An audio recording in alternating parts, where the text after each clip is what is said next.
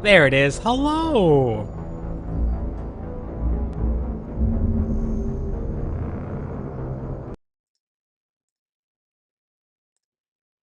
Good afternoon, good morning, good evening, whatever time it might be, wherever it is that you might be. Hello, Nish. What's up? What's poppin'? Other than your sleep schedule. I mentioned David Attenborough, because he's got one of those voices, right? That, like, at the same time, I love watching any nature documentary narrated by David Attenborough because his voice is like, I lock in, and I'm like, oh, this is just pleasant, and I'm learning everything. But if I'm not careful, his voice puts me to sleep, and that's why I brought it up. David Attenborough's voice, he's got one of those voices that's really good at lulling you to sleep. 2 hours. When you don't even, when you fall below your average, Nish, that ain't good. Being below your average. Do your thing, do your thing, do your thing. Hopefully you don't fall asleep into your plate and drown. Have fun. You goof. Commander Shepard. Did you have something for me, Westmoreland? Or are you just saying hello? Okay, you're just saying hello. Sorry. You got anything? No? Okay, fine. Let's recollect for a minute where we're at. I want to keep this going because next we're diving into like direct conflict with Cerberus. Maybe this. There's Antaron facility, it's an N7 mission, and then the Leviathan mission, and the Pylos Nebula. All right. Any new messages? I doubt it. I think we're all caught up. So either Leviathan or that N7 mission. Either or. Okay. That's the next main mission, I think, which I'm holding off on. We want to go do that. And there's the N7 mission. Okay. Well, that's got Reapers, so I'm gonna hold off on that for a second. Just for a second. Just for a sec. We'll come back to it.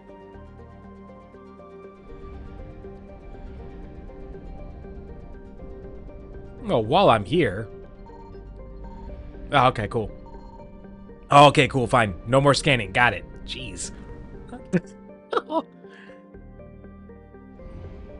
have not been into this system at all, I don't think. What up, Hybrid? Yo, yo. Oh! I forgot to mention this to you yesterday, Hybrid. So, 2 days ago, when you asked me about why I wouldn't, like, I had been talking about what I was going to play yesterday, back on Wednesday. And I'd mentioned it was either going to be Days Gone. This has been bugging me ever since, by the way. I've been wanting to talk to you about this, but I forgot yesterday. That I'd be playing either Days Gone or Marvel Rivals yesterday, and you asked why not Mass Effect 3. And I went on this little mini rant about my OCD-leaning tendencies and about my wishes for this channel. And this weird, like, as I heard myself explaining out loud my reasons for why I don't want to play a single game more than a couple of days in a row, I gotta tell you, I started hating the sound of my explanation the longer it went on. By the time that we were done, and I checked out a stream, like, I could just hear myself in a loop while I was trying to, like, focus on just watching TV and cooking later that night. Like, that's the dumbest... That's the dumbest thing on the less than a fraction of 1% chance that I get some sort of crazy raid. Like, what? That's the dumbest. Not the dumbest. I've definitely had dumber logic for for explaining away the things I do and don't do. But it's among the silliest. So I meant to tell you, yeah, I want to finish Mass Effect 3. I want to see this game through. And I'd like to get to a point where we have one PvP game going, which is Marvel Rivals probably, right? And then for our 2 main games, I'd like to have one that's like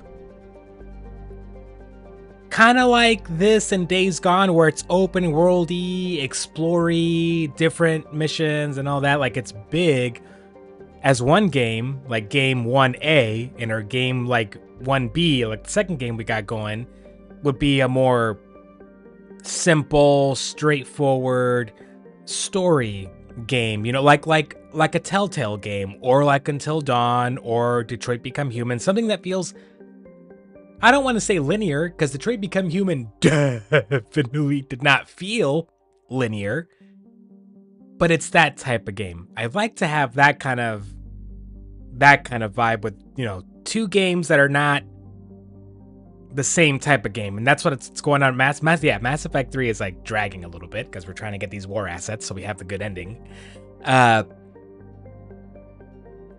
But it's open world exploring, go around finding missions, doing things, dialogue checks. It's a lot like, in that sense, like Days Gone.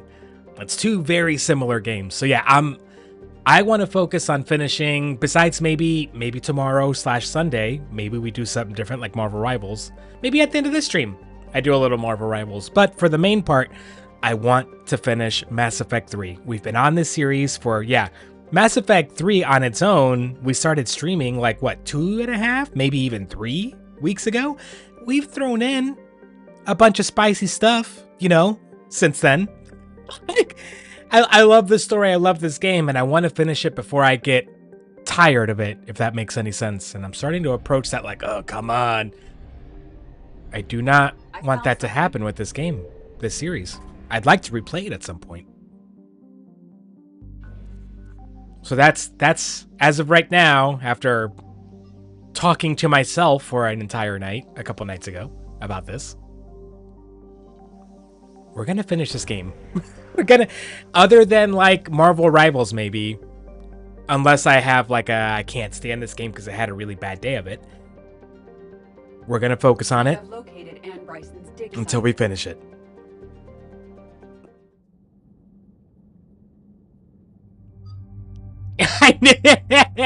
Like the Arkham series didn't take this much. Well, but to be the other, we should also, like, okay, when we played Arkham Asylum, like the Batman games, I think I was doing like 8, 9, 10-hour streams. And Mass Effect, especially Mass Effect 2 and, well, really especially 3, not only did I start doing shorter streams, but then I started watching Sumo in the middle of them. So I cut down like the per stream playing time by quite a bit, now that I think about it. All right, Liara, you're a beast. We know you're a beast. But Tali and Garrus have some fun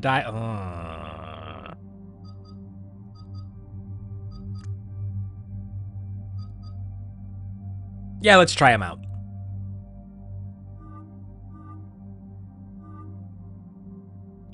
Have we seen that one? Oh yeah, we have seen that one, fine.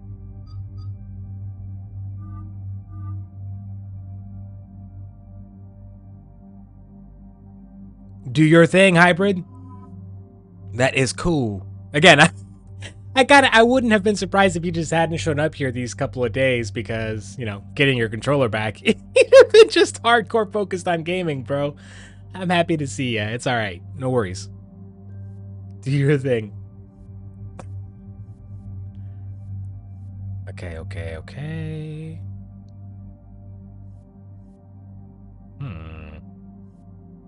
The Suppressor and the Disciple.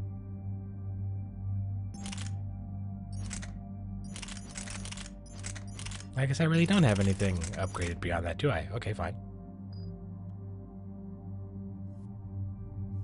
And you've got the fully upgraded stuff. Okay. I don't have any more points to spend. Those are worth... Ooh, those are worth 6 points. Overload. Damage to barriers and shields by an additional... And we'll do that. And you've got to have something. Yeah, you do. Defense drone, combat drone, sabotage. Ooh. I think we're going to go with this. Jump and hit 3 additional targets. Long range. Oh, yes, please. That's what I'm talking about. Okay. So this dig site may be under attack? Right. Edie, can you tell us anything else? This is the main site of a series of excavations established under Dr. Garrett Bryson. Staff records confirm the project lead is his daughter, Anne. She has recently uncovered another artifact possibly linked to Leviathan. Still there, okay. That discovery must have made this dig site a target. Yes. The attack means the Reapers are one step ahead of us. We need to As pick usual. up the pace. And since Bryson's daughter is our only lead, our objective is clear. Cortez? Nothing so far, Commander. If she's down there, she hasn't responded to our hails. Of course. Getting some strange signals, though. Give me a minute. That artifact she uncovered could be causing trouble. We've already seen what they can do. Agreed. Take us in closer. Copy that.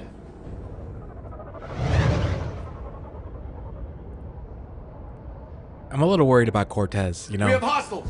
They've told us so Take us much in. about him. Like, Commander, on the landing platform! his husband's dead. Like, That's I don't want to see his story end in tragedy too, you know what I mean? Okay, let's get... Oh, what the hell is that? Back in multiple bogies! Get us over there! Negative, it's too hot. Heading to lower platform. Hang on! Come on, Cortez. Come on, Go. Cortez. Come on, Cortez. Jump. Get out of here, buddy. Oh my god. Okay. Digital thing could come down. Move! She's somewhere above us. Okay, anything here? Anything here? No? Hello? Is anyone there? Jeez! Down. No, stay where you are. This is Commander Shepard of the Alliance Navy. We'll come to you. Yes, okay. You should take the elevator up on the far side. Copy that. We're on our way.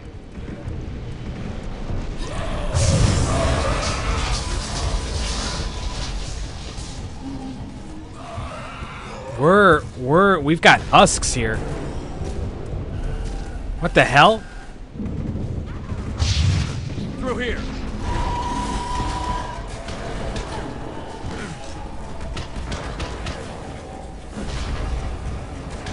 Commander, they're swarming everywhere up here.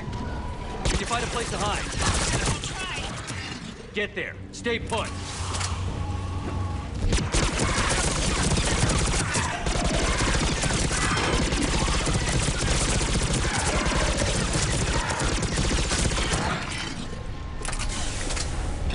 Whoa, God, right in front of me.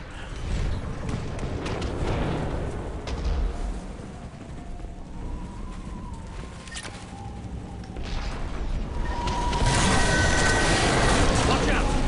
Jesus. Which way now? Look for another path. Oh boy, oh boy. Look for another path, look for another path.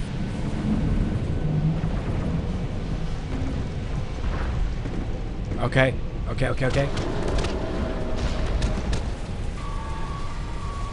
It's gotta be something like that way. Right? Nope. Nope. What the hell? Can I get up there somehow?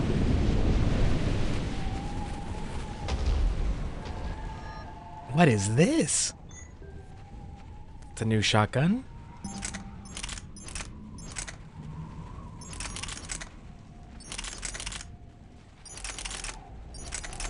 Well, I mean, it's worse.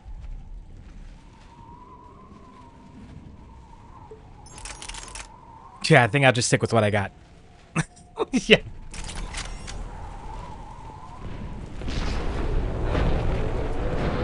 Well, shoot. I can't get up. Okay. I'm missing something. I can't mantle up here, right? Nope. Okay. All right. What am I missing? What am I missing?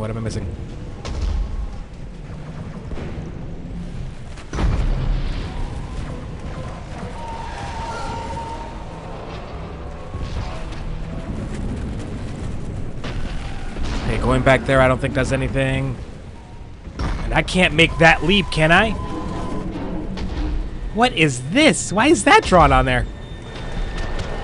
And this is just right back here. Shit. Am I supposed to shoot something?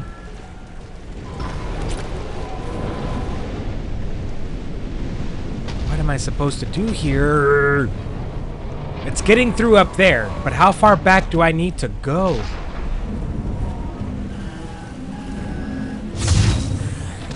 Oh, it's right here. It's right here the whole time.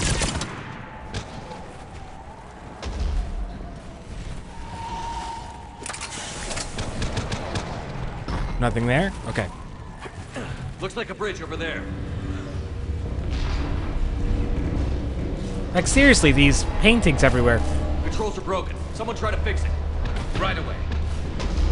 Some wires are short. Shouldn't take much to fix it. Give me a sec.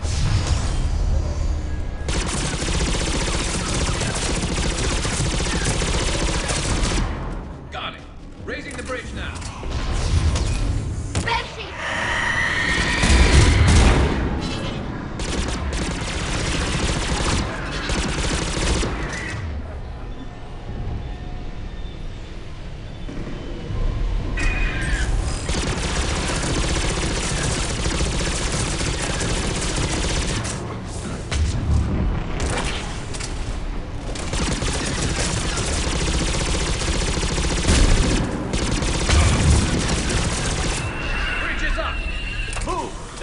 Can't be far.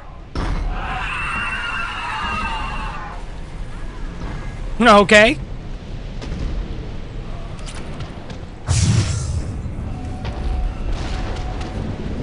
This way.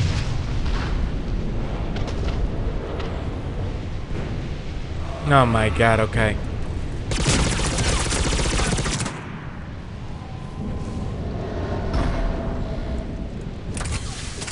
There's the elevator. Got it.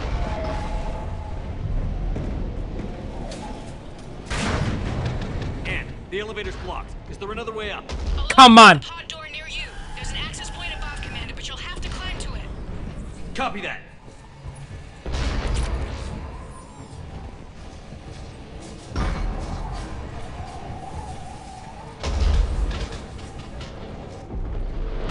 What?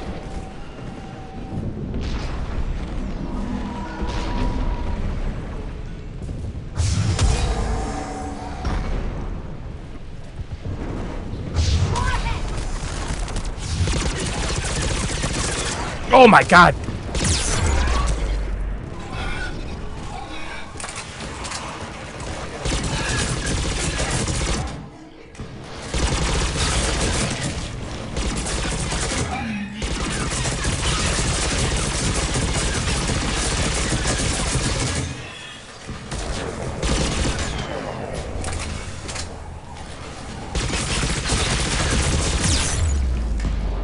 Okay, that was stupid.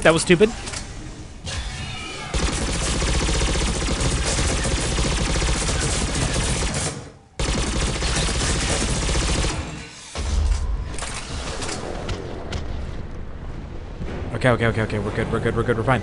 We are very low on ammo, relatively speaking, but we're fine.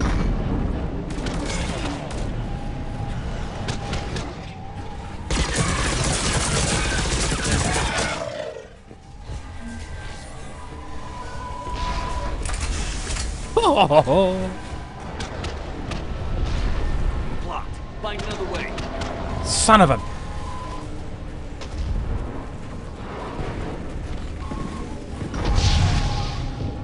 This looks like a way through.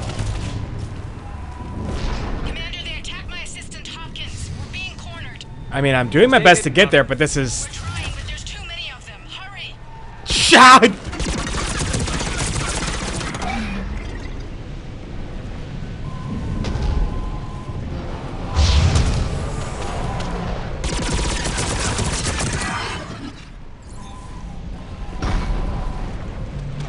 We're just Terminatoring our way through this.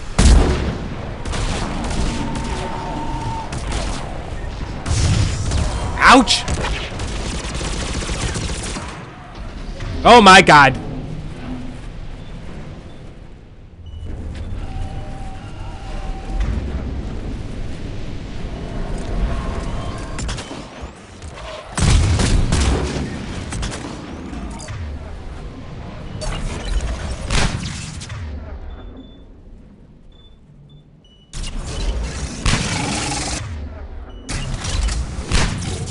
Come on. Easy peasy!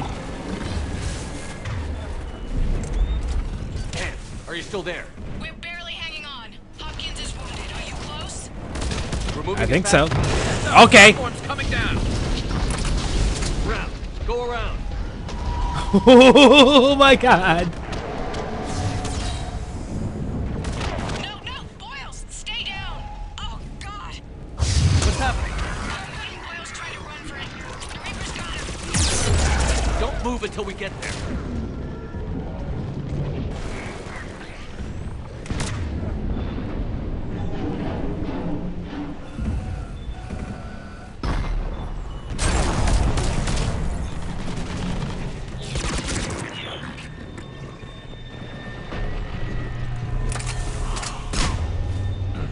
What the f- Something else is shooting them, right?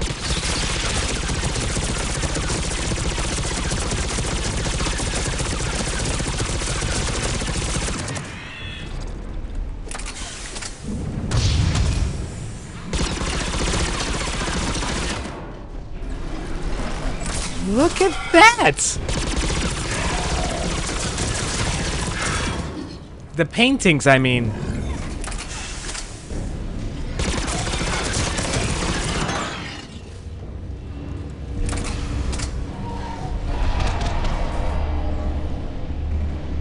This?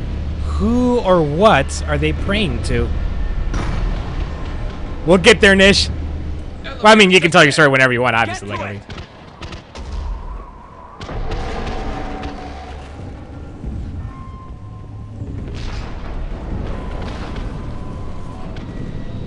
What the?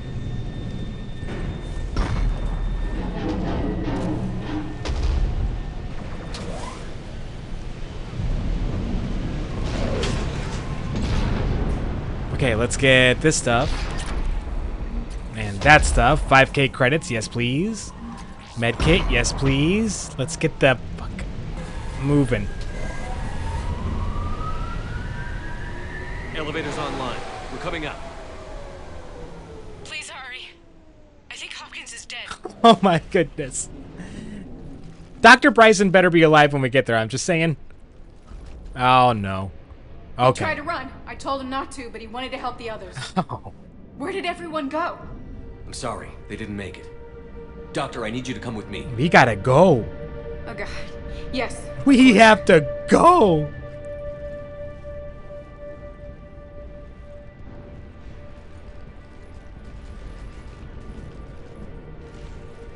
I mean, what are we supposed to do against all I was that? at another dig site when they attacked. I got back as quick as I could, but what's happening? Death! That's what's happening. Look.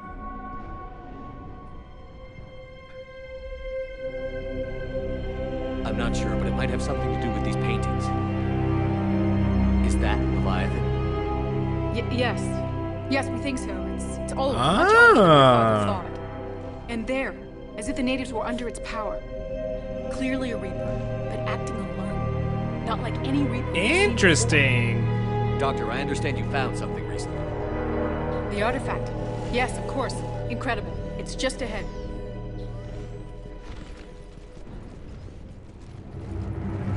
It may sound strange, but I'm certain it affects people. Their behavior. Great. I've only had a short time to study it. Not strange at all.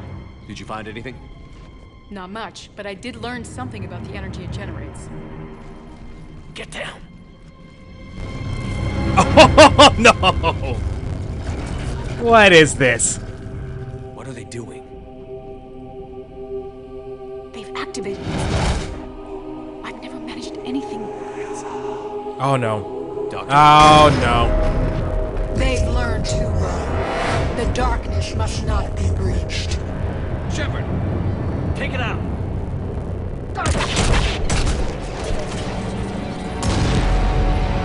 Oh! You okay? Cortez, we have Ann Bryson. Need a pickup. On my way, Commander. Copy that. Is she still You with see it? the Is she still with it? shuttle? You run. Don't look back. Okay. Yes. Okay, she's with it. Go time, baby! Don't run!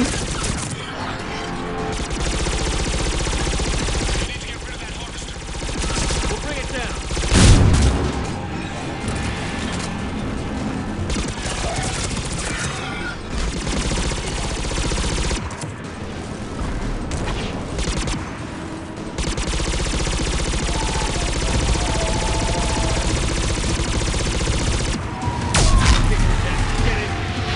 We got it?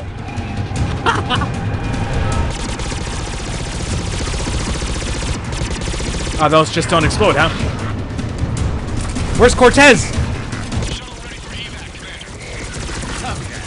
Everybody, let's go.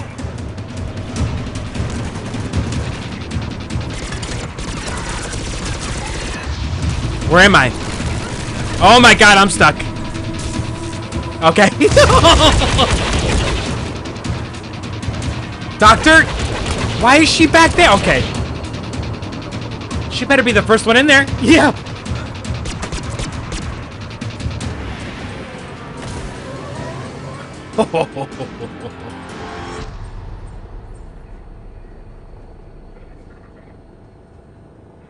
You okay?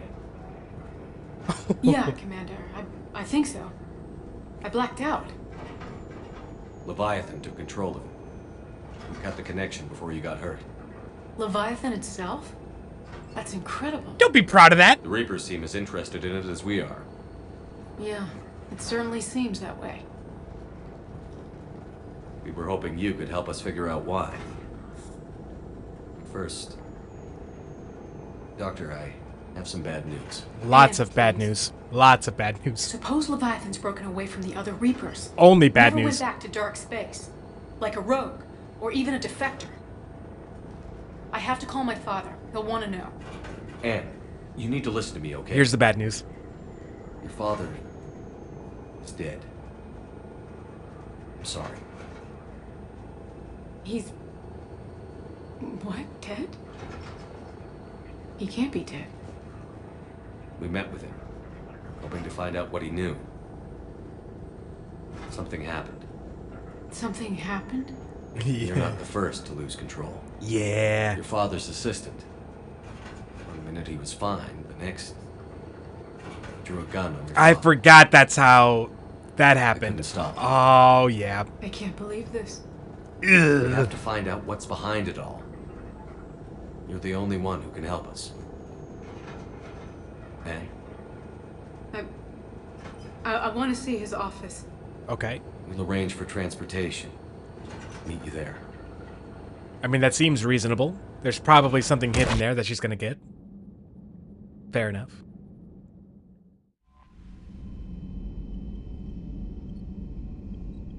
Wait, that's it?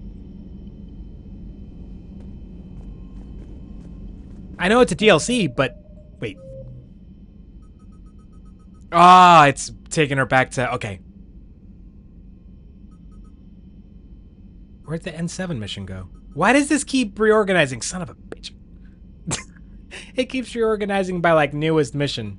When I want it the other way around. Okay. Okay. Right, we're going back to the Citadel and seeing what we find on the way.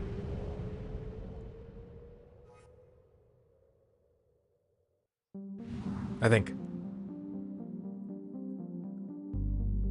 50% of assets recovered here. There's more here? No Reaper attention? Yes! I mean... I'm not mad about fuel, but I'm a little... It could have been something cooler. But no. Alright, what else we got in the system? I'm pretty sure we attracted Reaper attention last time we were in here.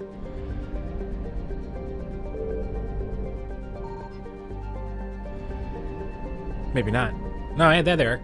Signal confirmed. Fuel? Yeah, okay. Again, could have been cooler. I'm guessing it's not here.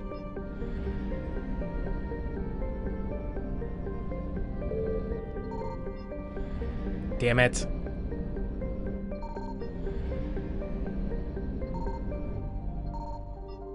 Where is this last thing? Where is this last thing? Come on.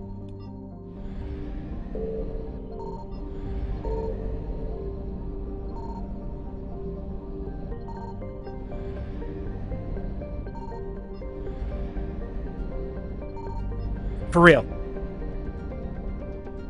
There's only one other thing here.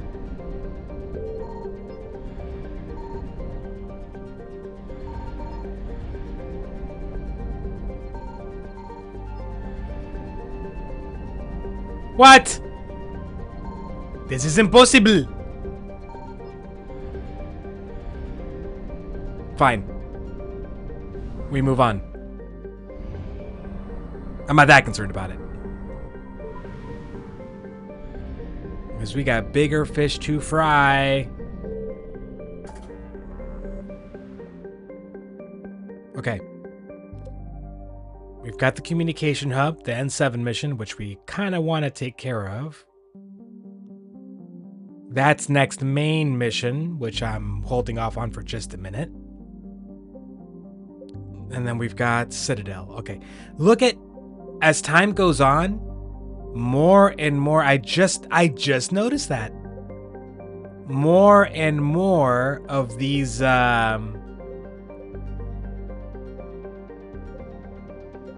zones, these areas, nebulas, whatever, have Reaper icons over them. I haven't really been noticing that. Oh my god, they're everywhere. Okay. Let's do this. It's on the way. Sort of. I mean, it's space. We're going through hyperspace faster than light. Everything's on the way, but whatever. Actually, do we know how mass relays work? What the in-universe science is? I don't know that I understand the in-universe science. Have I just skipped that lore? What's wrong with me, if that's the case? How could I? Nothing else here? Alright. We dive in. Okay. We've got like a base, an N7 Alliance, whatever base or something to take care of.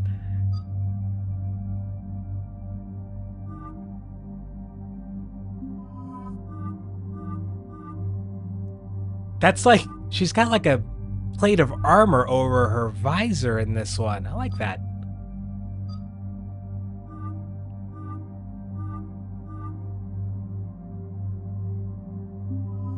Come on, Garrus. I've sidelined Liara, but that's fine. I keep forgetting I need to buy upgrades. Next time we're on the Citadel. Commander Cerberus has taken one of our secret communication facilities. All campaigns in this theater depend on the information that dish array supplies. What do we know? We're getting intel from a Nothing. We know nothing. Grace Sato. She's hiding in a security bunker off-site. A civilian? Yes, patching her through. Ooh. Miss Sato, what's happening down there? I'm staying hidden, but I'm the only one left. They're trying to hack into our systems to access Alliance operations protocols. I'm tracking their activity, but they're bound to find me sooner or later. Hang in there. We'll be there soon. Yes. Yes, Commander. Oh my god. We actually have a civilian. Yeah. But she's the only one with any traction. I'm surprised she's alive. The information stored in that network is critical, Commander. If it gets into enemy hands, we'll lose a lot of good people. I'll take care of it, Admiral. See that you do. Hack it out. Thanks for the confidence boost, Hackett.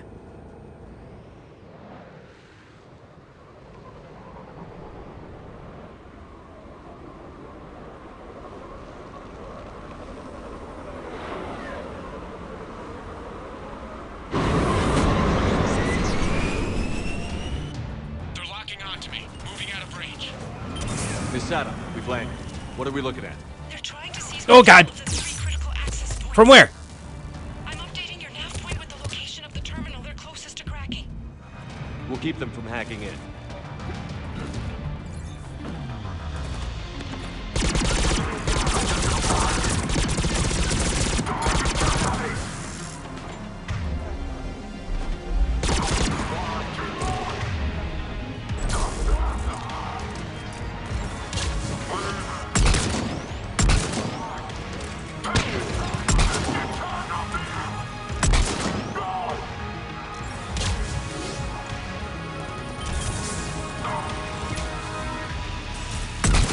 Oh my goodness. All right.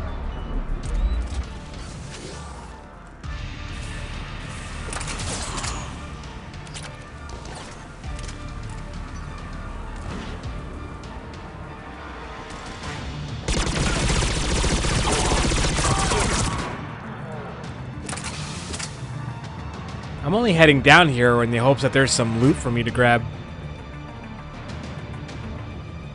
Anything fun? We got some med stuff up here. Awesome. Thank you. Dang it. Nothing else? Yes. Give me them credits.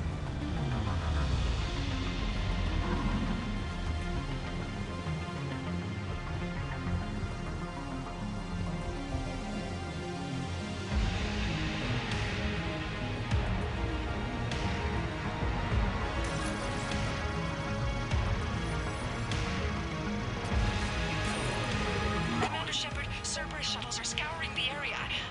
I think they're looking for me. Okay. Using comms to pinpoint Sato's location. Well then stop Oh, no. humming. How do we... Joel! Just upload the next set of coordinates. Oh no, I'm dead. Yes, Commander. Updating your nav point.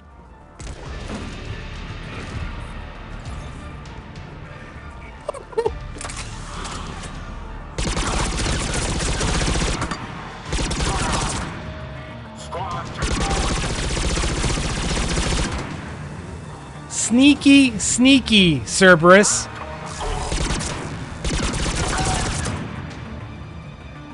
Attacking me from multiple sides at the same time.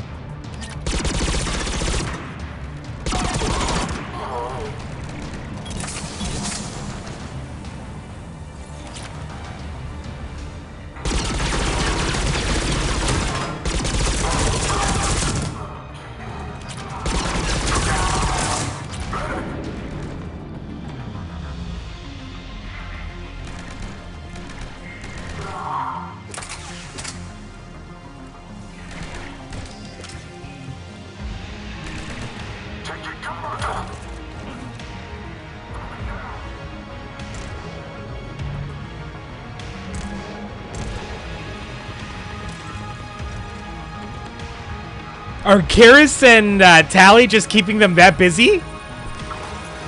I hope so. Good on them. Misato, come in. Misato, are you there? Now she's She probably must be afraid dead. they'll find Yeah. her if she responds. We need the final coordinates. Grace, listen to me. Can't talk. They're right outside. I know you're scared. This is more than you signed up for, but I won't let you down. Promise. Okay, Commander. Updating your nav point with the last location Oh now. God, we gotta If hurry. you get to me in time, just hurry, please. We'll do what we can. We'll do what we can. Let's go. I think I can make a run and get her. Do it. Go, go, go, go, go.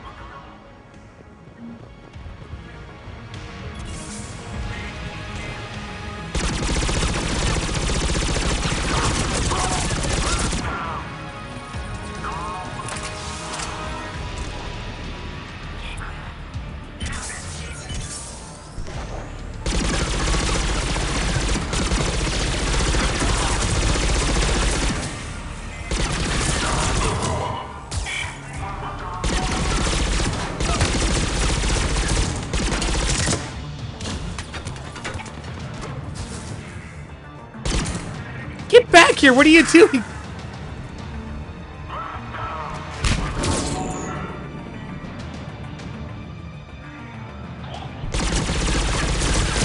Oh my god!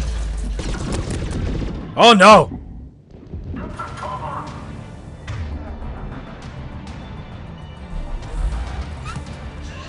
What?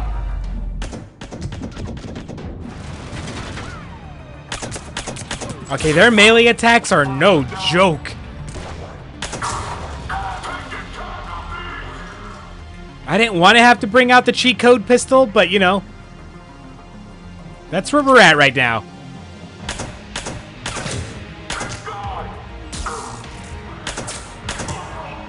You guys made me do this.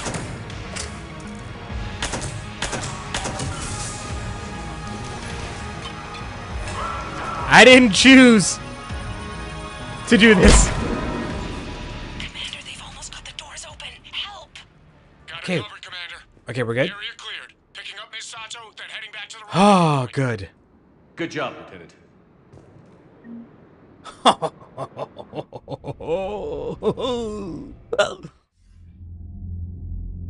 Our communication station is secure. Operations in this theater are safe again.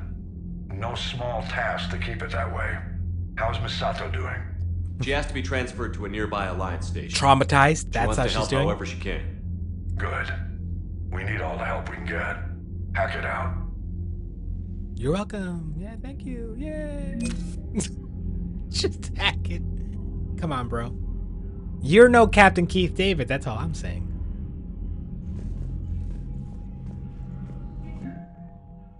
$59.58, baby. We are making progress. Okay. Any conversations here? I don't think so.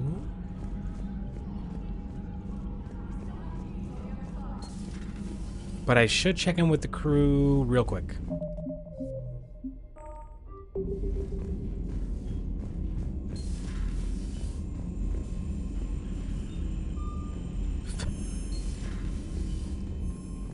That might be the first time I've run by those two and they're not having some sort of conversation with each other. New messages? Again, man, Kelly was way better than you. God, trainer.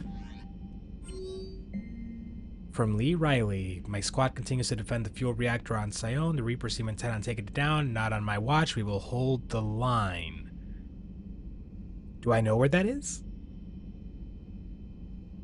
Isn't that what we just did? Okay. Sure. It's not telling me to do anything, so I shan't. Alright, I don't think there'll be anything with Edie or Joker. Let's run it down. Crew deck first. Does that list keep increasing, or is it the same size? Wait. Would they have added, like, Legion to... They did! Oh! They added Legion to it. And Dr. Morden, Solace. What the f... Bane! I had not realized that they were updating this as we went. Oh my god. Oh boy. Alright. Trauma. I hear you, Nish. I hear you. From Agent DeTrace yet? I'm with you. Reported in for over 8 hours, Doctor. She was stationed on Valchir when the Reapers invaded. I think we can assume what happened. Inform Agent Calamus he's now in charge of reporting Reaper activity past the Loas relay. When's the last time I tried talking to this thing? Oh, I can't.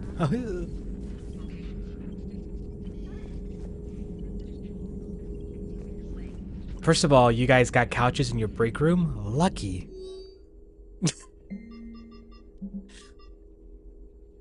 You only one? Only one espresso? Okay. I'm surprised. The Migrant Fleet and the Geth warships have joined Admiral Hackett. Thank you, Liara. Okay, nothing there. A pleasure to see you. Yeah, all right, Glyph. Let's check in with Dr. Chakwas.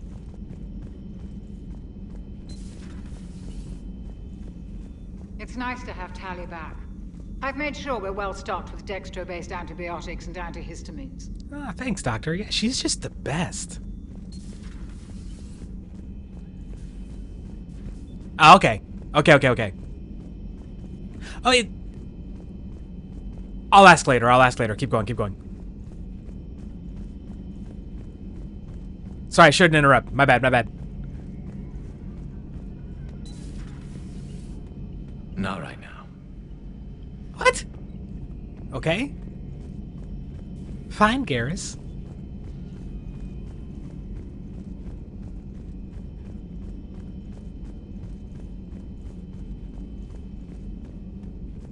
I don't think we'll have anybody new in here, but we'll check. Nope.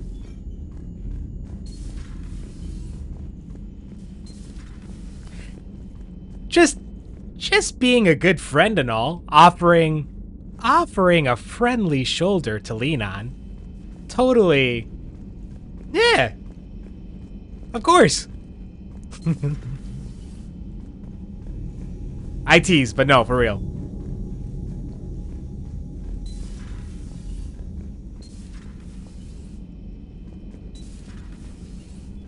Nobody. Okay. All right, that's this level done. Engineering.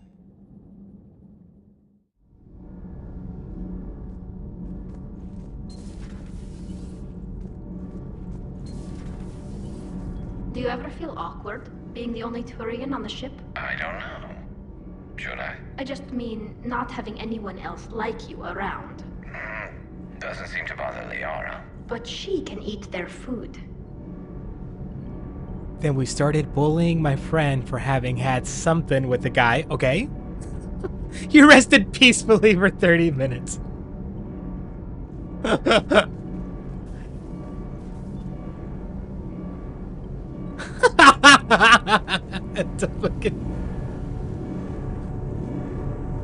Which always immediately regrets you, like, makes you regret opening your mouth as soon as someone calls you out because they know you. You're like, shit.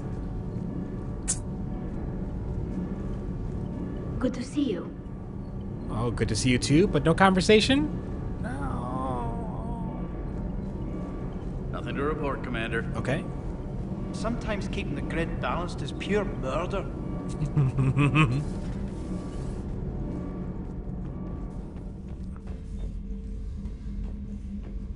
So we just have nothing down here. We just have no... Oh, wait, what's this? What's this? What was that? Space hamster! Yeah!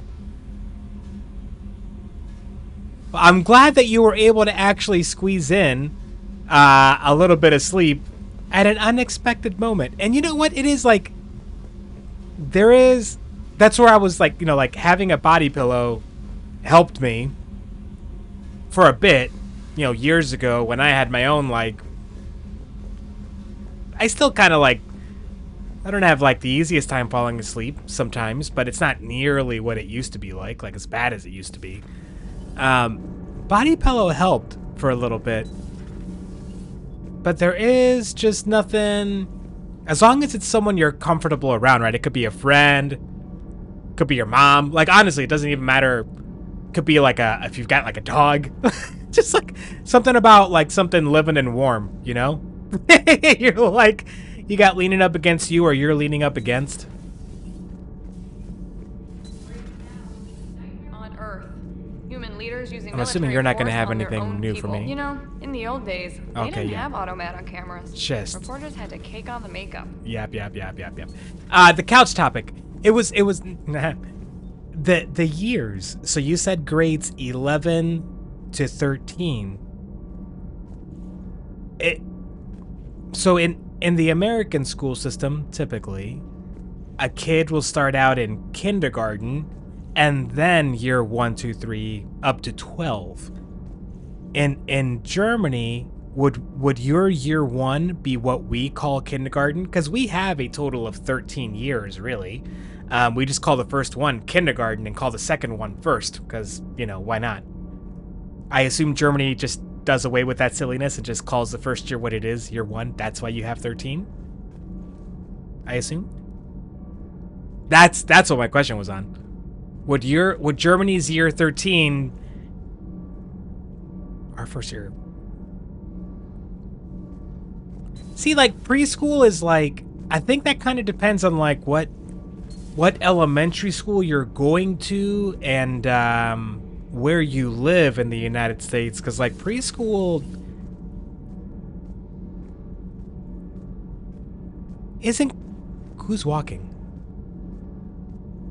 Okay. I got you. Okay, I think I'm with you. I'm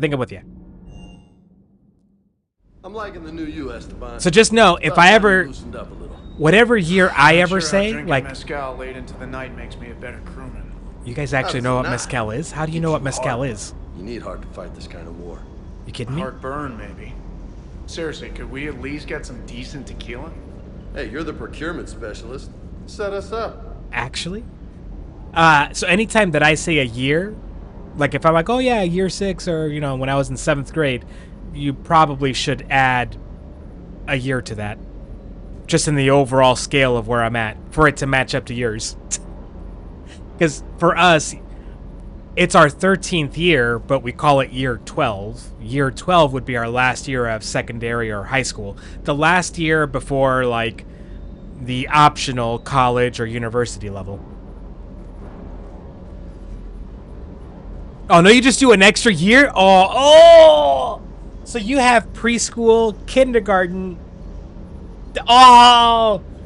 Okay, never mind.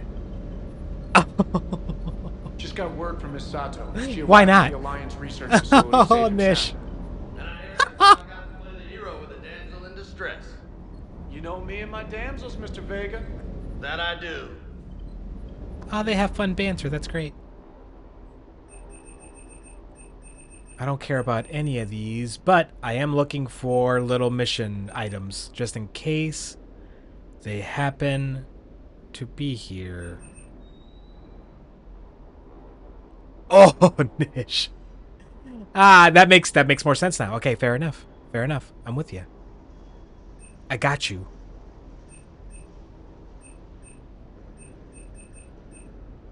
I mean, I can't say that it's like a...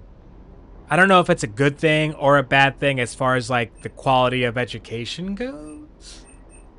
To have the extra year that you have, I don't know.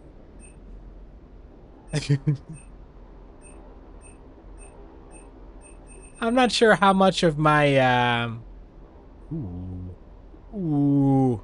Actually, for 4,400, yeah.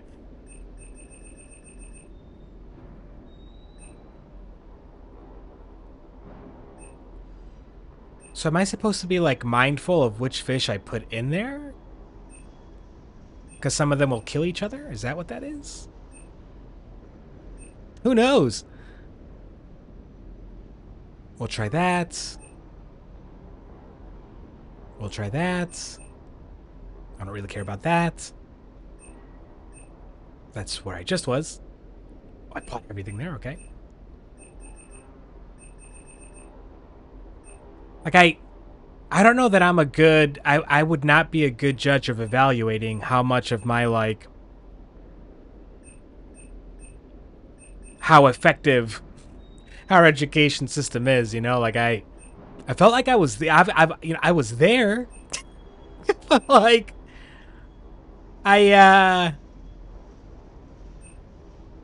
learning almost felt like something I did in addition to going to school, you know? Like...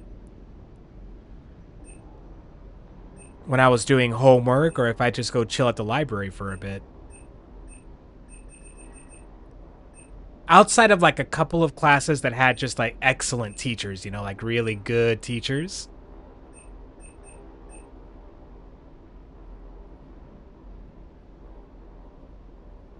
Ours is, yeah, yours is more complicated. Yeah. That might, you know, that can't be like a bad, well, going through it.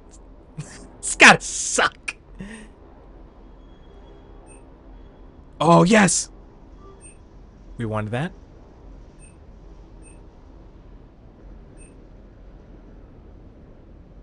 This is one of those, like, it's for your own good, somebody would say, right? And it's like, of course you would say that. You, person that isn't going through it. So that's what I'm telling you. It's for your own good. As someone that is never going to have to go through it. Oh. Sometimes it's nice to laugh at someone else's expense. And right now, Nish, I'm laughing at your expense. I'm sorry. So sorry. 5-hour exam. Oh. You know, I shouldn't be thankful for this. I should not be thankful for this. But, thank goodness for, the Americans. Much easier, much simpler. Education system that I went through. Oh, no. You know what that sounds like? That sounds like Hogwarts. That sounds like the crazy newts and owls exams or whatever that Hogwarts students have to sit through. Okay. Okay, let's make sure that we upgrade the weapons that we're actually using. So, the suppressed rifle we love, we're upgrading. Okay. Now, where do I check what the rest... Not the armor locker. Where's the weapons bench? Here we go. Alright, I've already upgraded that. And that. So I need to upgrade the Hornet. And the Geth Plasma Shotgun. Hornet. M25 Hornet and Geth Plasma. M25 Hornet.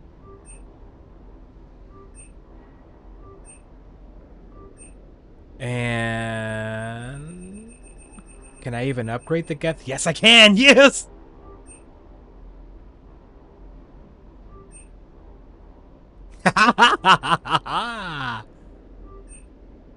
Okay. And I think for now,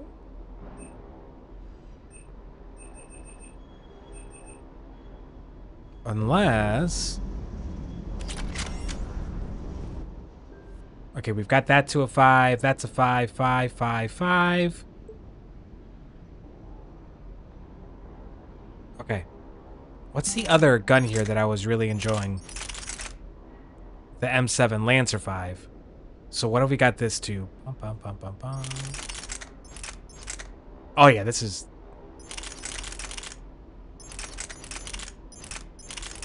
Better damage. Better damage, but the accuracy... Well... Capacity and fire rate. Capacity and fire rate. Oh boy. That's an interesting decision. But I'm going to stick with the Geth. The pulse rifle. I'm going to stick with that. And I'm okay with that. Moving on. Moving on. Moving on. I don't want to spend too much time on this. English, history, German, French, and maths, biology. Oh! That's 3 languages. Oh my god. Pain. Suffering. Hey. Krogan and Turian still friends? For now. I guess we should talk to this guy. Just gotta last until this war's over, I guess. I suppose. You mentioned a mission you had against the Collectors. What happened? Pretty much what I said. Things went foobar, and I was one of the few to make it out. You went the rest Oh, of the okay. Those are either ors. Or what? That's about it. Sorry, Commander. Just not interested in talking about that. Next topic? Fine, dude. State of mind, family, nicknames. What's with you and the nicknames? It's just my way of remembering people. Some people just don't match their names, you know? So, I just give them a new one. Right. This guy just doesn't... I take it you and Lieutenant Cortez know each other. Yeah, Esteban did a stint on Fel Prime where me and my squad were stationed. I caught up with him on Earth a few months back. He's a good guy. Just don't tell him I said so. It'll go to his head. I enjoyed, like... I enjoyed biology more to just, like, talk about it. But I was never any good at remembering all the stupid little names of everything and the bones and all that. I was never any good at remembering like that kind of stuff. So even though I liked it less, I was better at math. So I typically ended up going that route, which is always a bit of a bummer for me. But like, I knew I was just gonna get my butt kicked when it came to like quiz and test time in bio every single time. No matter how smart I felt about it, it didn't matter. You got family back on Earth? Yeah, an uncle, retired military. Got a few cousins I haven't heard from in a while. You and your uncle close? Yep. See, chemistry's like an interesting blend of like math and stuff that feels like bio, so like... No dad? I liked chemistry. Somewhere. But I'm not sure I'd call him family. Not anymore. I would like to find out how my uncle's doing, though. Okay, family, Cortez nicknames, state of mind. You had a hard time leaving Earth. You still want to head back? Just so this guy doesn't whine But about I us get not it. talking to him. It's not where I'd be most useful. Not yet, anyway. We'll get back there. I know. And I'll do whatever it takes to get us there, Commander. Maybe no more shuttle crashes. No promises now that I've gotten the taste for it. Besides, I like to keep Esteban on his toes.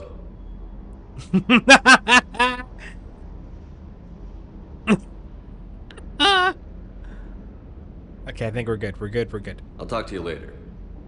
You bet.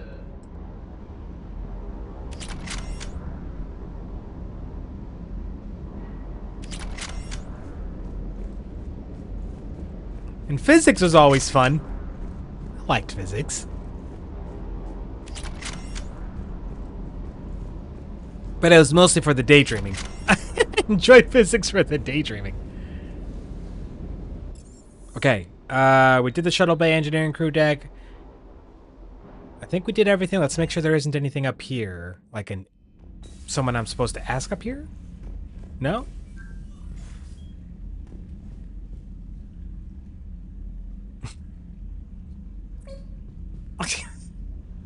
We didn't need him back, but alright. Okay.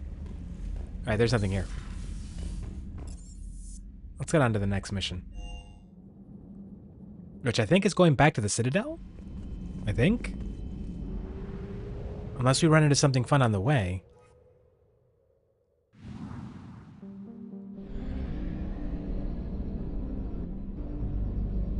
I don't think there's anything here if we scan right. No? Okay. Just double checking? No? Okay. Okay. I don't want to go do that yet. Okay, yep. Citadel. We've got one or two things to hand off there, plus the DLC. So is there anything on the way?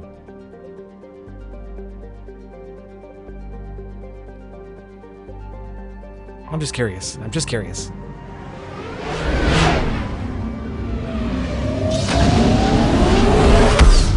Hey, Nish, what was, if you don't mind sharing, what was for dinner?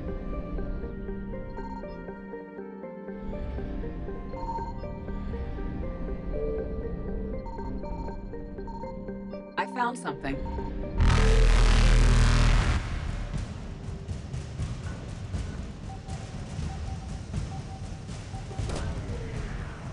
You can wait, Reapers, just hang on. Interferometric array, okay. And so I run. I run so far away. Evasion successful. All right, I'm gonna look that up before I forget it.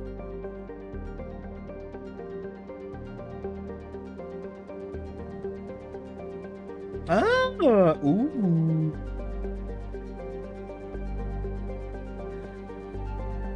Sometimes it's nice to just have like for a meal, to just have a little bread.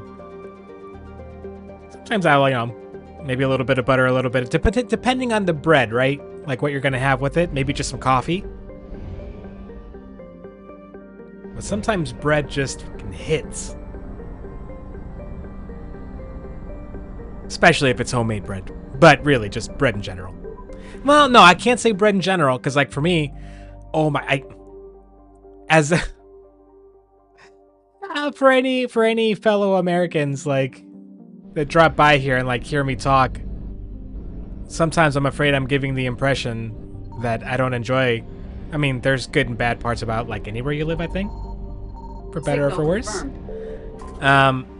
Pharaohs, we've been here. We've been here. We were here in, like, the first game, weren't we? But there's a common European, or really, well, mostly European, exogeny scientists, okay, that American bread, kind of like American cheese, American coffee, is just, it ain't it. And in the case of bread, it's because of all the preservatives and sweeteners. And how they managed to squeeze in that hydrogenated corn syrup stuff into bread is beyond me, but they managed to do it. Wait, where are my exits here? Because I am about to get attacked. I know I'm about to get attacked. Okay. I've only got one exit. Let's make the scan worth it. Find something. Damn it! And we gone. Reapers eluded. Unfortunate. And so I run. And it wasn't. Are you kidding me? Let me get to the mass relay and I'll get out of here. Jeez. Faster than light jump successful. They are everywhere. Okay. We don't have a lot of fuel left, so let's go back to the Citadel. But it wasn't until a few years ago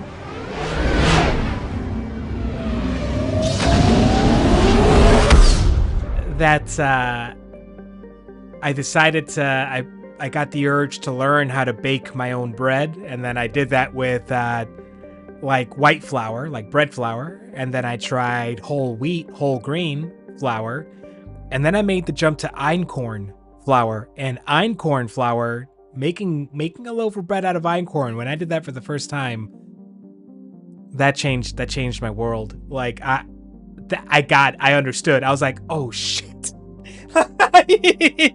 Like I as for like an experiment, I went back to the grocery store, to Fairway, because the grocery store I typically go to other than Trader Joe's, and I just got a loaf of standard Sara Lee honey wheat bread, and it felt like I was eating candy. It was like, oh my god. So yeah.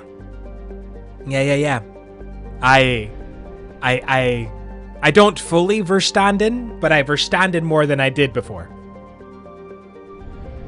Honestly, like, if I ever went to Europe, which is a big if, because, like, me and traveling and planes and and people.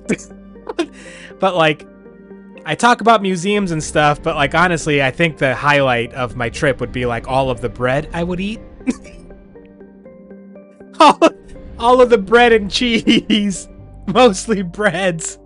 Any sort of, like, street food or, like, traditional food that's bread-based. You know, I mentioned that khachapuri, that Georgian dish, which is basically a bread bowl full of just melted cheese and then egg.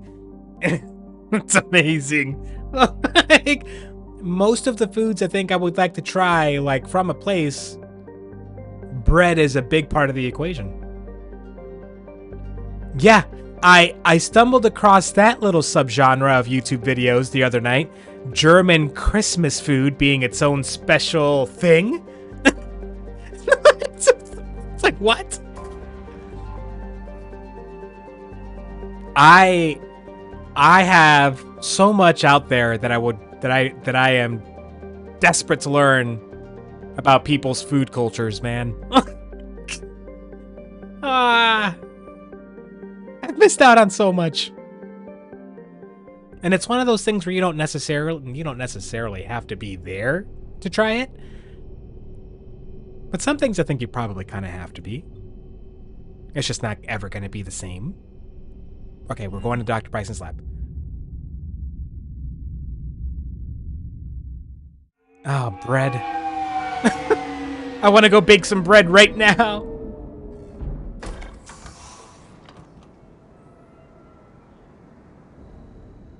I can tell you the recipe that I use off the top of my head, I think.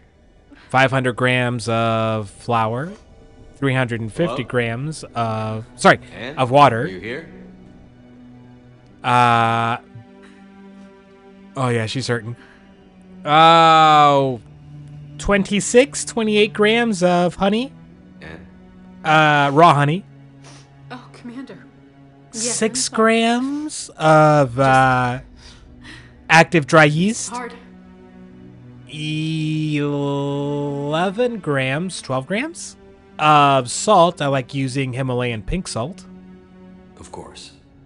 What am I forgetting? Are you all right? Yes. What am I forgetting in that? No. Water, flour, salt, yeast. I don't know. Honey. My I think that's father it. and I didn't leave things in a great state. An argument? Yes.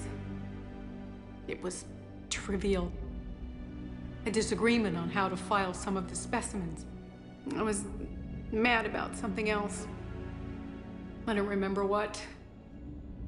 And I took it out on him. So stupid. It's all right. I can come back. No, please. I'm okay. You See sure, the loss Doc? again? Oh, Doc. He was so obsessed. Crazy sometimes. I didn't get a chance to know him. Oh, sometimes I felt the same way. He was a great man. A pioneer. But he could be distant. I felt like an inconvenience growing up. Oh, that hurts. You sound angry. I was angry. Still am, I guess. It's fictional childhood trauma, but it's still childhood trauma, you He know? was so full of stories, he nearly burst. I loved that about him. It's why I signed up for this work. I can't believe he's gone. We'll figure this out. We have to. I need to know what's on the other end of that artifact. What he died for. We need your help. You're our last chance. You're right.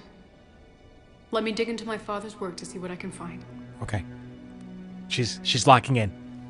Anne, you sure you're up for this? Yes. When Leviathan took control of me, I remember being somewhere cold and dark. But my father taught me to never be afraid of the dark.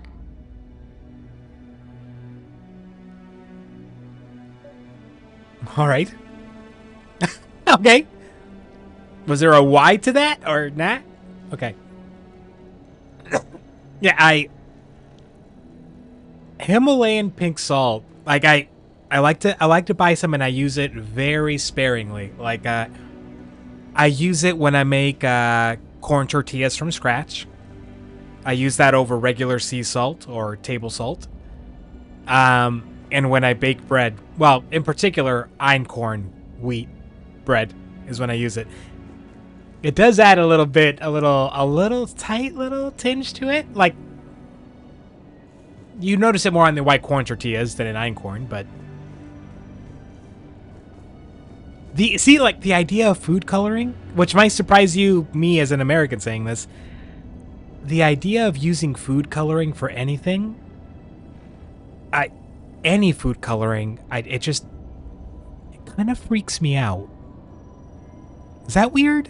You know, like it just kind of freaks me out.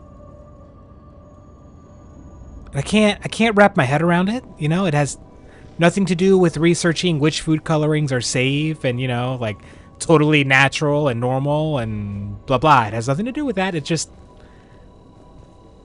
logic isn't a part of it for me. It's like, but that's not the color of wheat, you know, or like that's not the color of eggs. That's not the color of ketchup. Like a few years ago when like I forget what company tried making green and purple ketchup like a popular thing. Oh my god.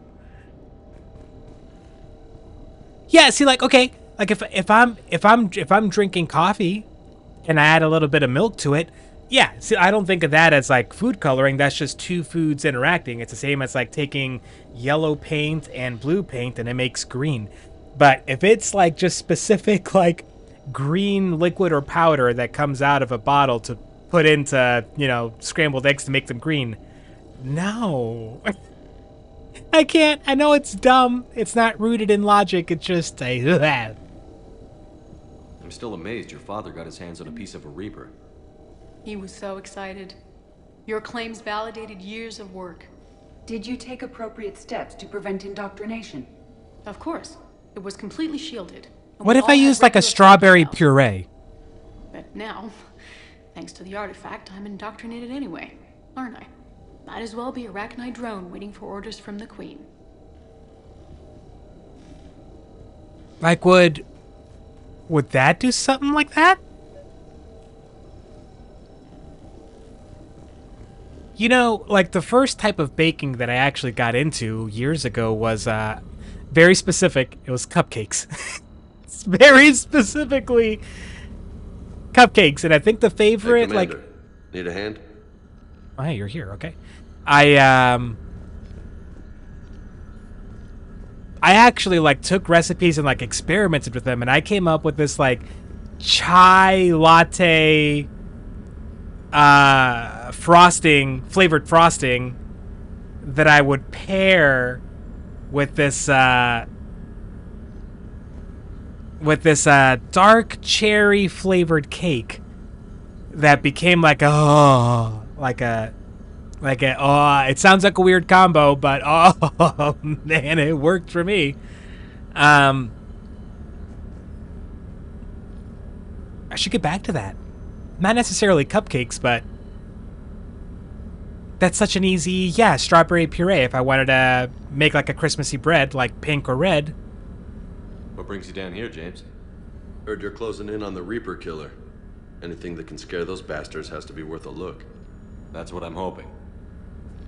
There's this, I don't know if I've mentioned it before, Nish, but there's this, at a town, a couple of hours away from here, from where I'm at, it's a small town that holds a biannual, like a small vendor market.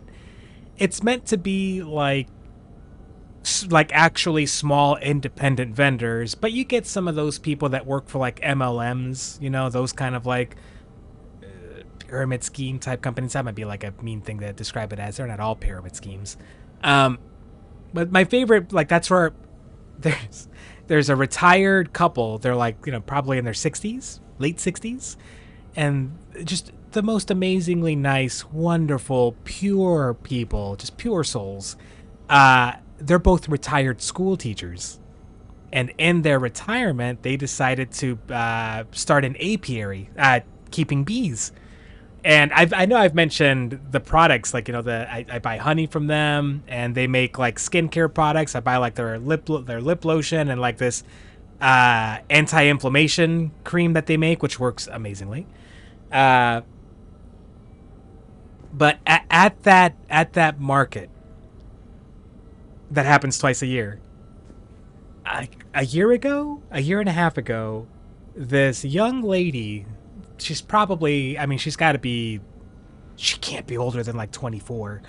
She started showing up with oh my god, it's the cutest, like it's like a little trailer that she she hitches to the back of like an SUV or pickup truck that she drives. Not a very big trailer. It's not very big at all. What would you call it? A caravan is what you might call it, maybe. And you can tell like this girl painted it herself. She had like a vision in her head, right, of something very coquette. I need to look up the exact meaning of that word, but that feels like how I would describe this person as well. At least her vibe. It's like she found the most pleasant shades of green and blue and pink and cream, not white, for the color scheme of like her trailer and like the poster that she puts out, like listing like different types of things that she's got for sale. And she comes to mind because, is it macaroons? The two cookie type bread type things with like the cream in between them, right? Are we thinking about the same thing? That's her, to use an American expression, her bread and butter.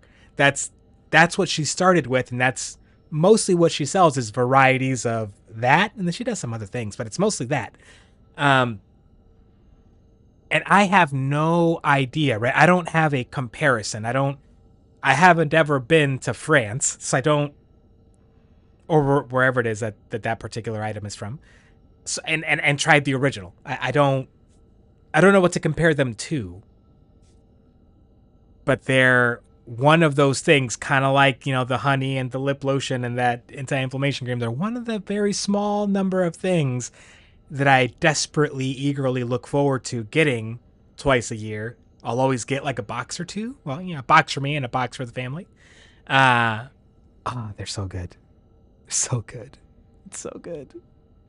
And they're the kind of thing I can't, like, if I try to buy them off a shelf, it's just not quite the same. I tried. It's not the same. There's probably a bakery somewhere around here that probably does them, but I don't want to ruin my original experience, The fact that it's only twice a year, it kind of makes it a little more special, and I like that.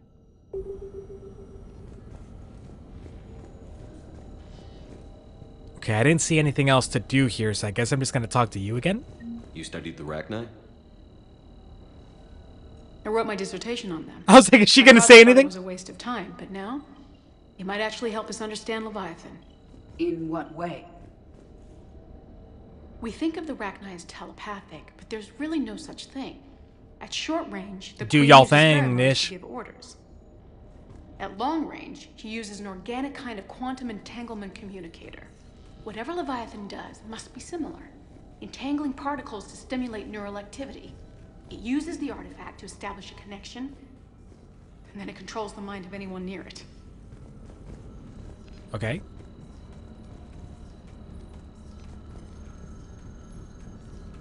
James is still just here, just...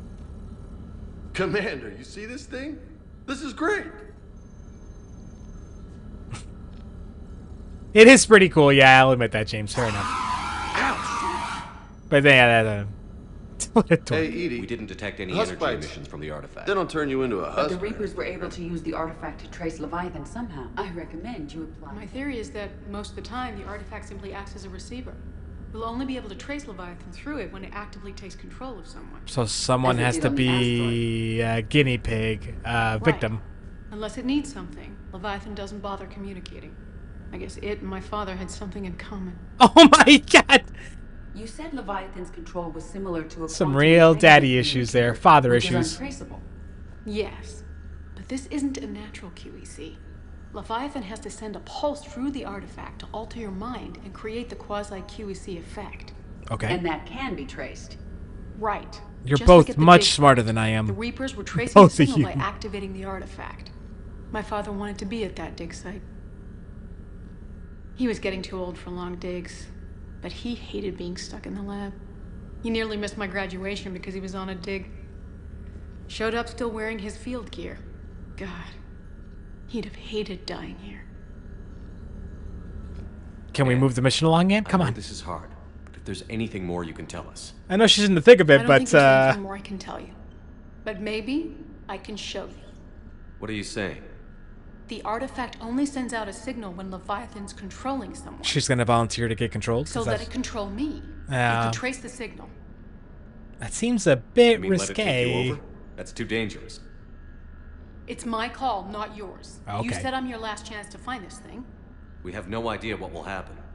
If we wait, the Reapers will get to Leviathan first. I'm the only one here who's spent enough time with it to do this. You're looking for something to fight the Reapers, Commander. I'm looking for the monster that murdered my father. We still don't know what we're looking for. Then let's find out. Oh, this... Bold. Commander, this thing we're doing with Anne sounds dangerous as hell. Yeah, yeah. Noted. Edie? Energy signature locked No, in. s- Waiting for activation. No kidding. You sure about this? Yes. I'm sure. I'm gonna be right here. Okay. Why are those two all of a I'm sudden ready. close? James, Drop the containment shield. Shield is dropped. Artifact online. And here we go. Anything? Nothing yet. Wait. There's something. I feel a chill. Edie? No trace yet. Holy hell! Signal is tracking. Maintain connection. Turn Hold back. her down, James, with all your muscles. Breached. Yo! Maintain connection. Listen to me. I found you, and the Reapers are right behind me. You have brought them. You are a threat. So are you. I've seen what you can do. The war needs you. There is no war. There is only the harvest. Edie, do we have enough? Partial lock. Maintain connection to narrow the search. You heard her. We got enough. I'm hitting the shield. Do it. Man. I really wanted to do the renegade action there. Anne, are you all right? I really thought about it. I had to hold myself back on that one. Did we get anything? Yes, but it will take some time. Like my to right search. finger, like, Coordinates oh. sent to the Normandy. I went for it. Good. It's a start. Commander, I sense something else. Anger. It knows we're getting close. I think it wants to kill you. Join the club. Yeah. Let's get you some help. Lots of people in this galaxy want to kill Shepard.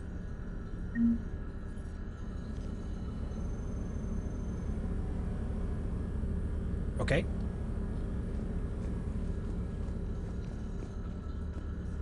She's not there. What do you mean talk to Anne?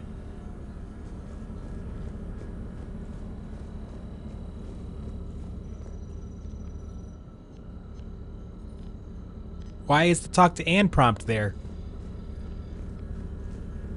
Okay. I think we just go back to the Normandy then.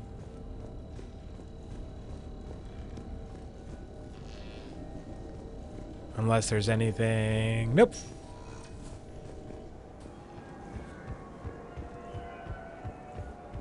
I'll go around this direction just to see. But no, there's nothing there. Oh, and I can't interact with that dude anymore? Come on. Alright. Yeah, let's get on the ship.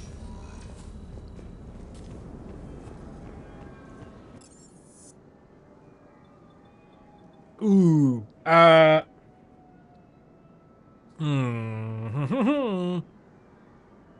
Do I want to check out? I know I had other... Well, while I'm here.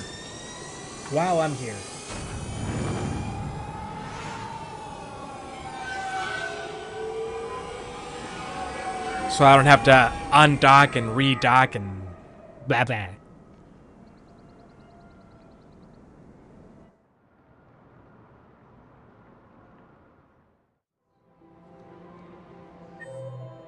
Anybody here? CSEC officer and Liara. Let's check in with the CSEC officer to our left. Willkommen. I think that just means welcome, not welcome back, but you know. It's all I got. It's all I got right now. Alright, where is this officer? In Apollo's Cafe. Over here somewhere. There he is. Hey, guy. Looks like data on the jamming towers.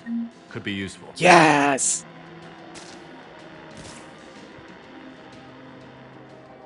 Ah. Well, I had the first half. I'll take it. I'll take it. Thank you. Anything here? No? I mean, there's no one named here, so I didn't think so, but okay. It's just Liara over here. Let's check in to make sure she doesn't have anything for us. And she's not down here. She's up there, right? Where is she? Her name is Tasha Poray. Of course. That seems like something we should be able to, like, mess with. I don't know why we can't.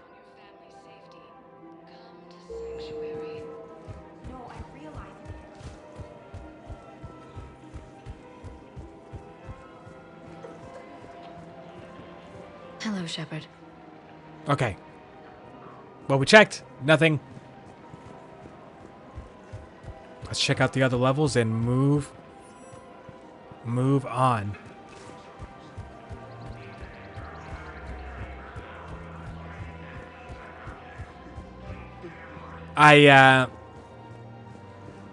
There's certain like pantry items that I always keep on hand just in case I ever have one of those. Like I try not to eat at a scheduled time if I'm not really hungry, and that's kind of a dangerous thing to decide to do, because like having gone through like some pretty fun depression before, like depression can, like, I don't know, for those that haven't experienced it, and it impacts different folks different ways. But one of the effects it had on me, like a couple times, was just making me feel like I'm not hungry, and then when I tried to eat, like food had no taste. And the whole approach of like only eating when you're hungry, like, what, you gotta like, I'm constantly kind of questioning, okay, like, am I not hungry right now because I haven't done a lot of physical activity, so I don't, my body is telling me I don't need as much food today? Because I ate a really big meal earlier, so same thing, my body's like, yeah, dude, you're still good. Or is it like a biochemical mistake? Is there like my body is, it's just going to be James and Zaid. They're not going to have jack shit. Okay. I'll just check in with Teen and security guard. Hey there. Oh, it's you, hey. Your parents get here yet? Nope. It's okay. I mean, they'll get here. Yeah, I think this just repeats. Okay. Because they already went through that dialogue before.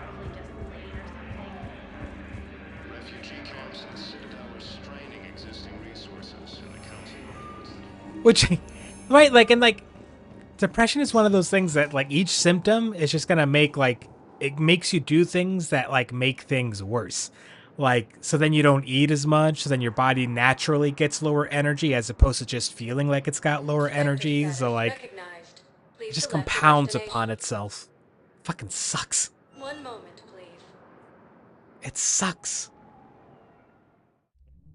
Now arriving at ward level purgatory. That might be one reason, like, that I started, like, getting more into cooking. Because before it was more about, like, enjoying food from, like, there are places that I like to go out to eat, or, like, that I like to buy, like, made stuff. Or, like, when I go home and my mom makes this. But, it's just going to be Edie, Joker, Arya. They're not going to have anything new. Okay. Spectre status recognized. Please select a destination. Let's go to the hospital. 1 moment, please. But getting into the act of cooking, right? Now like, arriving at Huerta Memorial Hospital. That helped me a lot. like the act of transforming something, like getting your hands busy doing something and engaging your senses in it, right? Like, I need to have my vision. I can't visually stop paying attention to see what something looks like while I'm cooking, or while I'm slicing something and dicing. Smelling, right? So you can feel when something's burning, when something's like getting done. When you're trying to make like a rouge or a sauce and you put a little flour in and you're trying to just make sure, like, you're trying to like cook the flour taste and smell away, but you don't want to burn it. Like all those, like that, or sound, right? Like trying to hear if a pan is hot enough by like sprinkling a little bit of water, or like when you first put like a piece of meat, like a, pork chop or whatever, like down on a pan, and you hear the sound of the sizzle and you're like, I got it. Ooh, too hot. Like, it's the same kind of stuff that, like a therapist or whatever will teach you when you have like an anxiety episode. You just touch the pan. That's too direct. That's the smart way. I go crazier with it. I don't trust my hands to tell me temperature. They're not good at it because my hands always feel cold. So everything, relatively most things feel hot. It's the same stuff they tell you, like, if you're having a panic attack, like focus on your breathing, start counting, right? Like there's certain exercises like breathe in and out a certain number of times in a certain number of seconds. Or start doing like, name one thing you can see, name one thing you can hear and touch and smell. Start touching your fingertips together, right? Like in a sequence. It's all those types of things just to like get your different senses engaged and get yourself out of that, when it's anxiety, fight or flight mode. And when it's depression, it's, that little like mental spiral that like just gets deeper and deeper the further you let yourself get into it. So the act of cooking really had a lot to do. With getting me out of depression, I think. It's always kind of there on the border, like I know it's there if I let my mind drift towards certain things, certain topics. I know it's there. But I've got such like a nice little list of fun activities that I can occupy myself with now that I know I enjoy. Yes, I'm usually okay. Increased turnout as well. You may actually make it Eventually. After having a moment. What was the point of this conversation? What was the point of this? Yes, I'm seeing increased turnout as well. Okay. You may actually make it through this war. I'm not talking to you, Jacob. He's the only one here, so we got nothing here. VMs. What's a VM? The only thing that makes me think of is voicemails. Recognized. Please select a destination. VM. Why am I so dumb? VM. I don't think there was anything here. I think we already went there, but I'll just double check. Now arriving at Presidium Embassy. Officer Delk. No, we do have something new. Right beside us.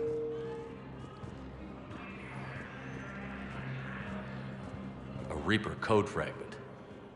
Let's see if I can take it along with me. A Reaper code fragment. Let's see if I can take it along with me. Where? Officer Delk. Who are you? Who is Officer Delk? You listen to voice messages.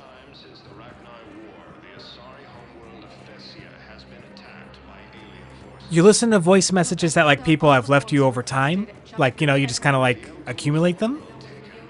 Or is this like a whole YouTube subgenre that I'm just totally unaware of? Who is Officer Delk and where is he?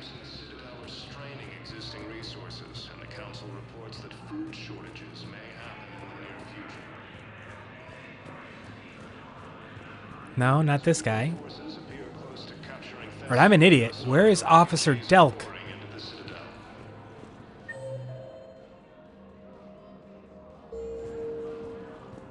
Maybe above us? No?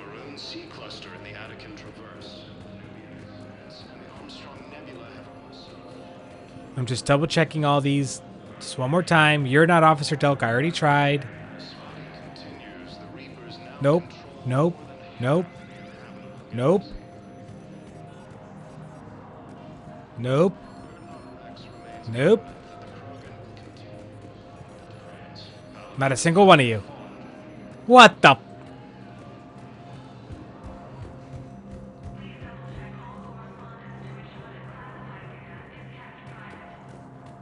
Are one of you Officer Delk? I mean, I know it's not over here because it's not marked on the map. Oh, you... What? How does that make any sense? Oh, you son of a bitch. Cerberus encryption algorithms of some sort. Ah, okay. Like, I've known some folks that, like, kept a voicemail from, like, like a parent or grandparent. Especially if it's someone that's not around anymore. Okay, I can't go in. Let's check our Spectre terminal real quick.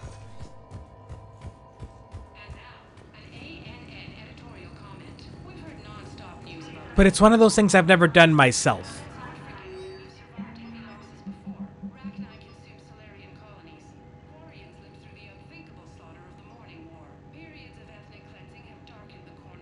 Yeah. I think that is the unfortunate reality for most.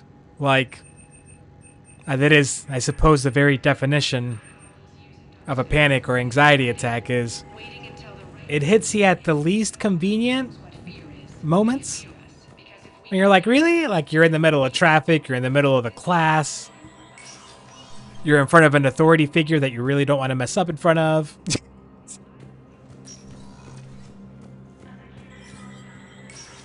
Yeah, it's fight or flight, right? When like your legs and arms turn to jelly. Hey, Shepard. I have to admit, He's not going to have anything new. I can already tell just with that opening. Everyone's walking around in a daze. Or He's in my given case, us this looping. line before. And I wonder if we'll ever be the same. These are dark days for all of us. Anyways, good luck. You got your work cut out for you. Oh, you actually like both, passed out. Shepard. That I've never had that experience. I've been around someone that had. And I suppose it isn't until this very moment that I realized it could have been anxiety. I always kind of figured it was something more like heart related. But this, now why am I laughing? Because I laugh at everything. Yeah, this one, we were at like a Mexican restaurant. Me and this dude, like a friend. I was friends with all of them, but my friend and his two younger brothers who are twins. And they're just in the nicest, kindest. I don't mean this in a mean way. They're the whitest people you've ever met. Like we're at this Mexican restaurant and they're just being the whitest they can possibly be.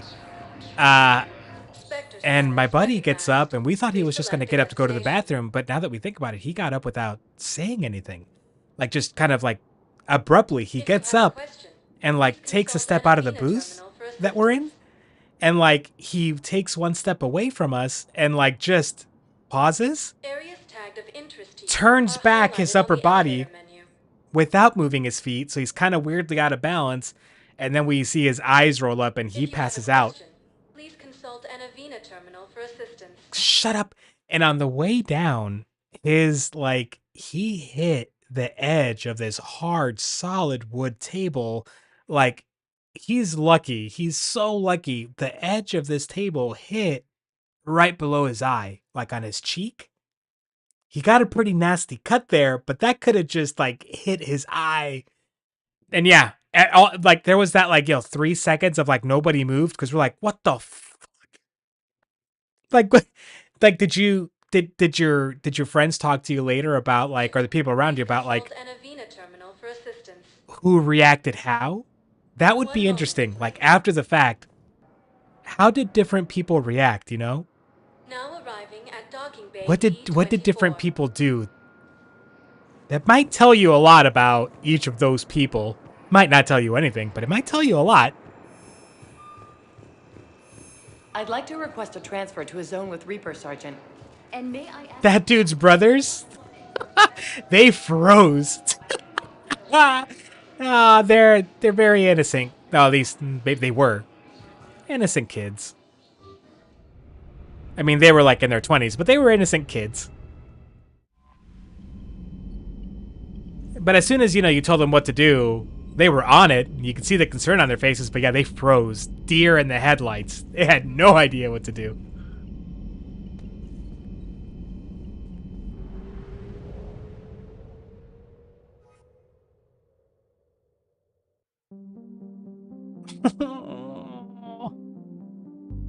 Yes, that dude, yeah.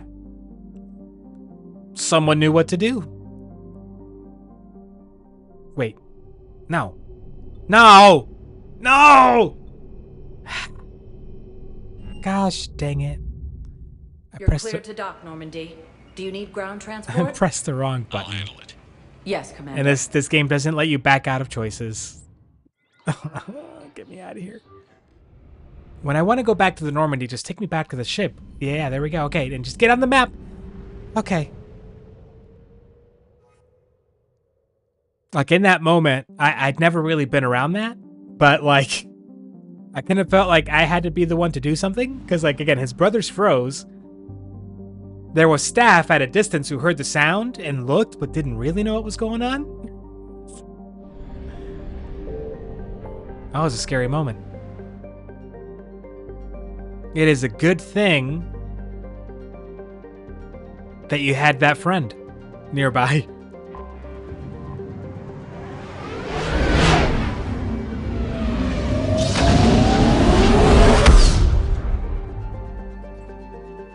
The school didn't find out, like, the authority figures on the class trip didn't find out? It didn't get back to your parents?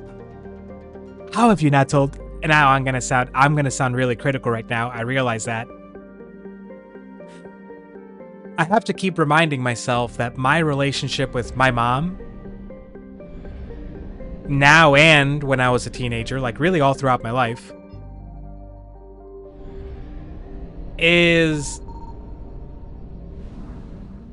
like I had an easier time being a friend with my mom in moments like that, you know, like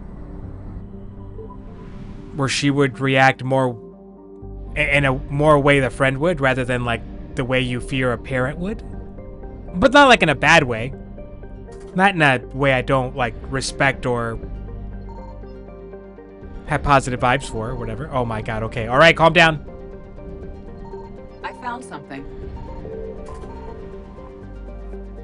But not everyone has that luxury. Most people don't have that luxury. You know, I've come to find out. But yeah, that is something I definitely, I can imagine, like, if I didn't go through that stuff until I was in my, like, late 20s, early 30s. Like, I didn't go through that stuff until a little bit later. But if that would have happened to me while I was still in school, my mom is the first person I would have told. And I'm not saying that in a manner critical of how you're handling it. No, that's just like the nature of my relationship with my mom at that, you know. No sign of Leviathan at these coordinates. That's who I would have gone to right away. And I was, you ever make, you know, like have a thought and like later you get like in a way you didn't expect, you kind of get rewarded for like feeling or thinking a certain way? It's like years later when I did go through that stuff. Oh shit. And I decided to talk to my mom about it. Turns out she had gone and goes through the exact same stuff. So like, it wasn't just like a patient ear that was willing to listen to me talk about my experience. She'd had years of like coming up with coping methods for like how to deal with stuff. And because, I mean, she's my mom, there's a lot of ways, you know, that we think the same and we process things similarly. So like, it was one of the most helpful things I ever did. She like, within like 2 minutes,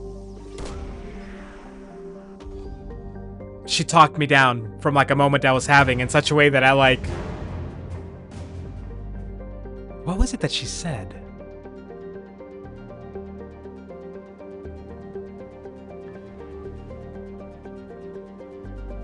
There was something she said about that helped me think about the experience of having an anxiety or panic attack, or like dealing with like, you know, waking up and all of a sudden you're in depressed mode, or you're watching a TV or show or movie, or you have a conversation with someone that just randomly puts you in depressed mode.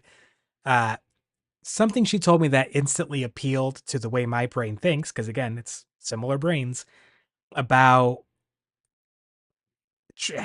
basically treating it like a formula, like a predictable series of events, or like a recipe. I forget the exact word she said, but it was something that to me made sense of like, it isn't like, it feels like it comes out of the blue, but more often than not, you can not only trace like a series of events and emotions that you experienced or thoughts that you had, a particular topic, like you could make a list out of it. you can graph it out, you can map it out to that got you to where you're at, to the emotions you're feeling right now. And just like you can basically come up with a formula that leads you to feeling anxious or depressed and having an episode, you can come up with a formula that gets you out of it. You just need to start experimenting. That right there. That's how, like, I don't know if she did it on purpose or if she's just, because that's how she gets through it. And that would appeal to me because we think the same in a lot of ways.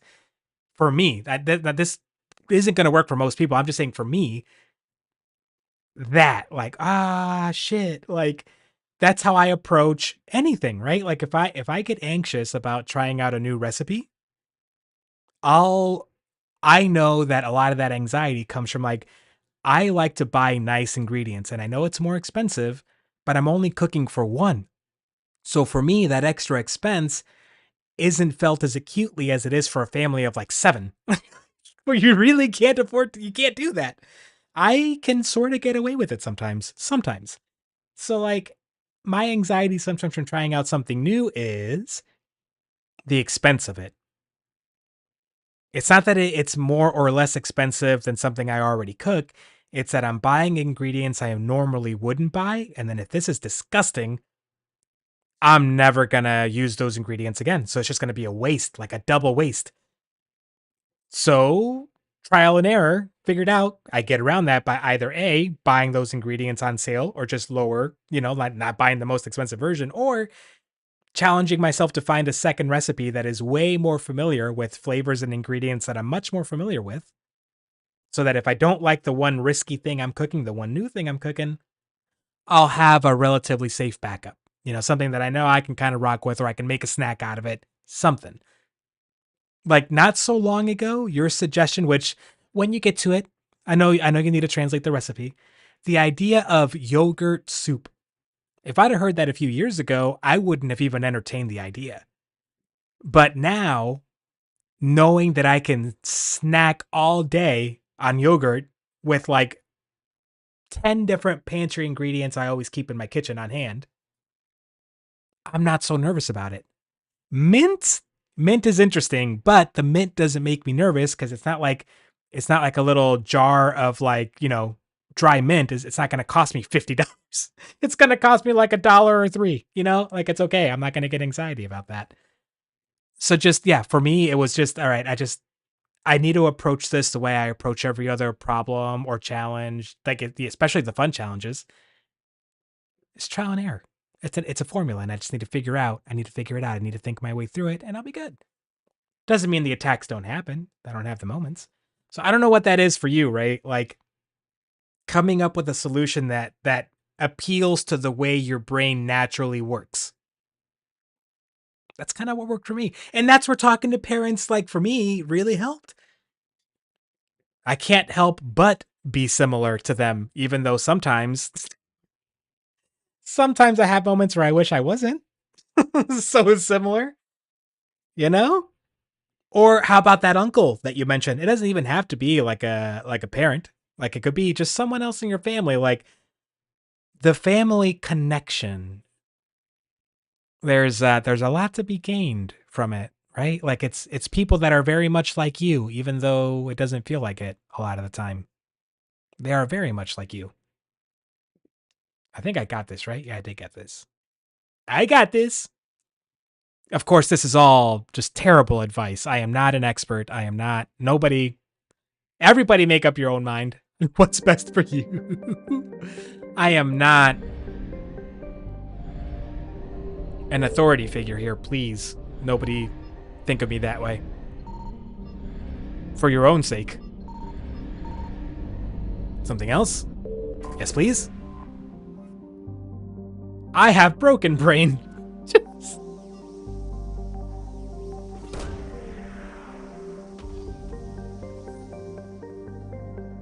Yeah, right? Like, even if your solutions for how you get through it aren't the same, it feels nice knowing, like, okay, like, at least I'm not feeling something like, yeah. I'm not feeling something like not that you want to think of yourself as like a weirdo for feeling certain things, but like, it's something like that, right? You're like, it's an added pressure to think that you're feeling something unique. And therefore, no one else has any idea what it feels like or how to get through it. No sign of Leviathan. Gosh dang it. Oh. I really want to find Leviathan, so we only have one more system. Yeah, good. It's like, good for them for being lucky in that way. Lucky bastards. I found something. All right, this one, this name's a number 2181 Despoina.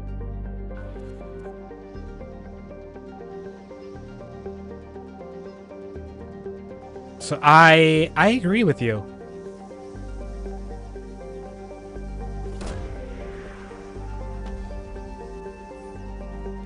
Now, you ever talk to someone that, yes, has gone through it, but like, it's one of those people that, like, to them, any problem that comes up is just like instantly crushed with their willpower.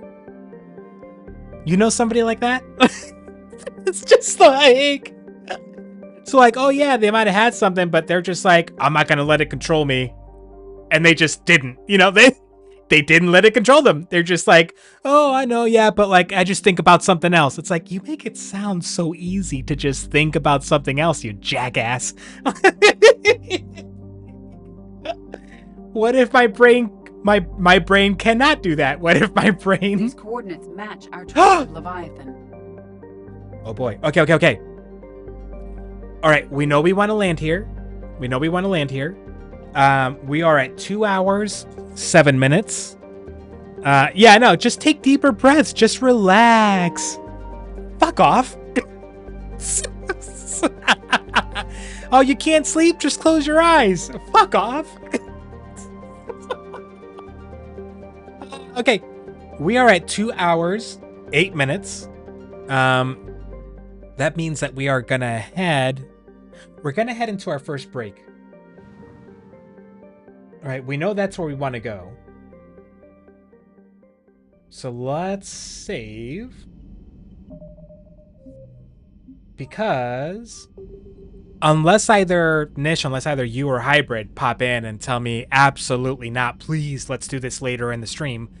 Unless one of you throws something like that at me, we're going to take a break.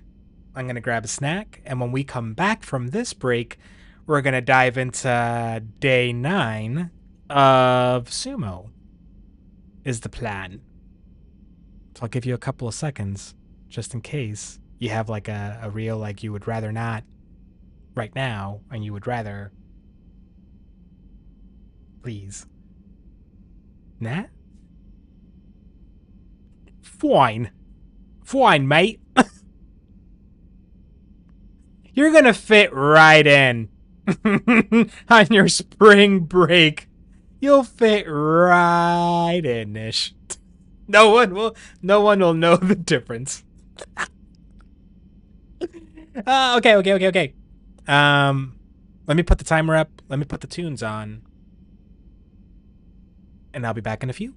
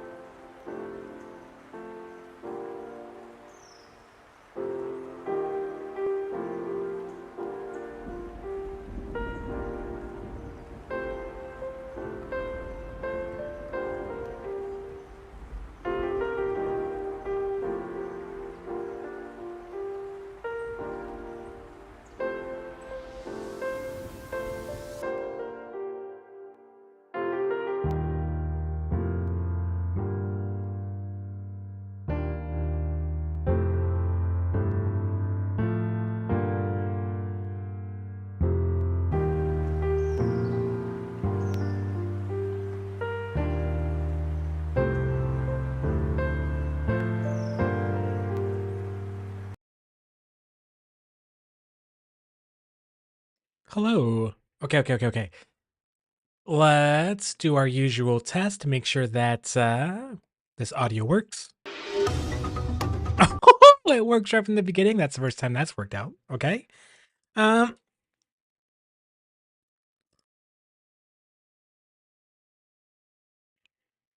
right, let's do the usual spiel. Which God, why have I not written this down by this point so I can keep it short and sweet? If you're new, if you haven't been watching, welcome to the Learning Sumo Together portion of our stream. For those of you that are uninitiated with the sport of sumo, don't worry. It's a fun, easy sport to understand. The Japan Sumo Association hosts, manages a Grand Basho tournament, a Grand Sumo tournament in Japan once every other month, so 6 times a year. Each tournament lasts 15 days. We are going to be watching daily highlights from day 9 of the January tournament. And these daily highlights focus on the top division in sumo. There's like 7 or 8 total divisions, thousands of rikishi, sumo wrestlers. The top division only has 30 odd, less than 40. So we're watching the best of the best. Top left of your screen, you're going to see some key terms that come up during a match that we say a lot, that the referee, the gyoji, says a lot. And like that message at the top left says, we're all learning together. I've only watched like 2 tournaments before this one. So we're all learning stuff together. There's no such thing as a dumb question or a silly question. If you got something you're curious about, if you don't understand what's going on, please speak up. Once you understand the most basic 2 or 3 rules about how sumo works, it's pretty easy to follow along for most. So please, like, speak up. Have no shame.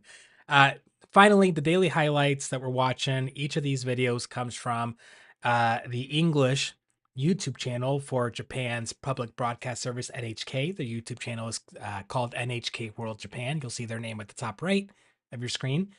I urge you, please go out, subscribe to that channel. I don't even have to tell you to go like their videos, because once you start watching their content, you'll add your own likes. They put out some really fun, informative stuff. But okay, we're going to dive in. Please, if you have any questions or thoughts, speak up. If there's something you want to watch again, let me know. I'll be rewinding on my own a few times anyways. Here we go.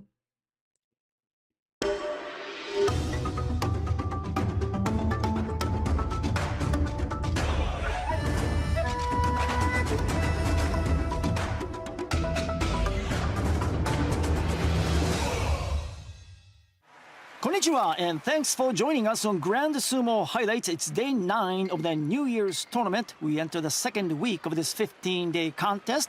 What a surprise! After 8 days, the sole leader is someone no one expected. Maegashira ranking fighter Kim Bo-zan from Kazakhstan, who is the only rikishi with a perfect 8-0 record. Chiyoshoma Takeru Fuji right behind Kim Bo-zan. Ho Shoryu Daieisho, Oho and Tamawashi remain in striking distance. Can Kim Bo-zan go all the way? Well, there's still plenty of sumo left in the New Year's tournament. So let's find out how things played out on day 9.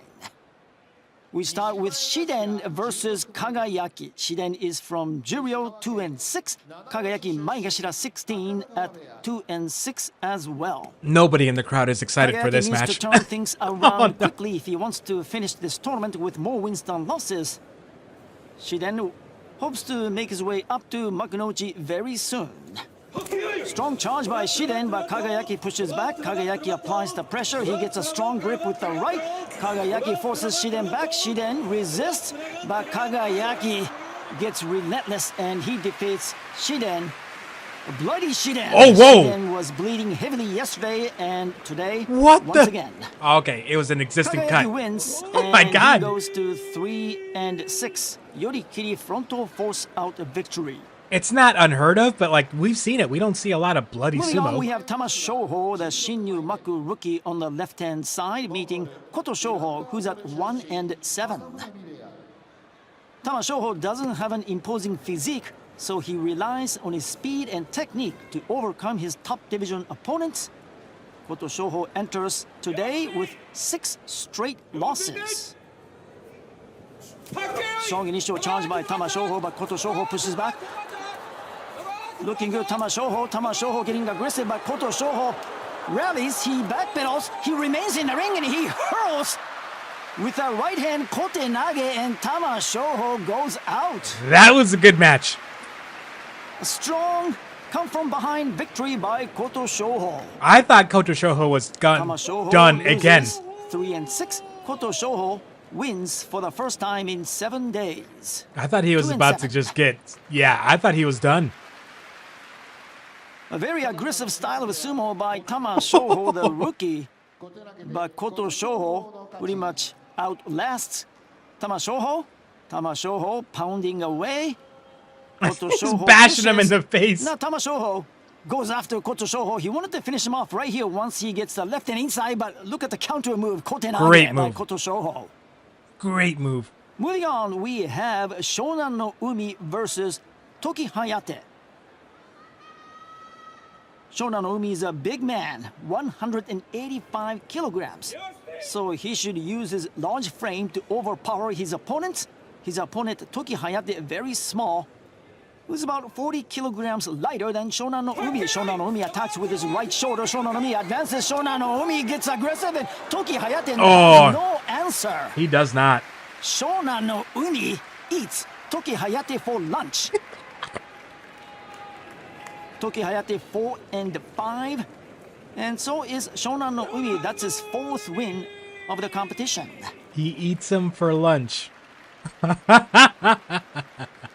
This is the style of sumo Shonan no Umi should concentrate on doing each and every day, because he can overwhelm his opponents with his sheer power and his large body. Good job. We have Nishiki Fuji versus Ono Katsu. Nishiki Fuji is fighting hard every day to secure a kachikoshi and maintain his place in the top division. Ono Katsu is tough to beat once he gets his hands on his opponent's mawashi belt. Oh, strong charge by Nishiki Fuji. Nishiki Fuji pushes, but stopping Nishiki Fuji's charge is Ono Katsu. Ono Katsu gets a good grip on Nishiki Fuji. He's going for that. He's trying to use that armbar. He wants to go in for the kill, but Ono Katsu resists. Ono Katsu goes forward. Got him. Ono Katsu overwhelms Nishiki Fuji with his frontal charge. I think Nishiki Fuji tripped on the rope. Ono Katsu prevails. Nishiki Fuji gave everything he had, but still comes up short. Heck yes, Nish. Ono Katsu goes to 6-3. That's his 4th consecutive victory. I'm probably going to make a small grocery run tomorrow morning. Win. Probably. Moving on to Nishikigi, meeting Kitanowaka. Both men 4-4 after 8 days, but Kitanowaka is Kyujo absent from today because Kitanowaka injured his right ankle in his match against Takeru Fuji yesterday. So as a result, Kitanowaka's day 9 opponent Nishikigi he's the guy. gets a forfeit victory. He's the guy that got taken off in the wheelchair. That's the guy. All right, here is the bout of the day. Number 1. This is going to be good.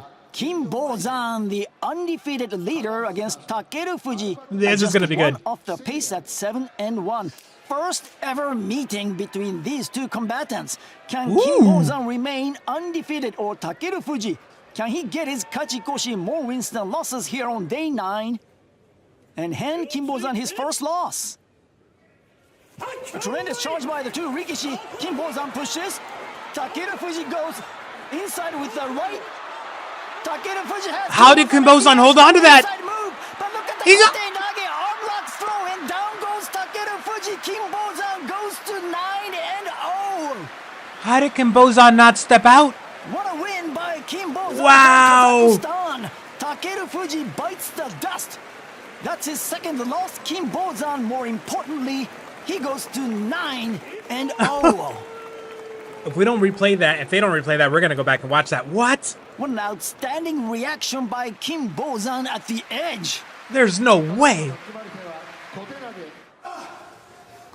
A gut-wrenching loss for Takeru Fuji, using his speed, technique, lateral mobility. He was hoping to outmaneuver Kim Bozan because Kim Bozan, power versus power, Kim Bozan will have the Right here. advantage. Right here. Takeru Fuji gains the How? side grip right here, so he goes in for the kill. He gets relentless, but look at the counter move, Kote Nage by Kim Bozan. What a move. Wow. Wow. We have Haku Oho That was versus filthy. Meisei. By Kim Bozan. Despite Takara injuring Fuji his is neck earlier in the tournament, furious. Haku Oho is showing a gutsy performance and achieving positive results. Meisei needs to step on the gas and start racking up wins if he wants to avoid a losing record. My back hurt just watching that. Just Haku Oho drives Meisei to the edge. Haku Oho attacking Meisei with a strong outside grip with the right hand. Meisei is hoping to gain the same grip, but Haku Oho showing good defense. And look at the Wate Dashi Nage Got him. by Haku Oho. A beautiful execution of the pulling overarm throw, and Haku Oho advances to 6-3. Nish, I think that's one of the reasons I admire and I like watching Uda fight so much is because of that naturally, like, he likes that low position where he's trying to extend his arms and put those arms underneath you. When he gets pushed back, which happens a lot, the way he like arches his back and like forces himself to like push back, he does that almost every single match. I don't know how he does it. My back hurts just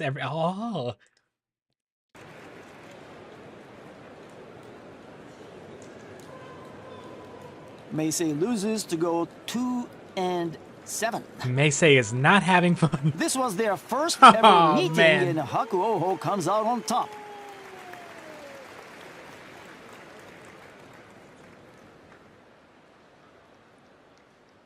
Well, Haku Oho was in total command or in full control of this match once he had that right hand outside grip on Meisei. Meisei was hoping to break free, but Haku Oho being stingy as well, showing good defense, not allowing Meisei to gain that right hand overarm grip. Haku Oho gets set, waiting for the right moment to go in for the kill. He opens his stance and hits the throw. They are just so moving on, we have Midori Midori Fuji against Mitake Umi.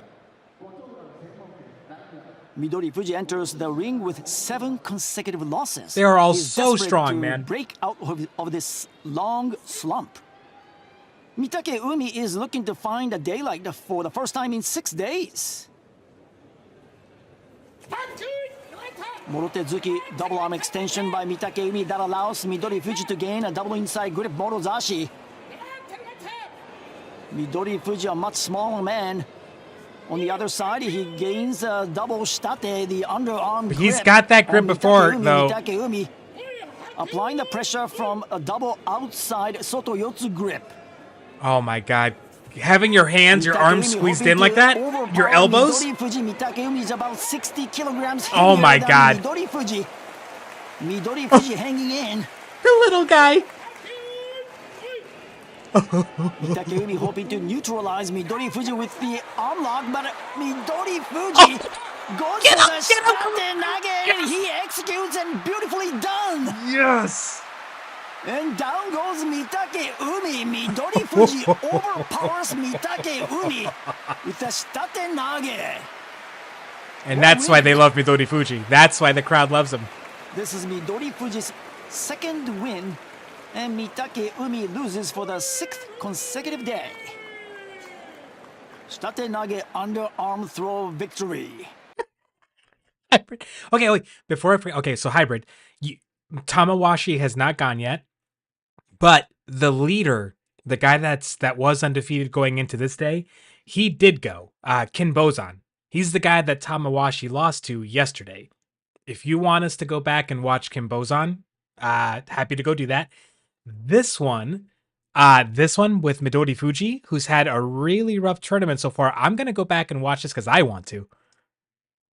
Midori Fuji, who's been getting manhandled so far this tournament every single time. Like, you want to go back to Kin Bozan? Yeah. Okay. All right. You don't have to I don't need much convincing.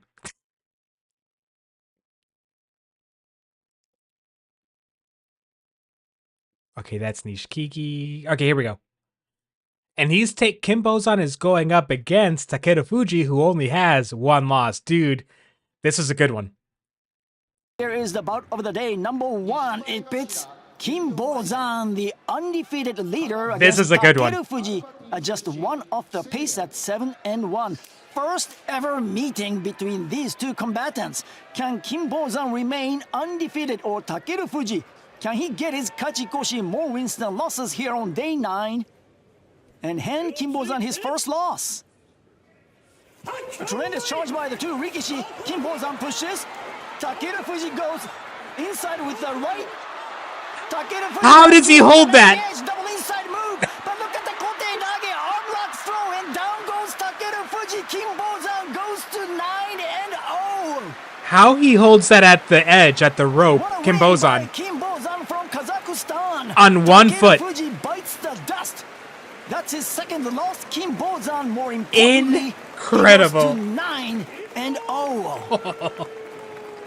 And they'll show a slow replay of it. You'll get to see, like... What an outstanding reaction by Kim Bozan at the edge. At the edges of the dohyo ring, right? The edges where the two Rikishi come in, that rope circle at the edge is broken. And there's a section that's just a little further, a little wider, a little further out than the rest of the circle, than the rest of the rope.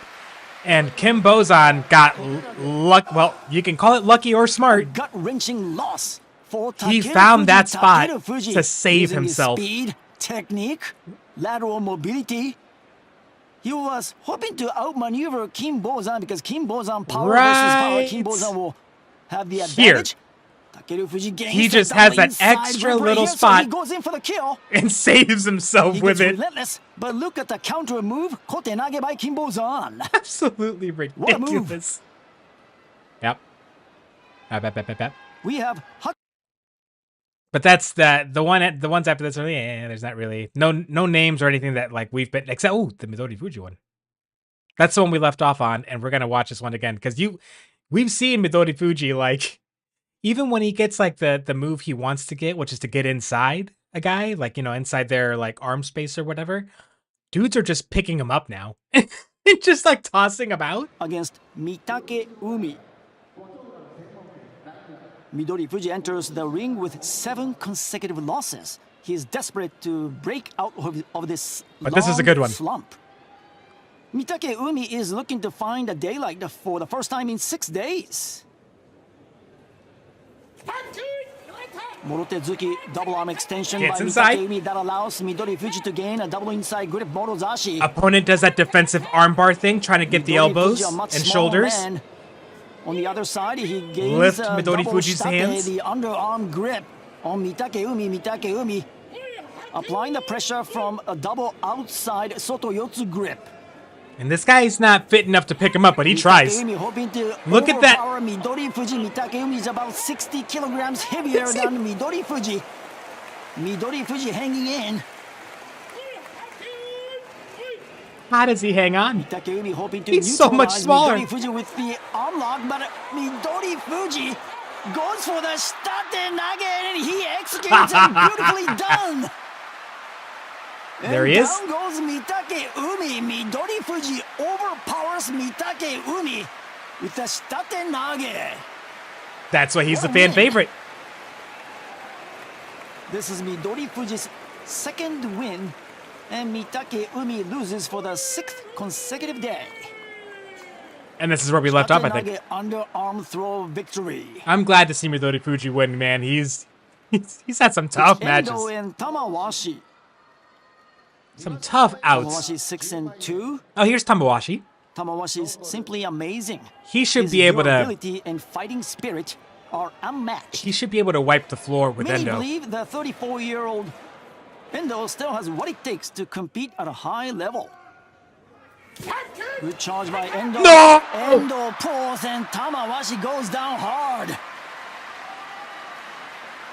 What a lateral mobility displayed by Endo. Tamawashi wanted to drive Endo back and out, but Endo simply moved out of his way. Pulled the rug out from under him.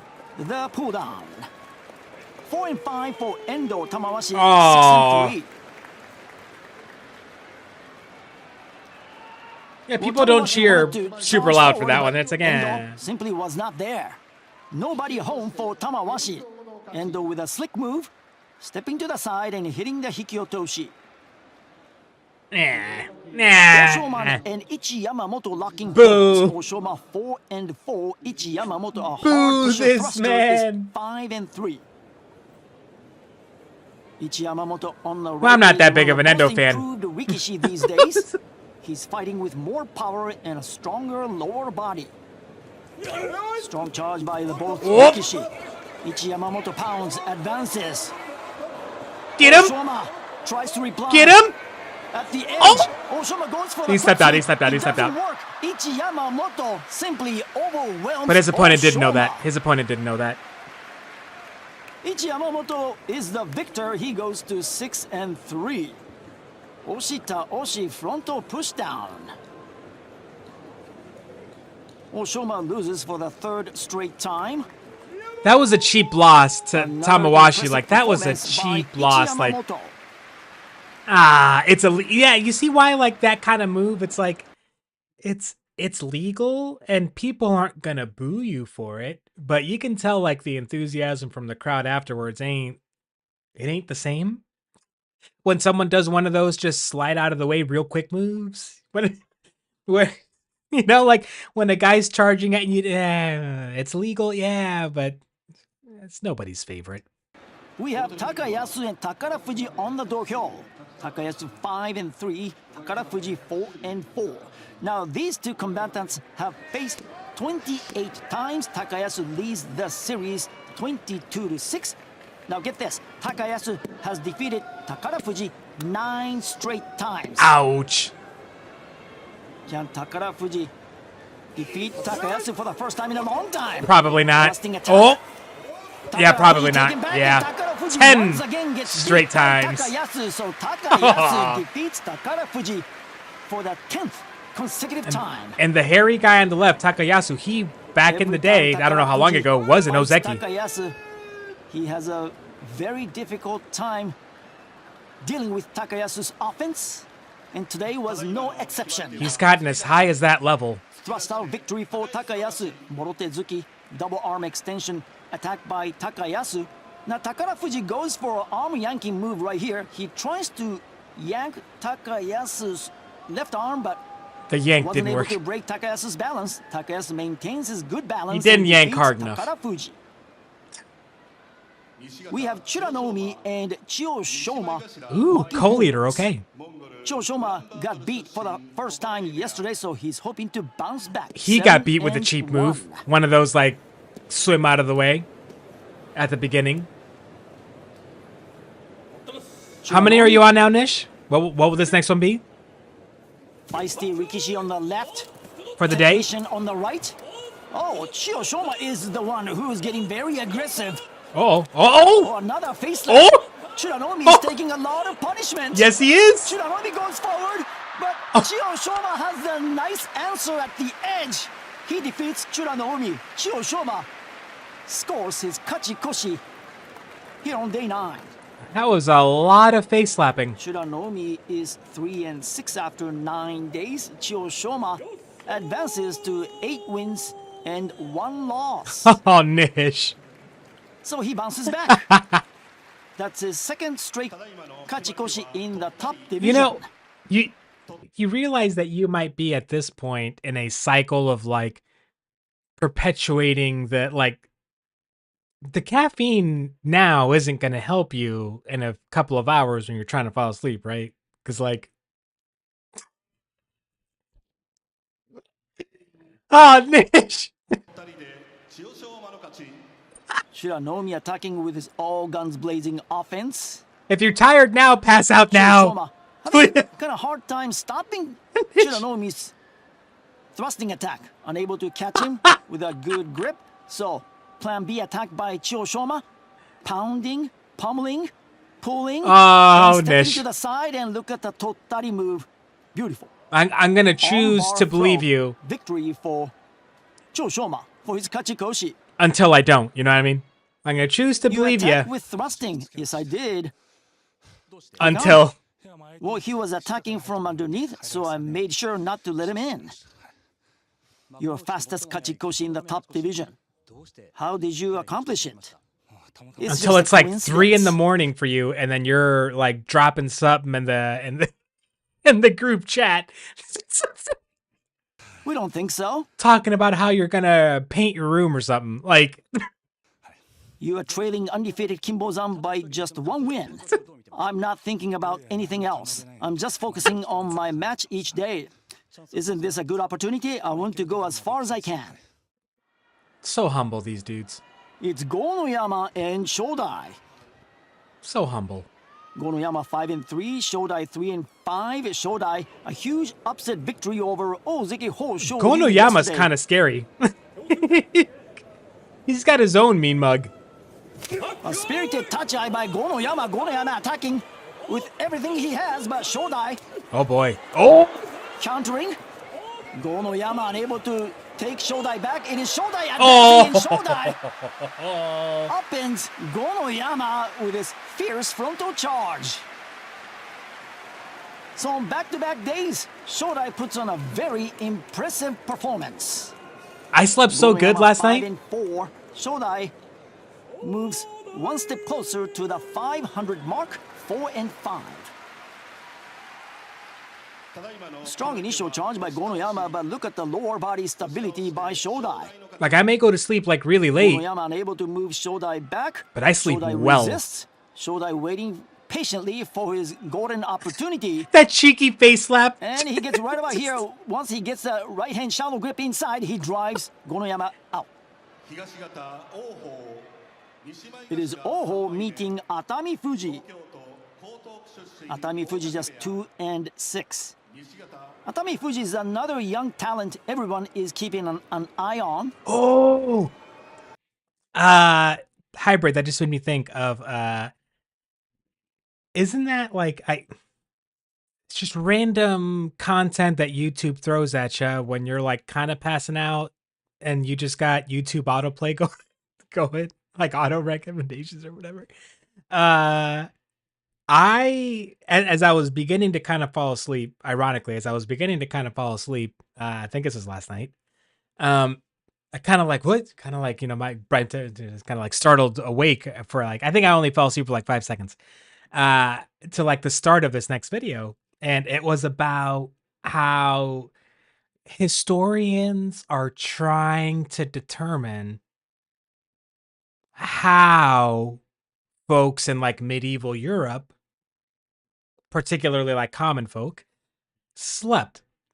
As in like, not just what they slept on, but like there's apparently a lot of evidence that says that a lot of that it was very common back then to sleep in like 2 shifts, 2 stretches, like to have one sleep of like 4 or 5 hours, something like that, and then wake up in the middle of the night, do things for a couple of hours, 2 or 3 hours, and then go back to sleep for another like 3 hours. Like something like they're trying to like, because there's and I of course at that point I wasn't really was paying attention because I was like, oh man, I should probably just try to go to bed, so I just turned everything off. But that I had completely forgotten about that until you just mentioned it. Was that a thing? Has anyone ever heard of that? That used to be how people did it? Like that it used to be normal to not sleep 8 straight hours, but to sleep like 2 bits of like 3, 4, or 5 hours broken up with like, 1 to 3 hours in the middle. It's not the first time I've heard that. And I wonder what there is to that. I hate Bait Ryan. You could have woken up to worse. Much. Oho is getting better and stronger with each basho. Much worse. If he continues to work hard, he should move up to Sanyaku in no time. The explosive charge by come on, Atami Fuji. Come on, baby. Oh! It was broken up by Oho, and Oho sends Atami Fuji down to the clay with gosh dang it. Katasukashi under shoulder swing down. Oho moves up to 7-2. Have I asked you, Hybrid, like if there's a a video series of 8-Bit Ryan in particular that you would recommend I check out as someone that's never seen 8-Bit Ryan. Have I asked you if there's a particular series of his that you'd recommend I try first? I know the other day we talked about like if I wanted to try watching the Vanoss crew again, where I could start. I don't think I've asked you about 8-Bit Ryan. You've mentioned him before, but I don't think I asked. So if you got a recommendation, let me know. This is Oho's first win in 3 days, so he snaps his 2-match losing streak. Double stuffed Oreos? Is that what you're rocking right now, Nish? Right away, Atami Fuji gains a strong left-hand shallow grip, but look at Oho's defense. He breaks the grip and hits Katasukashi from the left. Tremendous flow in Oho's match. Good technique sequence by Oho to pick up his 7th win. See the grip by Atami Fuji? Oho breaks it, hits a Katasukashi from the left. It's Takanosho against Wakataka Kage. Wakataka Kage is having difficulty competing against the upper echelons this time. Just 3 and 5 after 8 days. But Takanosho I actually don't know which I prefer in this one, like who I'd favor. Good charge by the two. Takanosho advances. Takanosho allows Wakataka Kage to get Morozashi, and there's the beautiful move by Wakataka Kage at the edge. Wakataka Kage was that? Beautiful flexibility and resiliency to defeat Takanosho with a last-minute screenage. Wakataka Kage prevails. What was that? How? Takanosho does a good job pushing Wakataka Kage to the edge, but Takanosho's way too high. Look at his hips. It's too high. And Wakataka Kage reverses with a beltless arm throw. That's technique. Just better technique. Flexibility, resiliency, and beautiful execution of Suinage. Moving on, we have Abi and Kirishima. Kirishima enters day 9 with 5 consecutive wins. So the former Ozeki is fighting with great momentum. His opponent Abi is hungry for more success. He is determined to return to Sekiwake and then reach Ozeki. I found the playlist hybrid. Thrusting attack by Abi. I'll check it out later. Kirishima breaks up. What a move! Right after that, Kirishima follows up with a good pushing attack, and Abi gets taken out by Kirishima. Oshidashi victory for Kirishima. So Kirishima extends his winning streak to 6. I'm glad to see him doing better. He had 3 first tough matches, like I showed you. He fought like against Ozeki, I think, at the beginning. Technique and blazing speed to outmaneuver Abi in this match. Abi squares up, but has no room to escape. It's Wakamoto Haru versus Tobizaru.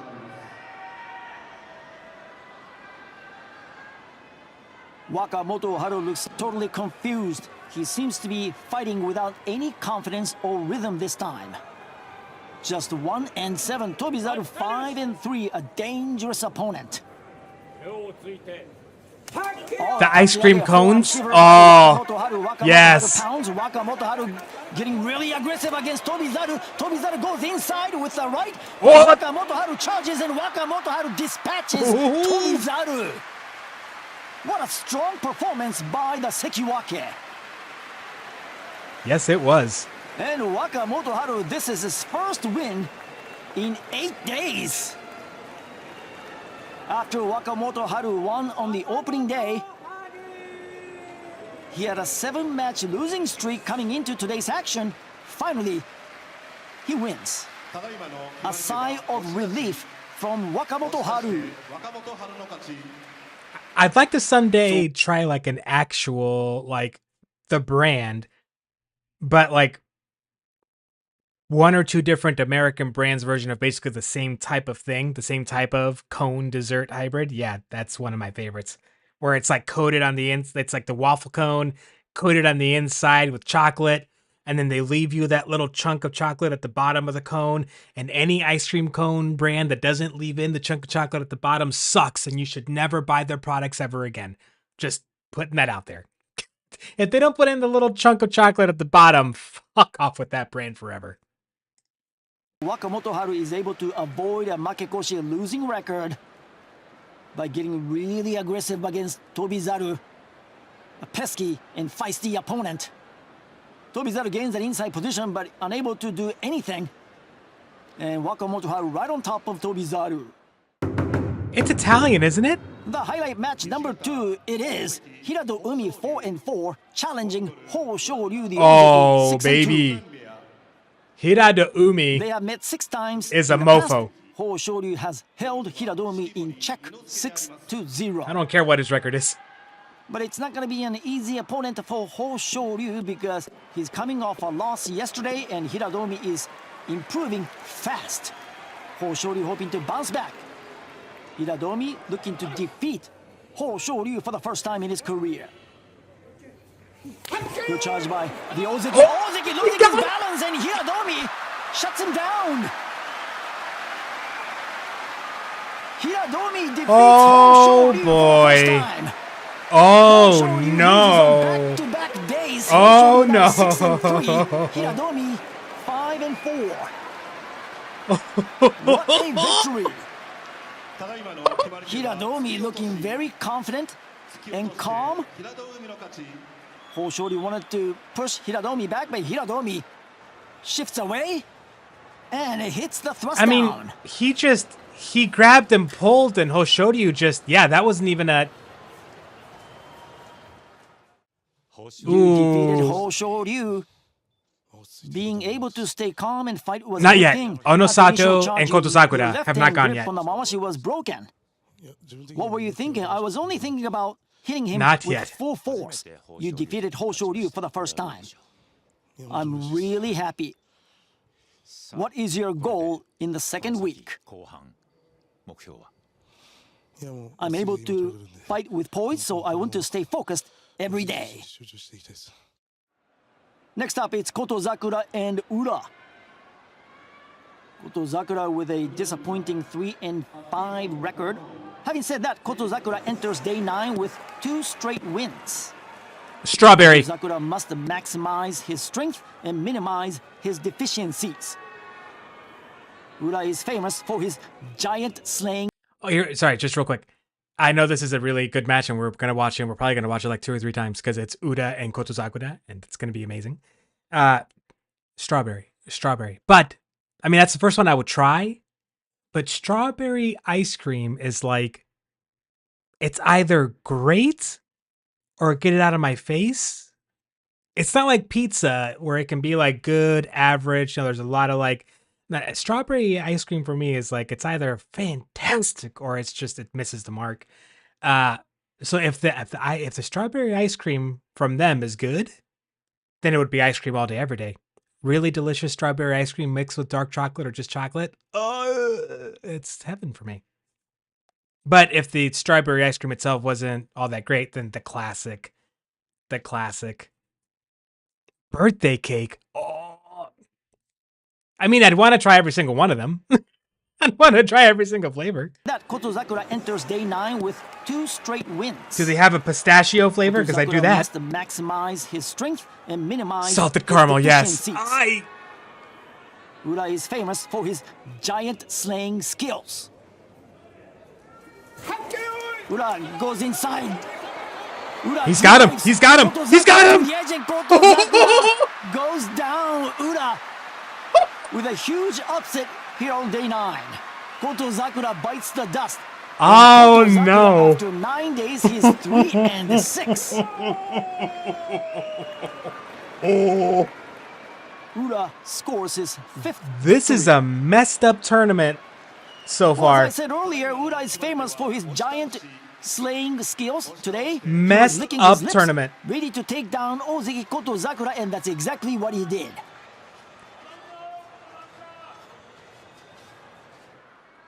Oh man! Day 9, so the 2 Ozeki going down. Onosato, and I don't feel confident about Onosato's odds here. Disaster by the Ozeki trio.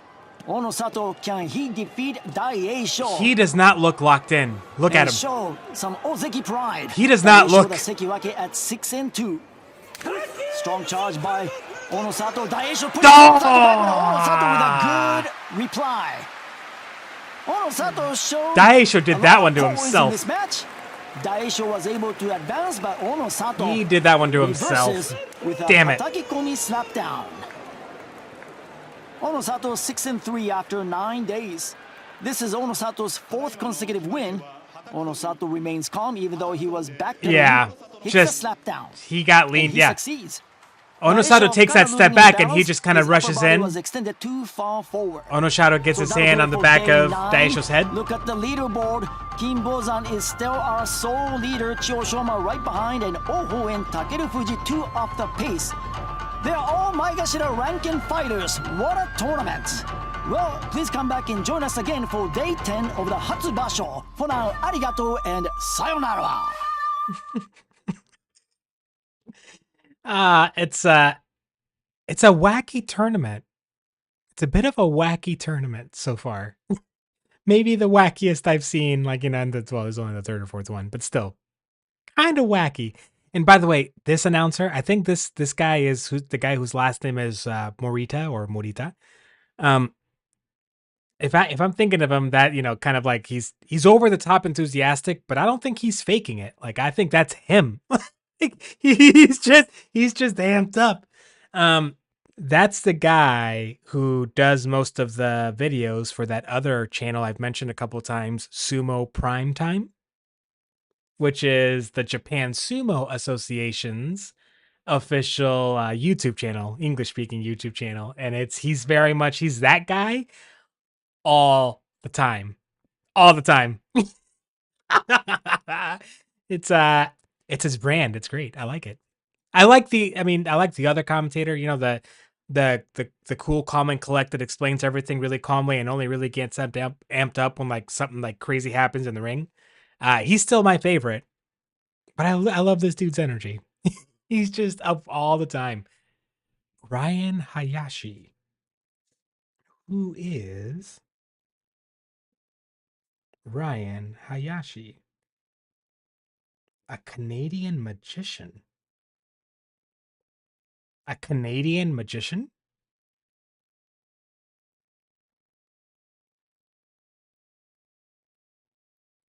What? Why do you know about a Canadian magician? Not that you shouldn't, but how? Oh, he was on America's Got Talent. Oh, he's been on like game shows and stuff. Competition shows. Penn and Teller Fool Us. Okay. Right. If you have any thoughts, questions about anything that happened in the matches in day 9, let me know. That makes sense, Nish. Okay. Fair enough. I'm going to go back to Mass Effect 3 because we are making some fantastique progress on collecting more assets. We are officially, I think, entering the 4th and final act. The main missions are split up into 4 acts. I think we're entering the final one where we're in direct conflict with Cerberus, pieces of crap. I want to finish up the Leviathan DLC because I think that helps us in going up against Cerberus. I hope. So I'm going to get back into that. The first couple of matches... I don't think were that noteworthy. There were 1 or 2, well, because of all the feud, like the Rikishi that have been out on injury, like 1 or 2 of those early matches had like the lower division dudes, the Jurio division dudes in them. It's like, man. I don't know that there was anything really. No, this one is just here. By Shiden, but Kagayaki pushes back. Kagayaki applies the pressure. He gets a strong grip. It's slow. Kagayaki forces Shiden back. Shiden resists, but Kagayaki gets relentless, and he. That was the most exciting one. Bloody Shiden. That blood is not from this match. That dude had that cut from before. And Shiden was bleeding heavily yesterday, and today. It goes downhill from here. Until we get to not like bad. None of these are it's a top division. It's like Nishiki Fuji is fighting hard every day to secure a here you go. Kachikoshi and maintain his place I think this in the one top division. Onokazu is tough to beat once he gets his hands on his opponent's Mawashi belt. Oh, strong charge by Nishiki Fuji. Nishiki Fuji pushes, but stopping Nishiki Fuji's charge is Onokazu. Onokazu gets a good grip on. Maybe it's the crowd being Nishiki lower Fuji energy, left you and know? Inside, right hand outside, Nishiki Fuji goes. He Like, wants to go in for the kill. they but get into it Onokazu once resists. the match goes on. Goes forward and Onokazu overwhelms Nishiki Fuji with his frontal charge. I think the crowd, now that, you know what, Hybrid, it's interesting that we go back to this, because, like, I think the crowd has a lot to do with it for me, for how I remember the matches. Now that we're entering the second half of the tournament, the earlier matches are not just the lower ranked Megashida going against each other. It's the lower records, the worst records, like the Ozekis and those dudes, the higher ranked dudes. Even if the record is bad, they're still going to be wrestling at the end. But the lower or middle ranked Megashida that have decent records, they're going to start wrestling later in the day because they're wrestling against those higher ranked dudes, the Ozekis and Komosubis and Sekiwakis and stuff. So a lot of these early matches, they either have dudes from the lower divisions coming up because they need to fill a spot because of injuries, or it's dudes that even if the match is entertaining, it's like one dude is 2-4 and the other one is 3-6, you know? It's like the crowd's not really into it until like it goes on or something crazy like big happens. And if the crowd's just kind of silent through most of it, because like the silence of that compared to dangerous opponent. Oh, the Kachiage forearm shiver by Wakamoto Haru. Wakamoto Haru pounds. Wakamoto Haru getting really aggressive against Tobizaru. Tobizaru goes inside with the right, but Wakamoto Haru charges and Wakamoto Haru dispatches Tobizaru. Like, one could argue that this match had more like the slapping, right? Which I think gets the crowd into it anytime you hear slapping and you see them slapping each other in the face. But even before the slapping really took off, the crowd was louder from the get-go. So you just kind of made me realize that. I didn't realize that the energy of the crowd was influencing so heavily what I thought of the matches. I didn't think any of those early matches was worth a damn. Like, relative to like the exciting matches, that they're all good. Relatively speaking, I was like, I don't think there's anything there worth revisiting. But now I don't know. Damn it. Side thought. This is something for, I mean, anybody that's here can let me know, but Nish, Hybrid, you two in particular. Moving forward with Sumo, like there's only, it's 15 days and we're day 9, so we got 6 days left. Instead of approaching like the watch time for when we get into it as like, well, I usually start at around noon, then I take a break at 2 hours, come back, and then we start. So, around 2:30. What if I approached it instead as like a set time? Like, what if I said, stream starts at noon or whatever, noon for me. We're going to watch Sumo at 3, my time. So 9 and 10 respectively for the two of you. And then we play the game, like, whatever we're playing, we take our break at 2 hours, come back, and then 3 o'clock hits. And then we watch. And not that it has to be 3, but approaching it that way instead. Because, like, if I'm streaming for several hours and you two are going to naturally have things you want to do, if you're into watching this, or maybe it's the opposite. Maybe you're like, it's not my favorite part of the stream. So like when Sumo comes up, maybe I want to go like, grab a snack, or I want to go do this or help out at home or whatever. Like either or, for better or for, kind of like tuning out for a little bit. Maybe I should start approaching it that way, right? Okay. I'll think about that for the next one and see how I kind of want to do. Of course, yeah, it's going to be like Saturday or Sunday stream. We'll see. Okay. Thank you for letting me know. If you have preferred times, let me know. But I'll tinker around. I'm not even sure exactly what time I'm streaming tomorrow anyways. Did y'all know that in Germany you can't buy energy drinks under 16, but you can buy son of a Prime at any age, but Prime has like 200 milligrams caffeine and Red Bull, for example, only has 80. What makes Prime different? What is it about its labeling or classification that makes it different? That's weird. That's really weird. I wonder if we have any similar regulations in the US. I really doubt it. I don't think that if a 14-year-old walked into a convenience store, I don't think that they would be stopped from buying an energy drink. Why would they be? Yeah. I'm asking that like in my mind, if I had a 14-year-old, I would not want them drinking energy drinks. I was just saying, like, if I'm a typical whatever, like, convenience store clerk, I'm like, what the hell do I care? They got money and it doesn't have alcohol in it. Get out of here.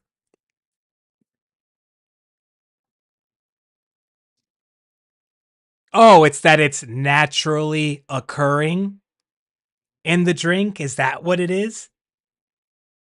That's why Prime. Oh, hybrid. I was like, why is that like Prime is something I've heard that name in a controversial context before. This is not the first time that I've heard that name in a controversial context. I'm like, what the hell is that? That's why, because it's their drink. Jesus Christ. No. I like to I go back and forth between I don't drink pop on the daily or soda or, whatever you guys call it. Carbonated sugar beverage. I don't not I just most of the time I just drink water. I weirdly enough like pop gets in the way of the flavor of whatever it is that I'm eating because that's usually when I'm drinking pop is when I'm eating. So I'm like I don't there's very there's very like a cheeseburger you just that you can't drink water when you eat a cheeseburger, like you're not that doesn't feel right. That doesn't feel right. Uh but I go back and forth between like the caffeinated drink that I drink most often, not daily, but most days of the week, coffee. But I don't drink caffeinated coffee every day. I have this brand of decaf coffee that I kid you not, it's the magic decaf coffee. It's the decaf coffee that like you can't tell is decaf. You just can't. Uh I go back and forth. And there's like studies coming out I think recently that are showing it's not even the caffeine that gives you the you feel woken up feeling. Like, yeah, once the caffeine works its way into your bloodstream or whatever, it will have an effect along those lines. But the pick me up that you feel, and like when you're drinking in the next few minutes, even in the next couple of hours, has nothing to do with the caffeine. It's just it's the smell. It's that it's warm, the flavor, the bitterness. Yeah, so like eventually, yeah, it does. It's just not that quick.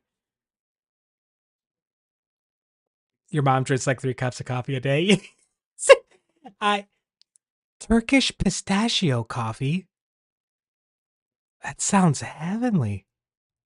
Fuzzy drink. I like that. I like that. Yeah, what's the generic name for like all sodas or all pops? Fuzzy drinks. I I like the when I make myself, it's 1 cup of coffee, but it's a big cup. So I suppose it's probably more like 1.75 or 2 cups of coffee when I drink, but it's not every day. It's just most days.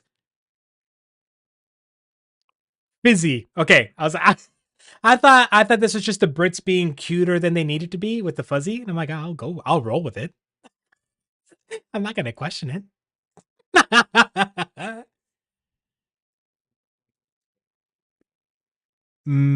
Meningic. That is a word I do not know, Nish. Meningic coffee.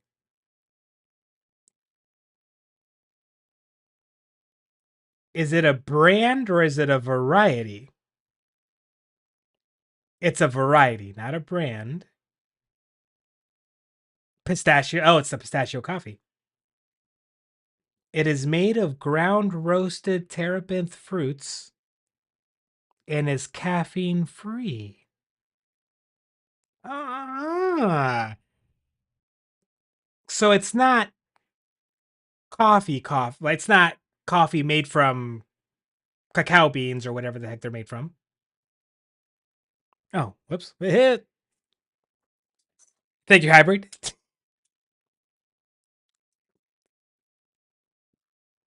Okay.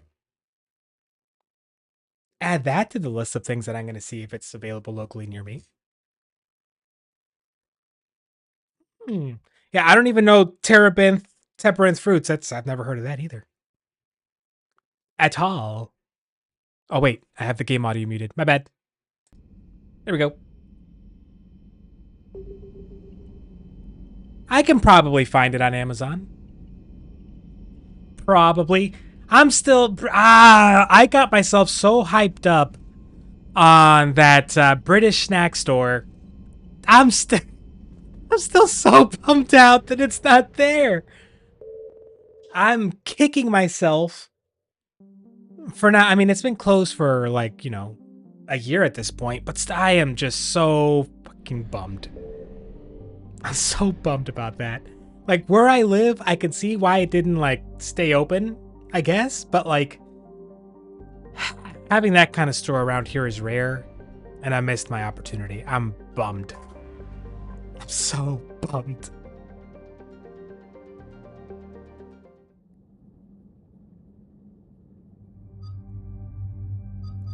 I mean, I'm gonna rock with...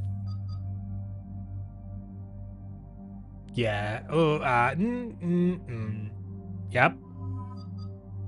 And yep. Yes.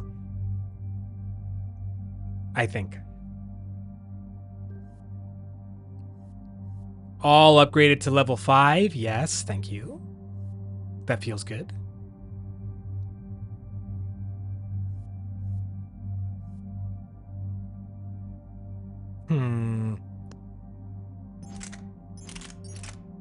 Let's give you that, because it's upgraded.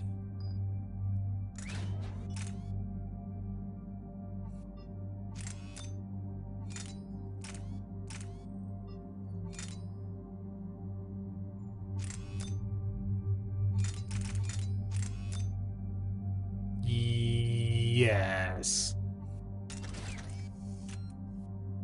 And that's good. 5. He's all set. Okay.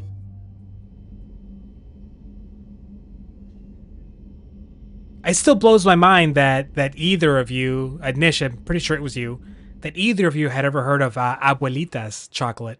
Cortez, that brand. What's the status on the probe? Blows my mind. Tracking it now, Commander. I've confirmed that Leviathan's signal originates. I would have thought that to be impossible. Like, I now know that it is sold, like, in so many places I didn't know it was sold. Spooky stuff. Makes you wonder what we're going to find down there. A Reaper killer. That's what Bryson's task force was called. Oh, that armor mask is so cool. It wants to be found. It doesn't have a choice. I love that armor mask for Tally. Pretty rough, and if it is a Reaper, I don't know that's the kind of help we want. Nobody says we have to be friends with it. But if this thing has the rest of the Reapers worried, then we need its help.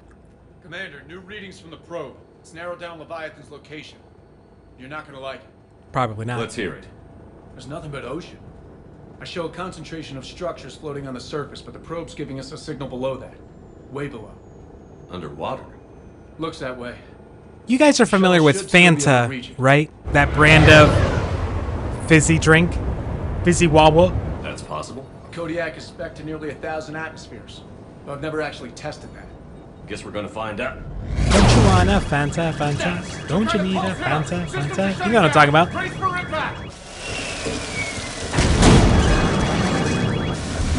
Okay, this is getting kind of rough. Wait.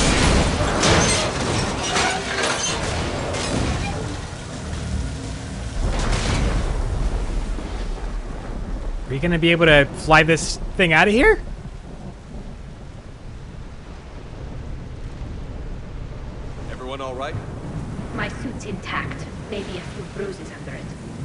shuttle, Cortez. Checking now. I'll see if I can get power restored. Copy that. We'll look around. Look at all this. How many have been stranded here by that pulse? Could be Leviathan's last line of defense.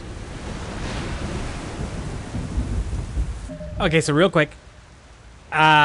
So I am aware, not from experience, not from actually tasting it. I am aware that European Fanta and American Fanta, because of slightly different ingredients and regulations on what ingredients are allowed and not allowed, are not exactly the same. I am both aware of and disappointed by that because I would love to try a European Fanta. So if you're aware of Fanta, and Fanta was and probably still is popular in Mexico because Coca-Cola is basically, that's all that Mexicans drink as far as fizzy drinks go. It's just Coca-Cola. So, you know, Coca-Cola had the market there, so Fanta's been there for a while. There's a Mexican, I think it's Mexican brand, at least it used to be Mexican, of fizzy drink, of pop, of soda, named Jarritos. Jarritos, which is the Spanish word for barrels, or I think technically little barrels. Jarritos. If you've ever heard of that brand, if you get the stuff that's like it's made and bottled in Mexico rather than made and bottled in the US, I think similar to how European Fanta is different, like you'll have real cane sugar as opposed to like, you know, the sugary corn syrup that's used a lot too much in the US.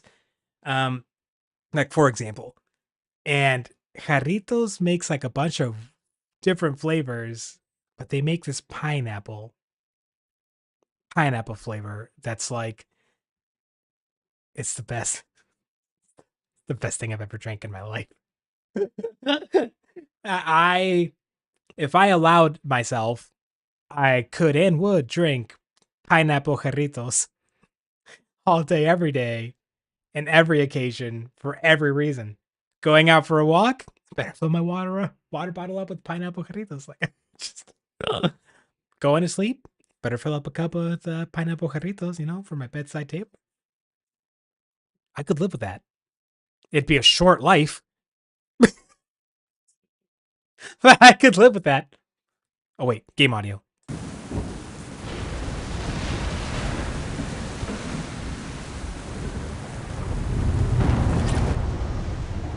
What is this?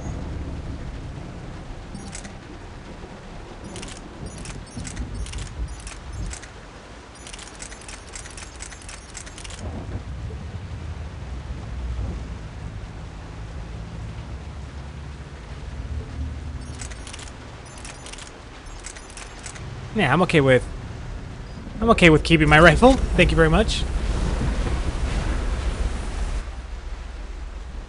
The hull will hold. Whatever God watches over, he's So these guys got brought down by the same pulse, but they just had no idea what was going on.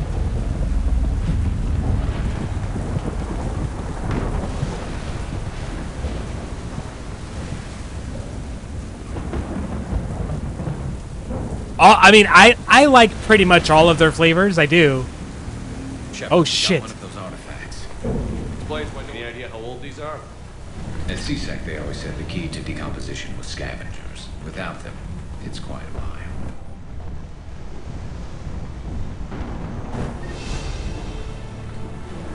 So am I supposed to destroy it? Let me save here before I do this.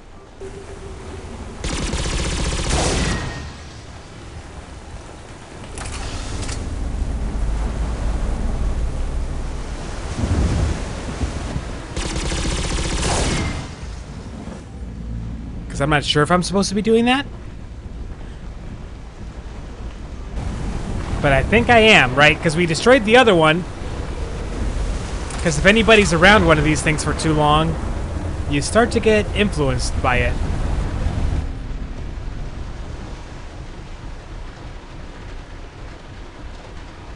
I think it's a good thing for me to destroy these.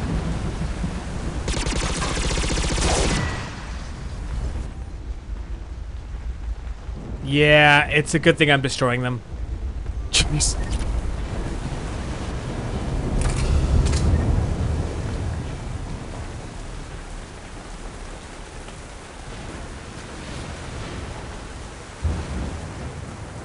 Did I miss any? I feel like I missed one. Or two. Nope.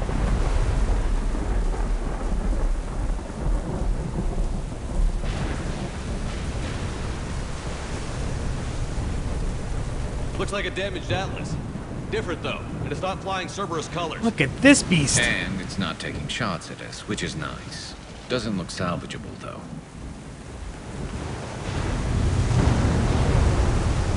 Look, up there! Oh no! Shepard must have been right behind us. Protect the shuttle.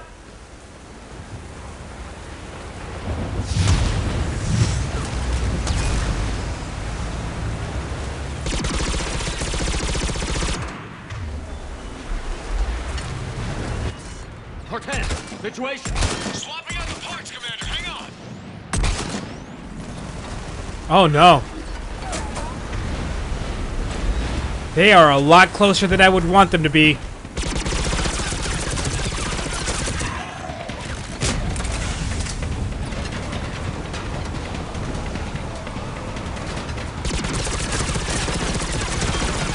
Cortez, almost there, Commander.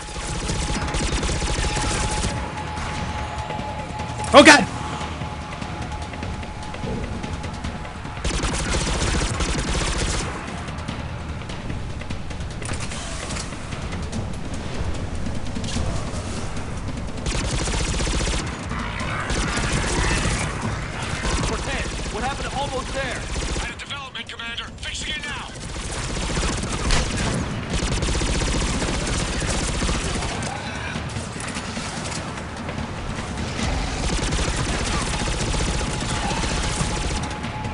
Oh god.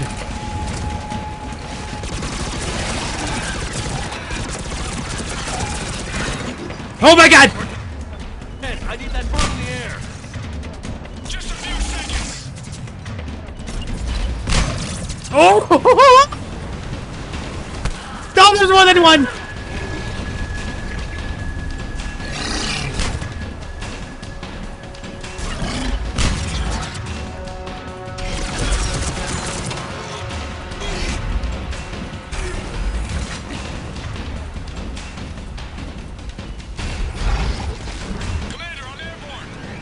Give us some cover fire. Copy that.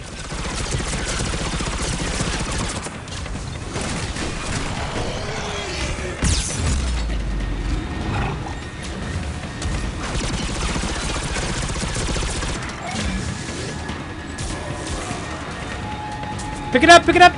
Pick it up!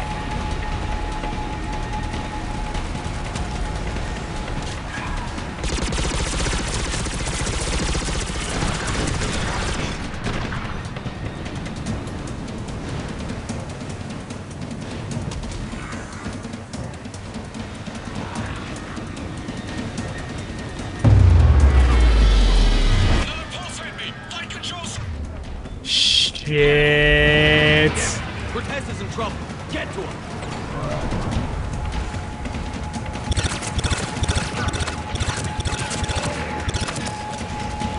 Commander, I've got enemy contact. Under fire.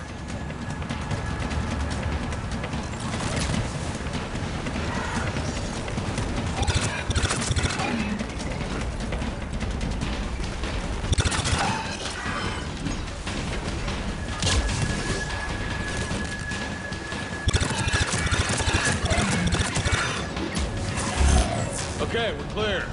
Nice work, Commander. But there's a development. We need to talk. What? Status. Shuttle's a mess, Commander. That pulse knocked it right out of the air. We're not And going we're anywhere. stranded. Can the Normandy extract us? Same thing would happen to her. And the landing won't be as pretty. I'd say Leviathan has some sort of defense system in place. So we have to take out that defense system. And we aren't getting out of here until we find it. So how do we do that? Well, you might be able to use a mech. Looks like it's rigged for diving. What? Diving mech? It's a Triton model. Military grade, repurposed for deep sea exploration. As long as the seawater hasn't corroded, it should be good to go. Well, if that's what we have to do, let's get started. Oh my god. Hold on. I'm terrified of underwater. I am not a fan of underwater. We'll need to restore power to get that cargo door open. How? I guess we are. These old Ballard-class ships are equipped with exterior power sockets. They use them for emergency repairs. We can strip the cells from the shuttle and use those for juice. Hang on, I'll get you started. Got a cell for you, Commander. Find somewhere to plug that in. What?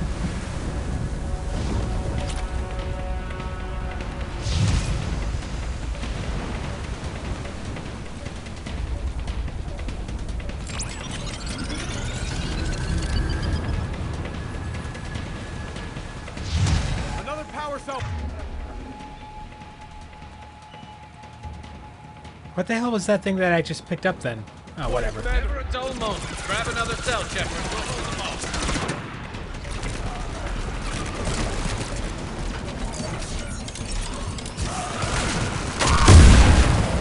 Oh my god, what did I just do?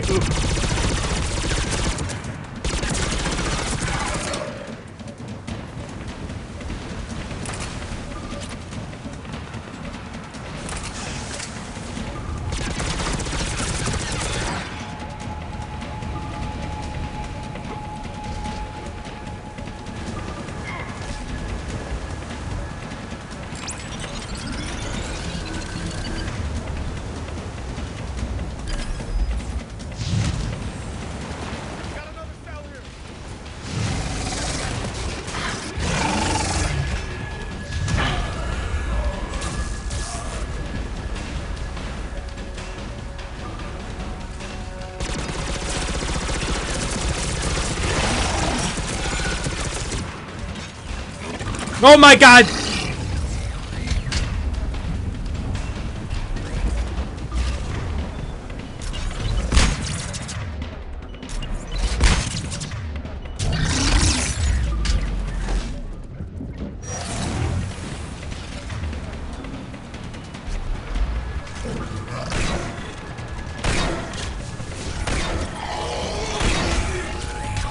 Oh my god!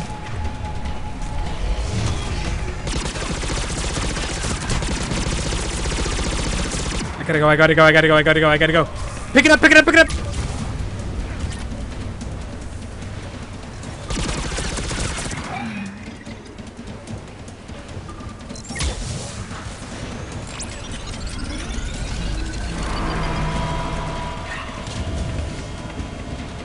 One more cell, Commander. You don't say.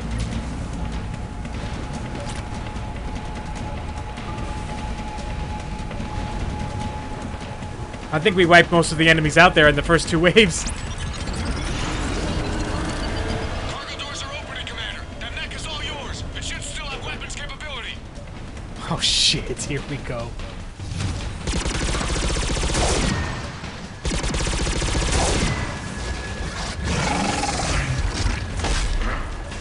Use it!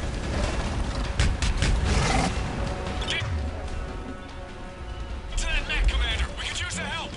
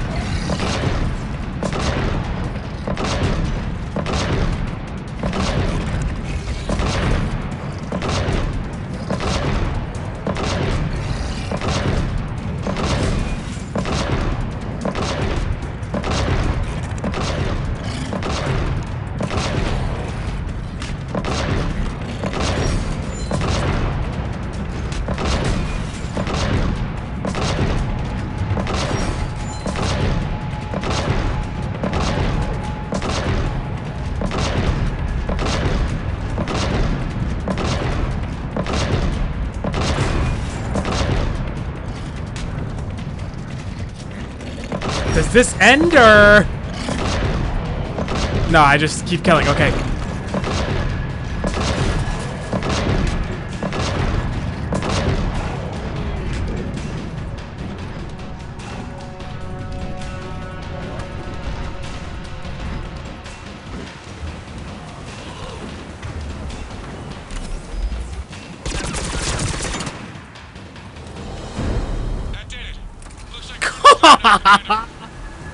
Good. I need to get in the water before they come back. Roger that. Walk the mech back to me when you're ready to dive. I should check it over first. Let's get that done. I don't know why I would delay that. Well, that thing doesn't seem to run out of ammo, and the cannon it's packing is beast.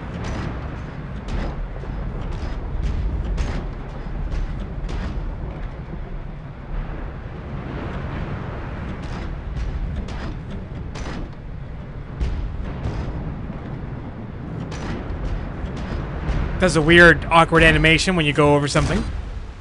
All right, Commander. Let's get you out of there, and I'll do a systems check. Listen, Chip, I'm all for crazy ideas, but this one's off the charts. Yes, it is. That's why it's gonna work, baby. Stop now. The way home is through Leviathan. Okay, SEALs, check out.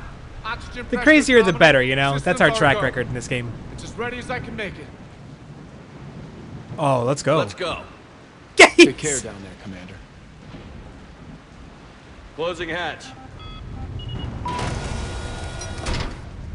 Engaging systems.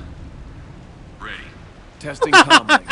I read you. Well, that was the important part, Hybrid, in all fairness. Here goes. Oh, man. Oh, my hands are getting sweaty just at the idea of going underwater.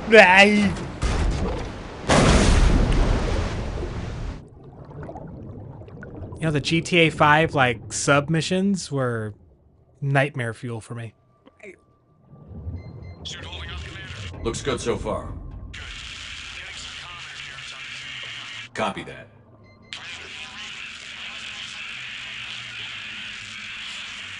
Cortez?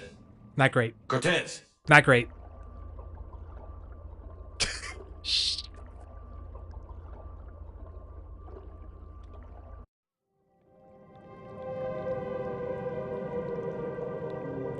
Oh, F off.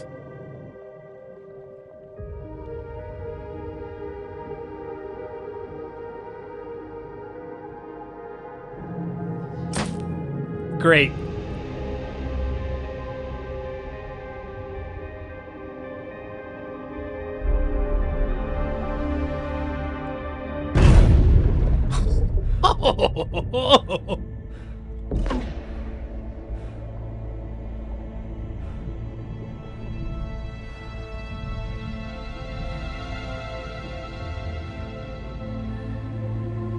I've heard of Subnautica, but I haven't watched. You can read me up there. I haven't watched any like I finished the gameplay major of it. descent. Can't see much from here. Suit is holding up. Emergency systems have come online. Life support operational.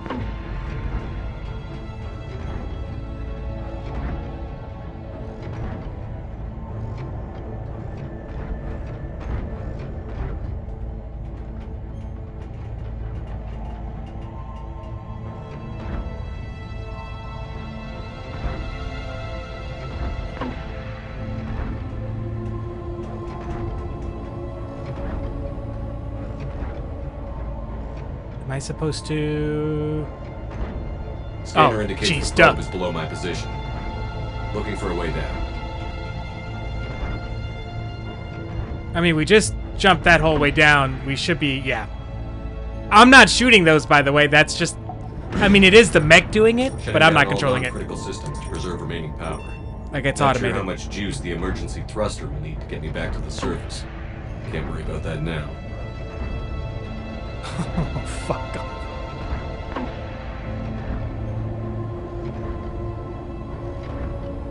Getting some strange readings from the probe. Something is definitely down there. Great.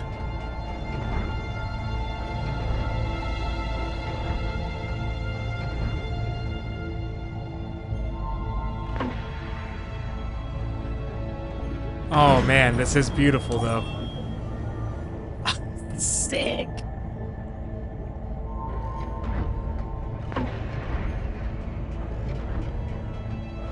I do have just a huge smile plastered on my face right now. Looks like the final drop.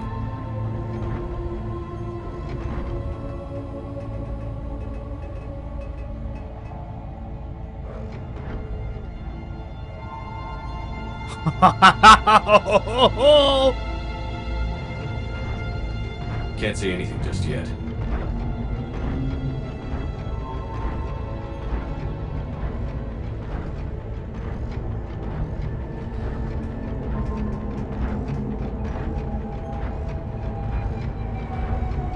$3,300 meters. Someone do the math on feet for that. Seems intact. It seems like a long way down. Oh jeez.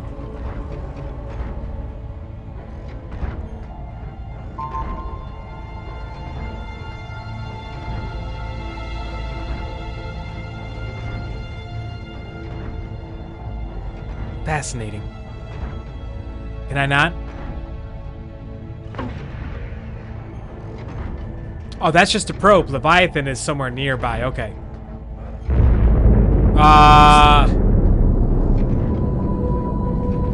Don't tell me this Reaper has just been down here. Oh, sick.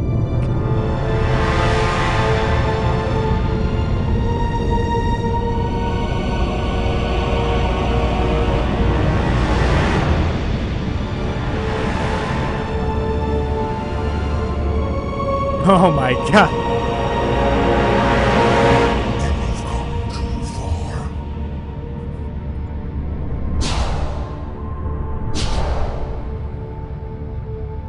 I had to find you. This is not your domain. You have breached the darkness. You killed a Reaper. I need to know why. They are the enemy. One that seeks our extermination. Our? But I thought you were a Reaper. They are only echoes. We existed long before. What? Then what are you? Something more.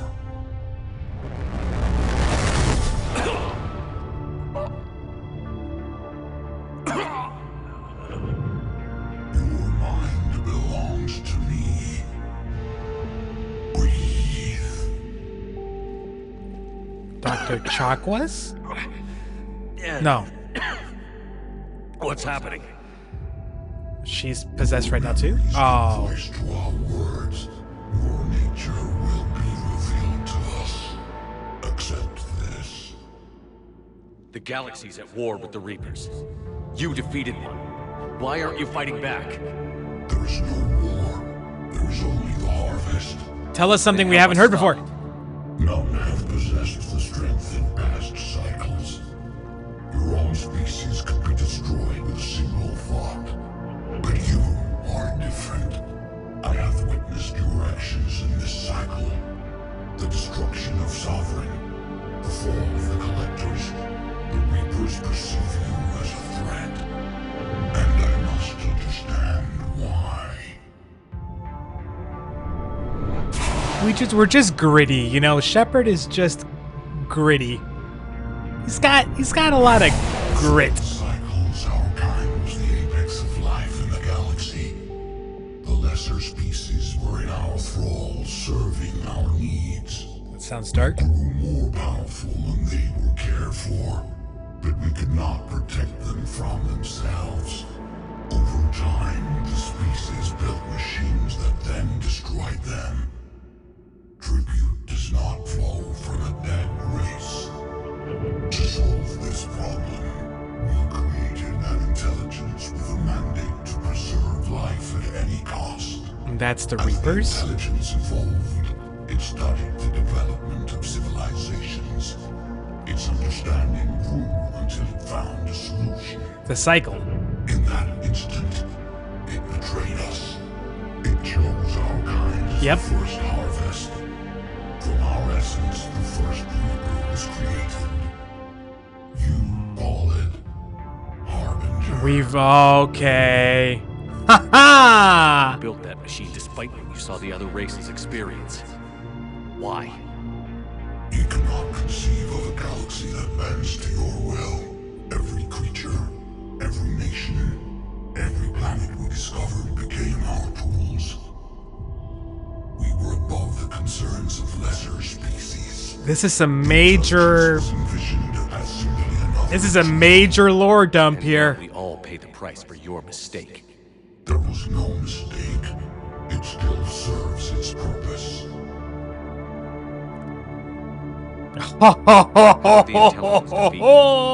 To find a solution, it required information. Oh my god! Physical data drawn from organic life in the cosmos. It created an army of pawns that searched the galaxy, gathering this data.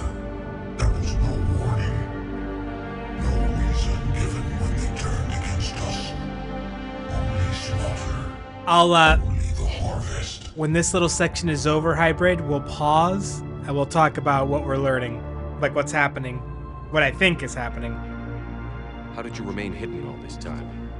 Our extermination is not complete. We'll compare notes. Survived and found refuge in the dark corners of the galaxy.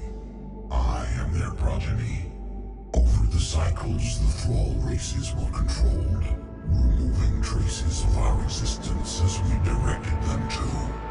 In this way, our survival was kept secret from the Reapers. Today, we reach out through the fragments. Oh, and we've been destroying the fragments, like...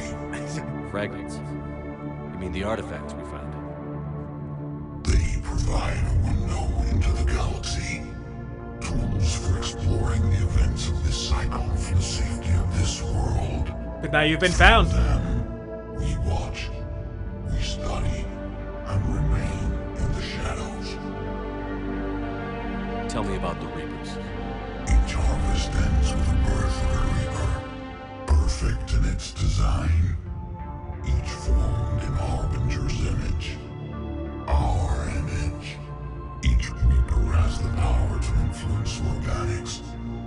Over countless cycles, this ability was refined. Oh my god, this is messed up. And gave rise to indoctrination. But what's the point of all these harvests? To prevent the inevitable intelligent life destroying itself thing. That purpose is not being fulfilled. It directed the Reapers to create the mass relays to speed the time between cycles for greatest efficiency. The galaxy itself became an experiment. Evolution its tool. Will it ever end? Unknown. Until the intelligence finds what it's looking for, the harvest will continue.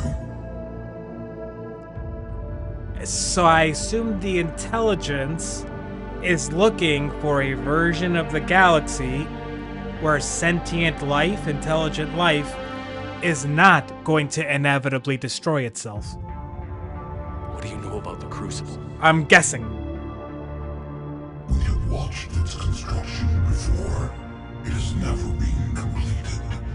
Those who have tried still fell victim to the harvest. Its outcome is unknown. Okay, you made your point. Will you help stop the cycle? I have searched your mind. You are an anomaly, yet that is not enough. Wait! The cycle will continue. No. You've been watching. You know this cycle is different. We will survive. You will remain here as a servant of our needs. The Reapers will harvest. Oh, F off. If you release me, no one has to be harvested. Nothing will change. The Reapers know where you are. You can't just watch it. You have to fight. Even if you survive the battle today, the Reapers won't stop. Ever. Release me and we have a chance to end this, once and for all.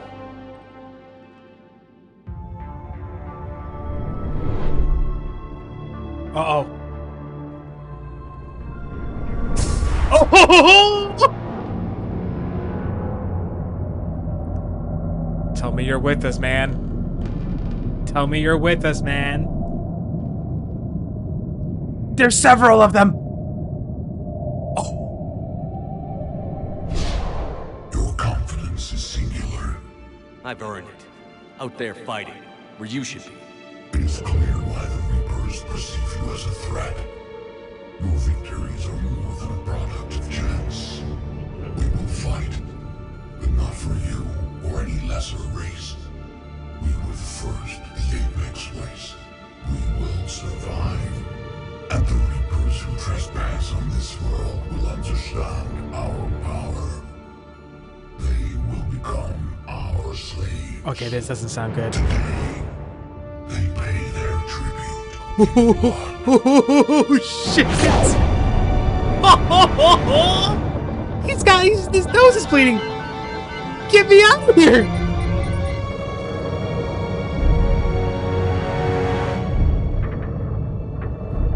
Boosty, little boost, boosty. Oh yeah.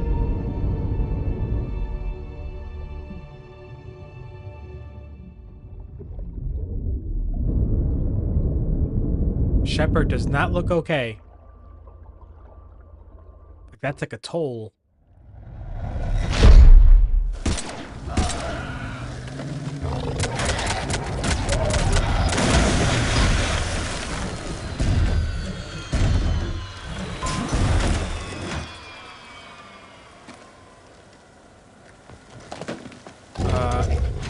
Too bad you can't use the mech's cannon to take these guys out right now, because that seems like... And now we lose the mech. And now we're gonna get killed. Oh, okay. That's great.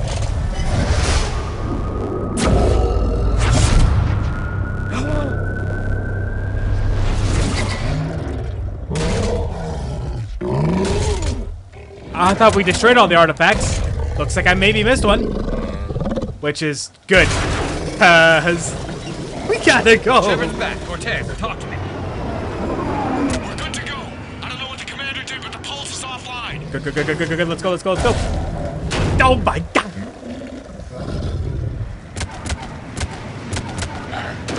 Get on board, Tally. Let's go.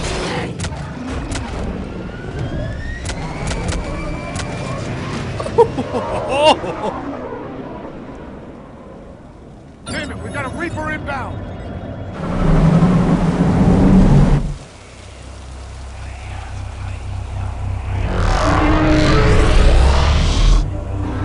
Oh, wow.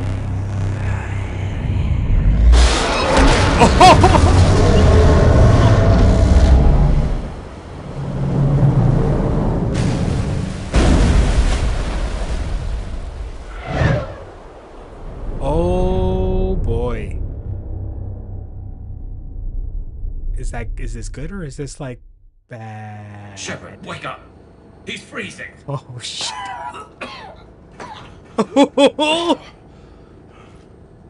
You okay? Yeah, I'm fine. Hell of a headache. We're lucky we got you back. I've got Ann Bryson on the comm. Good. Put her through. Is she still possessed? Commander. You feeling better? Yes, thank you. Okay. I'm doing fine. What happened? We found it, Ann. We found Leviathan. Was it worth it? I don't know. But we proved it can't hide anymore. That it's a part of this war, just like us. Sounds like an amazing story. One for the history books. Well, I look forward to hearing all about it. I don't want to relive that. I appreciate this, knowing the truth is out there. In the meantime, Admiral Hackett has asked me to join his scientific team. We all have our part to play. Yeah, get to work. I should get to it. Take care, Ann. And thanks for all your help. Shepard up.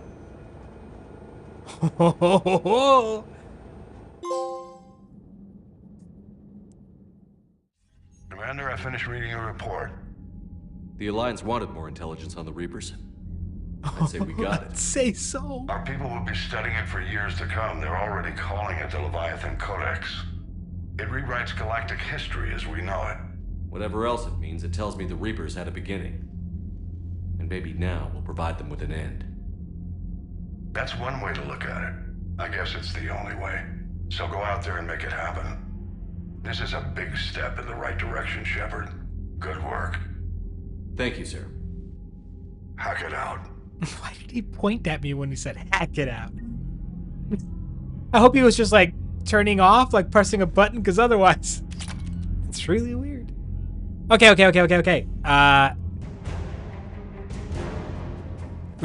gonna, like, I want to check war assets.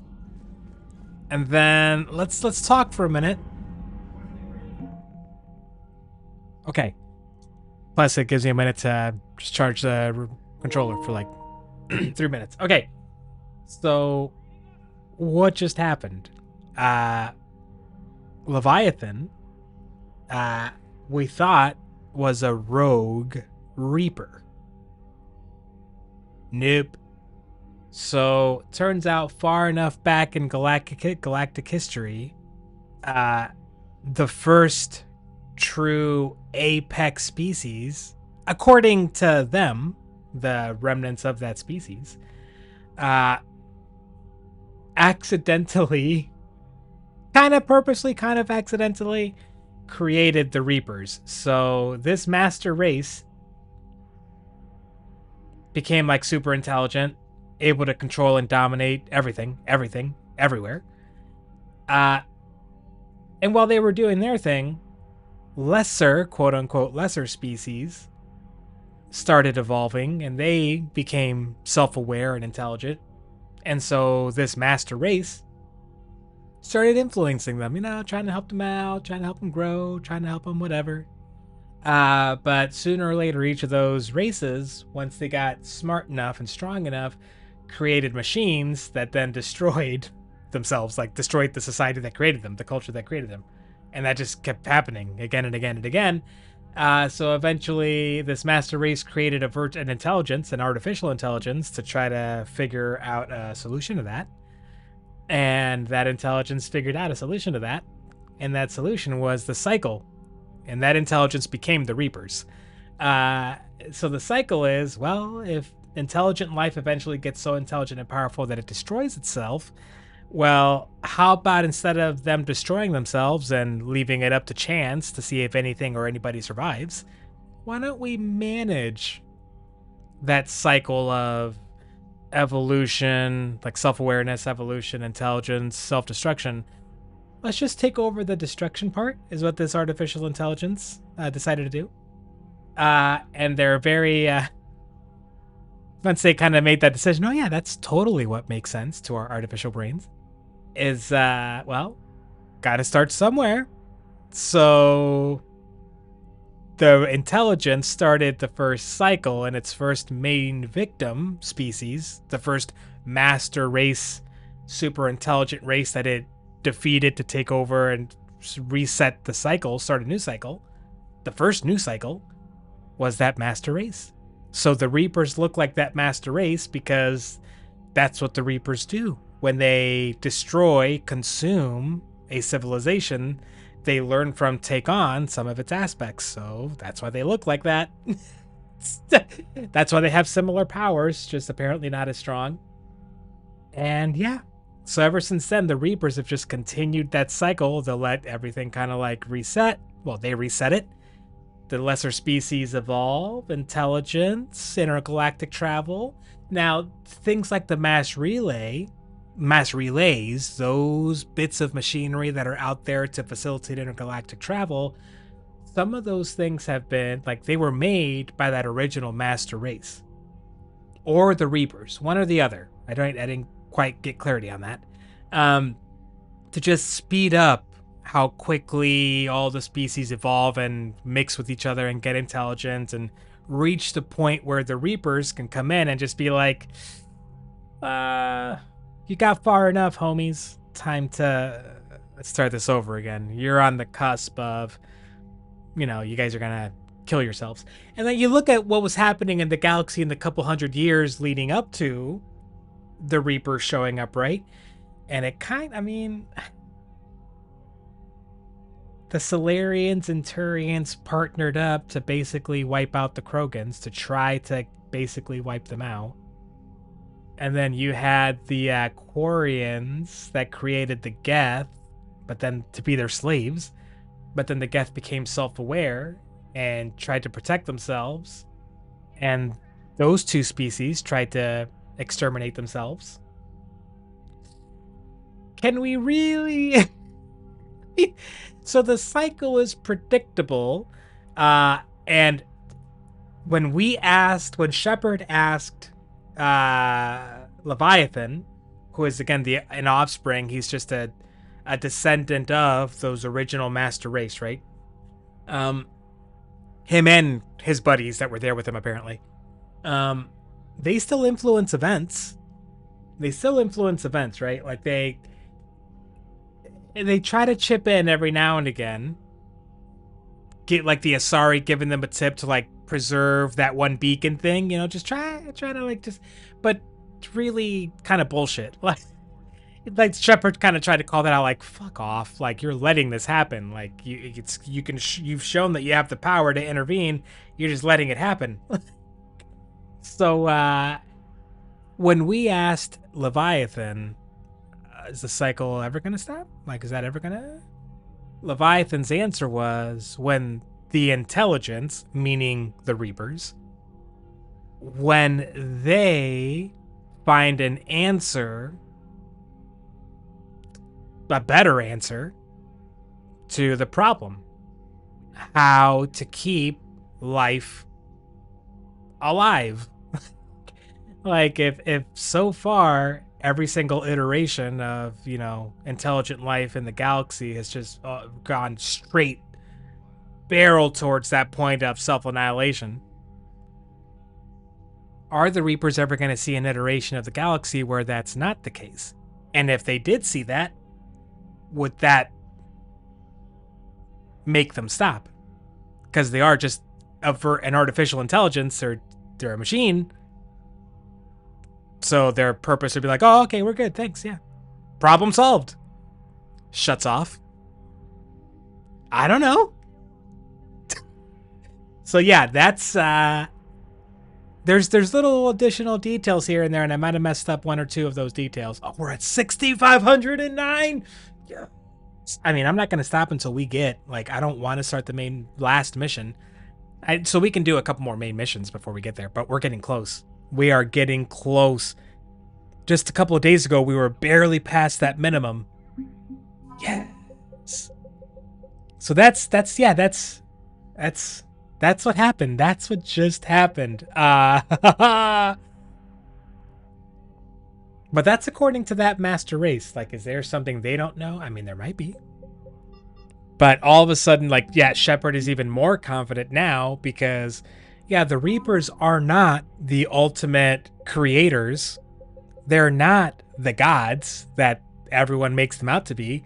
They're just really, really powerful machines created by somebody and something else.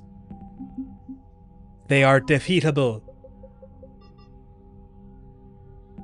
I'm just clearing these things off because it drives me nuts to have the flashing. Cerberus? Oh, yeah. Okay. So, yeah. Yep. That's what's up. And coincidentally, we are at 4 hours and 2 minutes. What do I want to snack on? I'm going to go figure that out. It is break time, snack time for me. So I'm going to absorb. Yeah. And you know what? Good for her. If she did pass out, good.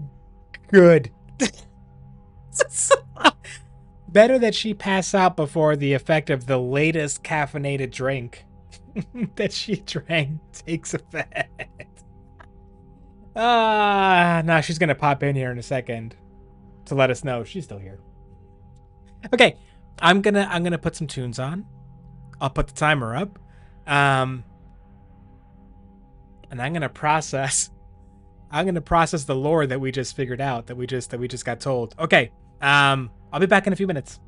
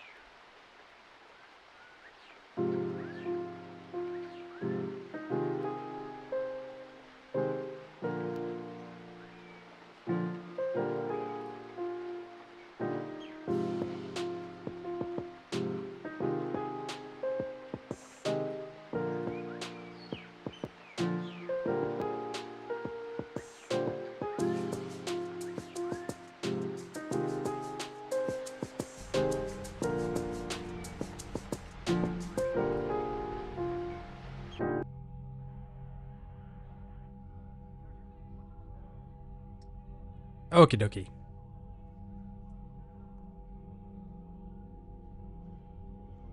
I am back. We are back. Us is back.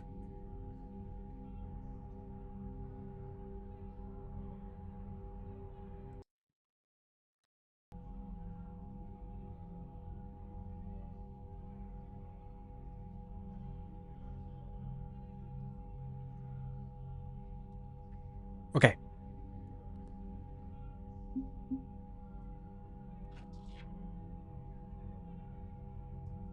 Hybrid, if you're there, have I ever asked you, and as with any question that I ask y'all, like, if it's too personal, you're not comfortable, my bad.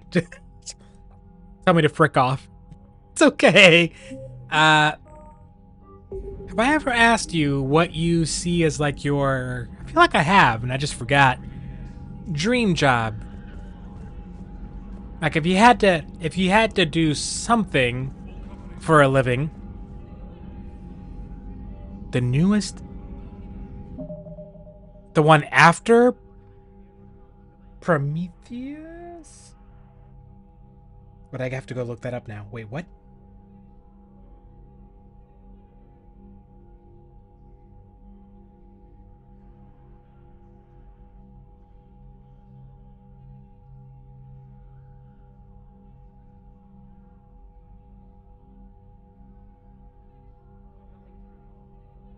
Why are you taking so long to load, Disney Plus?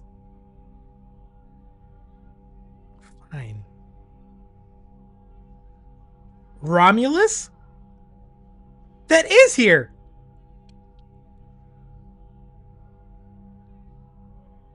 I did not know that. I did not expect that. I might be watching that tonight. That might be something. That might be something I do tonight. I might watch that.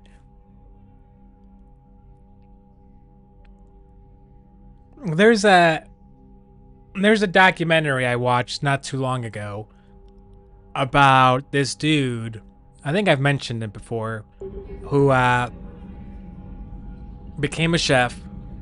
And long story short, you know, trials, errors, successes, failures, personal drama, blah blah blah, all that stuff aside, he learned how to make all these different types of pasta and different shapes of pasta by going to like Italy and just finding and meeting like mostly women in like these small towns and villages and rural places that like that's where they know how to make that stuff, you know, like in a non-industrial fashion.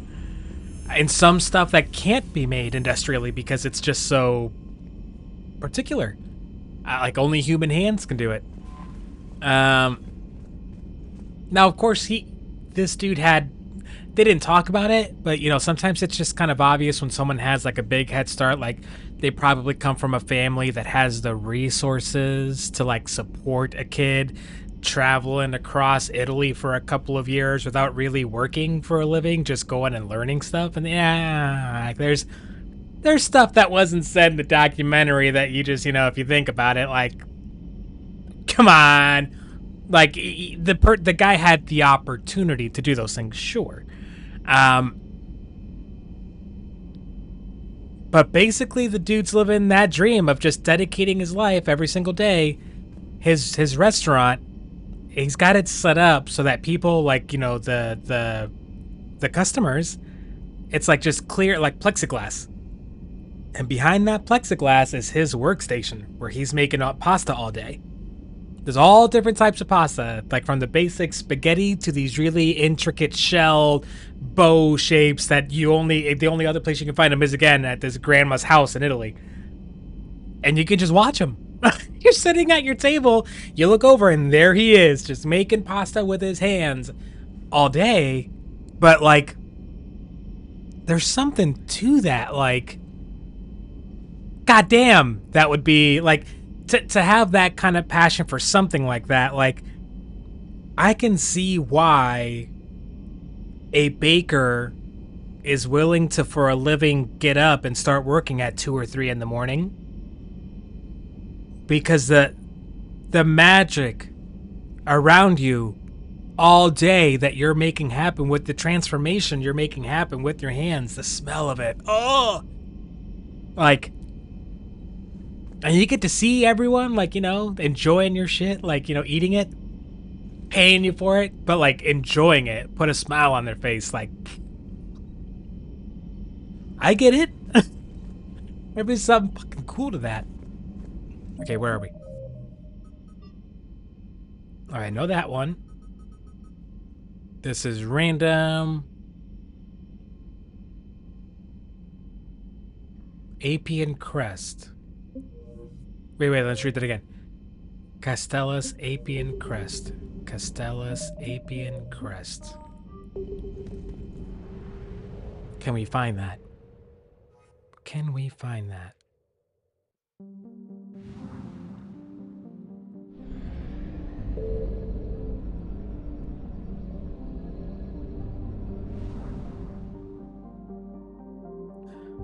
You know, it has been a long time since I've had a homemade lasagna.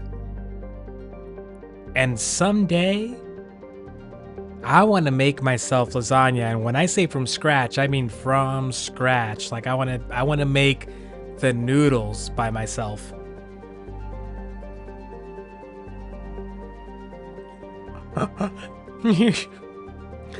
Slopping all over yourself, pretty much. That'll happen. That'll happen.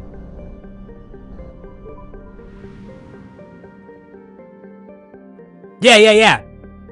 Yep. The sheets. The noodle sheets. Like, yeah, like, actually, like, oh yeah, like, that's the thing, like, it's effort, right? It's effort.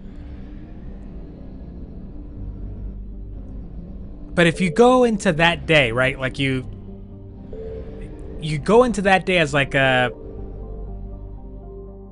Where's the mass relay? Where's the mass relay? What am I blind? Did I just fly right by it? I flew right by it. I'm getting distracted by the thought of lasagna.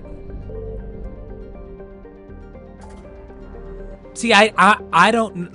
Is the juice worth the squeeze? Like, I don't know if I'm gonna find the effort to... Is it gonna feel like effort? Or am I gonna have so much fun with it and enjoy the end product so much that it's just gonna feel like whatever?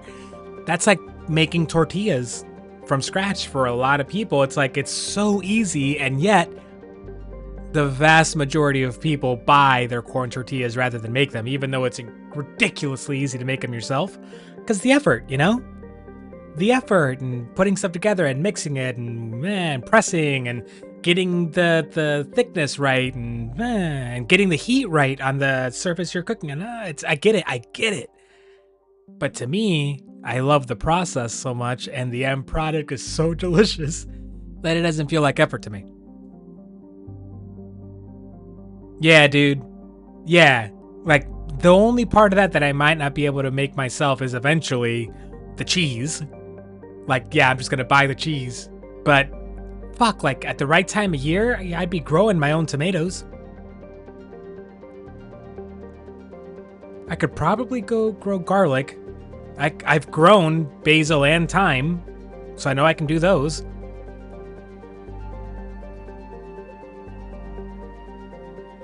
I really do want to, like, one of these days, this upcoming summer, if I grow tomatoes and herbs again, but mostly tomatoes,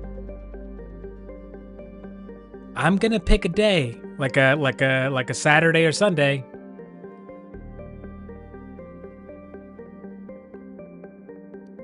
Where is this Crest place? Like, I'll buy the ingredients like a few days or weeks beforehand, the ones that I have to buy, if there are any that I have to buy. Just like flour, maybe. If I want to have a special, like that semolina flour or whatever. Which I probably would. If I'm putting in the effort, I want the right flour. Yeah. Tomato sauce, like, I haven't... I have canned tomatoes. And I have a recipe, I just need to... another one of those things, I just haven't actually done it. I just haven't done it, but I want to. Because I know it's going to be easy. And I know that once I do it, I won't go back to jar or can like pre-made. No. That's not... It starts with a C. The planet we're looking for starts with a C. Oh, there it is. Castellus. Not a planet, a system.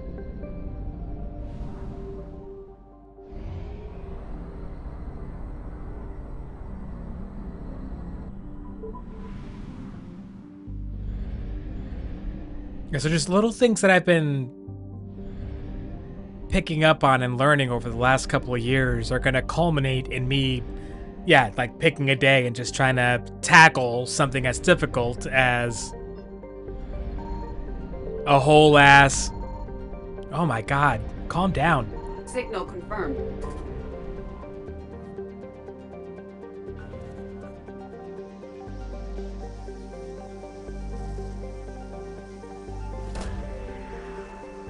And I bet you it's gonna be good. I bet you I'm gonna enjoy the end product one way or another.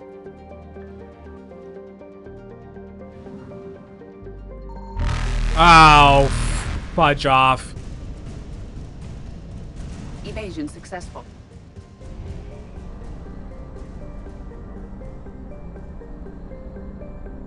Oh, and by the way, I did figure out, I don't know if you saw this hybrid. It might have been like, while you were looking, oh my god, that's a huge star. But I did confirm that if you let the Reapers like catch up to you, those ships or whatever, yeah, you're toast. There is no... I found something. Oh my god.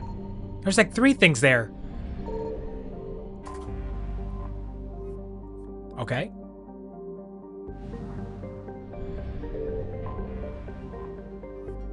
Now you're and it's 10:30 for you?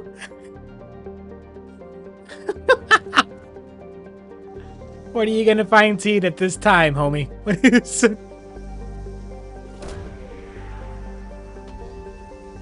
That reminds me. Another one of those things that I keep forgetting. Hybrid. Are you familiar with an Irish spice bag? Irish spice bag. Is that a street food thing that you have heard of? Are you familiar? And if so, how familiar?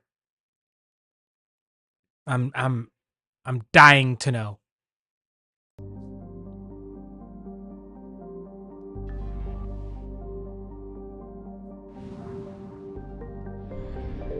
I have 0 regrets about the food talk, but again, I've got plenty of time after this stream is over to still cook myself something, go get something if I want to. Aw, man. Can't use that fuel. Dang it. It's one of those, like, I saw, like, you know, videos about, like, how it's becoming a more and more popular thing, like, up north and kind of, like, creeping its way down the aisle.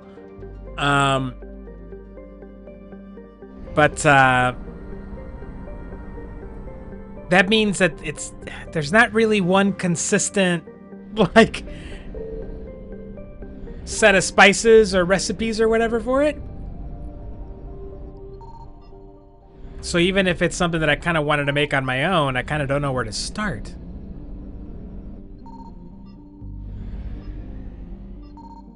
Nothing.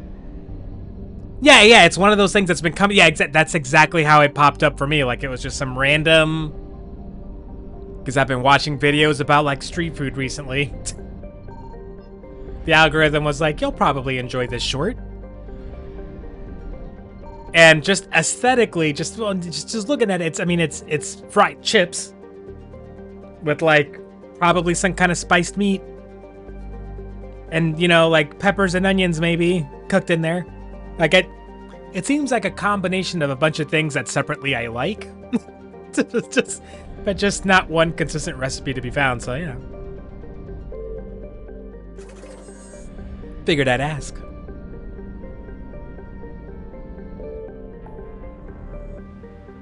Irish spice bag.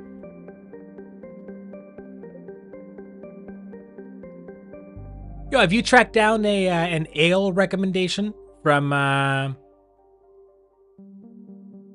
yourself or someone in your family for steak pie, meat pie? I'm probably overthinking it, but like this is the kind of thing I do overthink. Are we going back to the Citadel right now? No, we're not. Are we? I know I wanted to collect that banner.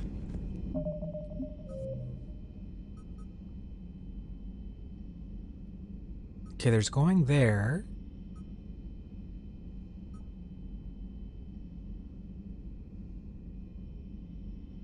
Okay, I don't know that.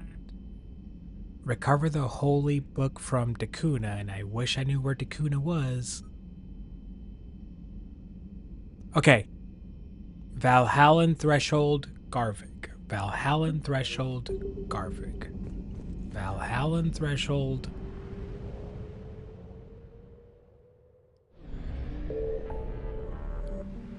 But this is kind of where we're at. Like, we've just got like 3 or 4 major main missions left.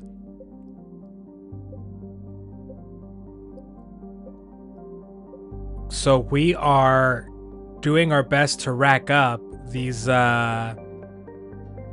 war assets with all these like side missions. There it is, Valhallan Threshold. See, you're telling that to an American. Like, when I think of beer, I think of Budweiser, dude. Like, there's no way that that's what I'm supposed to be using is Budweiser. I mean, it would work, but it wouldn't be anything at all like what you would think of. So I have no idea. Like, maybe not a brand, but a description. Like, should I be looking for something that says, like, yellow ale, black ale, brown ale? Should I be looking for something that says, micro brewed? Like, are there any key words like that you know I should be looking out for? Anything like that in particular? Because the brands, yeah, it's kind of tough to say. Dark ale? Like, what, like, Guinness? Like, is Guinness what you think of? Like, when we think of ale, is that what, but is that what I should be using? I'm stuck. I've got all the other ingredients figured out. And I just need to set aside like a day and a half for it, right? Because I'm gonna go with the approach where you cook the hell like slowly out of your meat, your steak, over the course of one day, let it sit overnight, and then make your pie the next day. And it's gonna be glorious. I can't wait.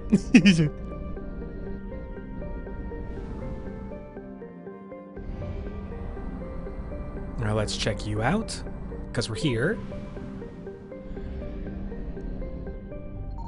Signal confirmed. Jesus, calm down, Reapers. What the fuck?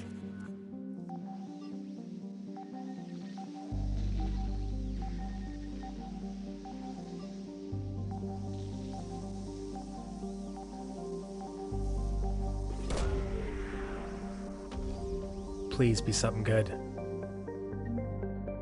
Okay. That is one of those side missions. 50?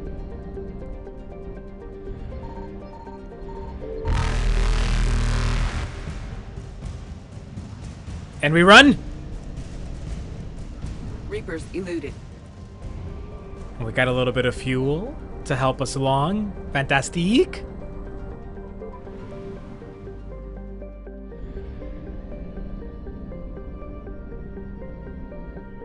I found something.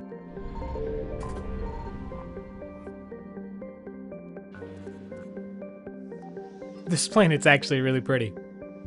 I know it's just a gas giant, but I like the color scheme. Oh, I can't see shit.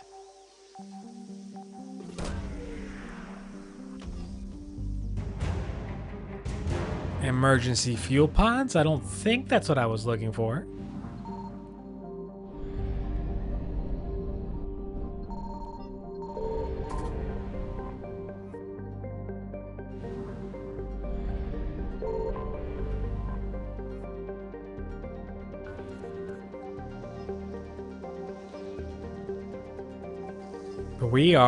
We'll check our after this.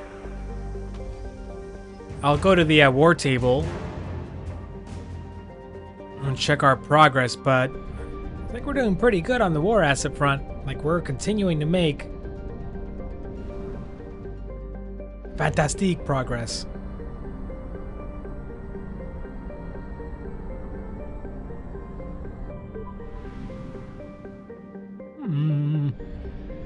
So something brown / dark, okay?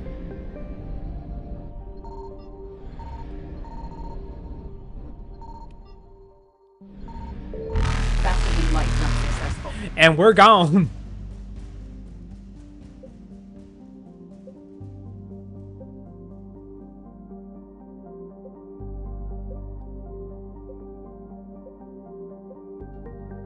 Okay, we have this one right here. Let's see if we can finish that one up. Probably not. We'll try. And we're going to take a moment to pause because I want to check our war asset progress. New messages? No? Okay.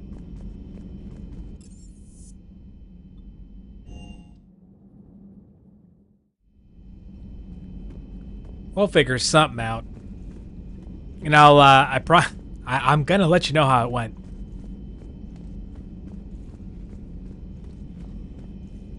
Oh my god, I'm an idiot. The war room is on this level. Commander. Campbell.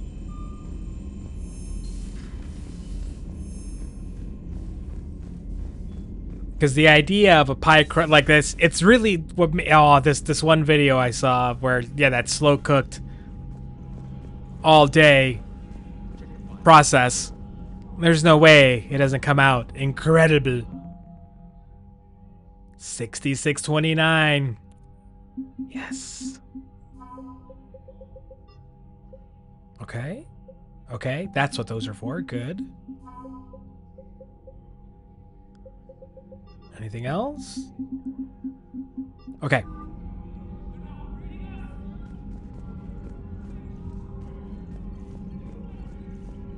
Barley wine or Dunkelweiss? Barley wine. That sounds interesting. Barley wine. Commander.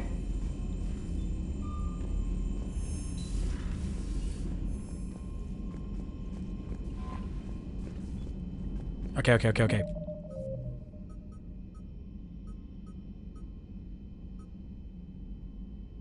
Okay, we gotta go back to the Citadel for that. I don't know where that is.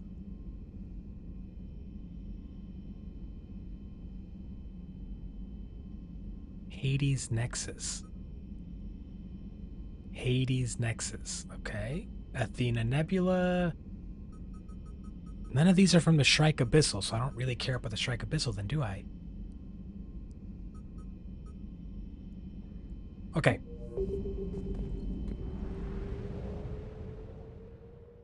I'm gonna let you know, like, probably not gonna be this weekend. But I'll let you know when I finally try making them. And it's gonna be incredible. I'm looking for the Hades Nexus, baby. Well, I guess I got something in the Athena Nebula as well, so we'll go there too. And I am so hungry now. Yeah. Just like you, Hybrid, I am starving right now.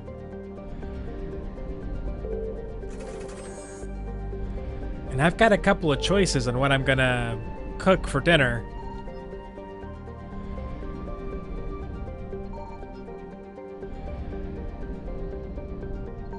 Bonus points if I can come up with something that incorporates either carrots or cabbage.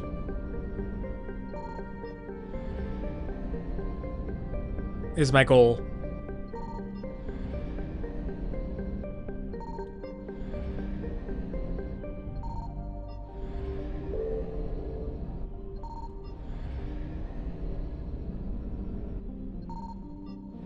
Okay.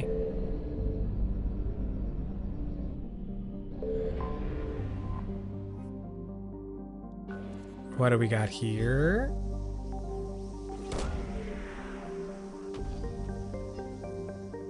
Is it our... Yes! A specific stew? If so, do tell. Because stew in general just is amazing. I've got some frozen stew meat as well. Just waiting for me.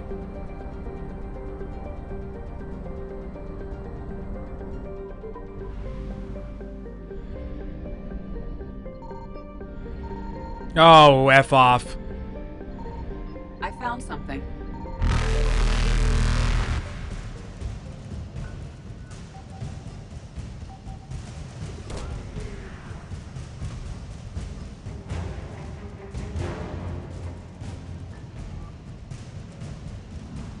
And so we run.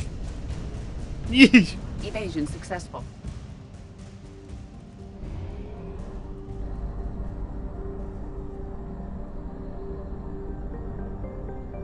I better have some fuel down here, because,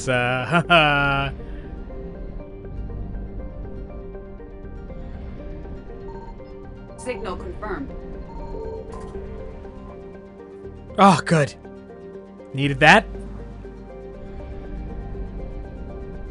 I don't know that I've ever actually had lamb anything. Like, now that I, like I know I haven't, I've never had a lamb chop. I've never had minced lamb. Like, I don't think I've ever eaten lamb, bro. And that's not this, like, I'm not opposed to it. I've just never been presented with the opportunity, I suppose. Lamb stew. Oh my god, get me out of here. There's no exits this way. Oh, I'm dead. Oh, they're gonna kill me. I'm dead. I'm dead. Reapers eluded.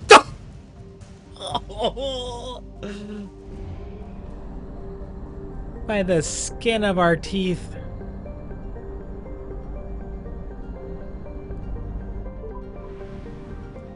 I don't know.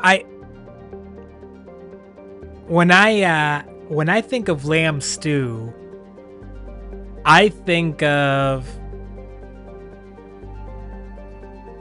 like there's nowhere logical that this image is coming from, by the way. There's nowhere logical, it's all right.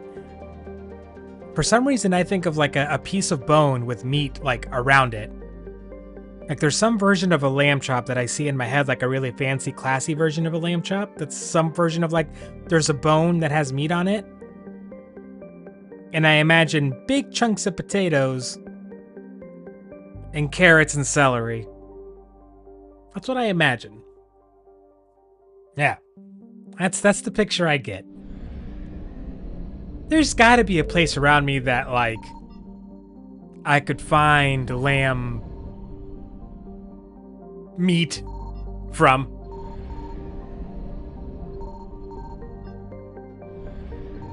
I found something. From which I could try to make something. There's gotta be a place. I'll tell you the one like English British thing I don't think I'll ever try to make, and that's a beef Wellington. I don't think I'm ever gonna do that. I'm not. I mean, don't get me wrong, I like the idea, and if I like went to a restaurant that like did it, you know, like that had whatever, I would try it. Faster than light jump successful. I'm not interested in trying to like make it myself. I'm not sure I can really pinpoint why. Like that's the thing that feels like I'm sure it'd be good, but not enough fuel. See, like independent butchers aren't exactly, maybe in like, I think in either like Small town. No. Like, most of the meat that I get is like, it's gonna be from a grocery store that has a butcher's inside it. I don't think that I know of like one or two. One. Like butchers, well, that's like they're a butcher shop and that's what they focus on. It's just that. There are butchers. They probably would, but I've never been there. Weekend adventure, maybe? I might do that on the day off. Although on the day off, they might be closed. I'm gonna look. If I find a place around me that sells lamb, just know, Hybrid, I'm gonna come at you and I'm gonna ask you to point me in some direction to, like, find a recipe. Signal confirmed. I'm gonna need somewhere to start. So be ready for me to put that on your shoulders, because I'm gonna. Damn! Alright, I'm out now. Evasion successful. But I wouldn't bother until I confirm that I can actually find some, like, some lamb that hasn't been frozen for weeks to get to me. That's really it. Like, I'm sure I could find a place that, like, sells lamb meat that's been frozen for like a couple of weeks because it's been shipped from like the other, maybe another country or from like the other end of the US. That's probably easy. But finding a place where I can get fresher, I think that'll be the challenge. Okay, let's go back to the Citadel.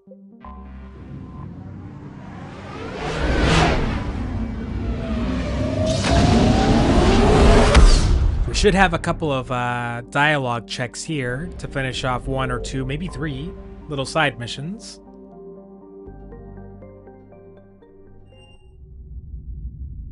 Continue building the war assets up, and then I think it's main mission time. I need a cab to the Presidium. It'll be there momentarily. I think it'll be time to go attack that first Cerberus base.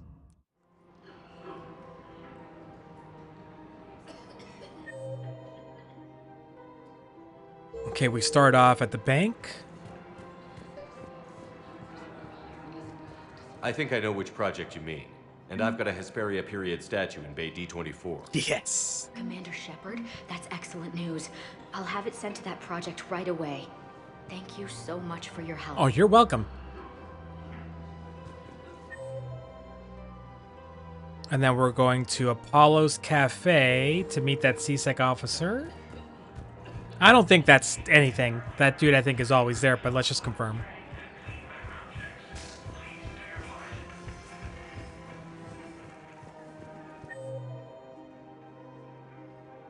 Okay, should be somewhere to our left.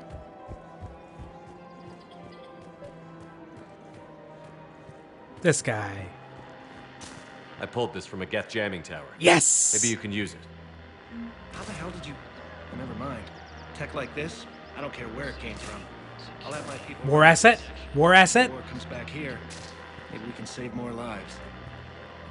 I mean, it was +5 reputation, but I'm really looking for the war assets. Alright, Liara's down here. I'm not even going to bother. She never has anything new. Or she hasn't for a while. I'm focused on war assets, and I know Liara isn't going to give me any war assets right now. Simple formula. Spectre status recognized. Please select a destination. There. One moment, please.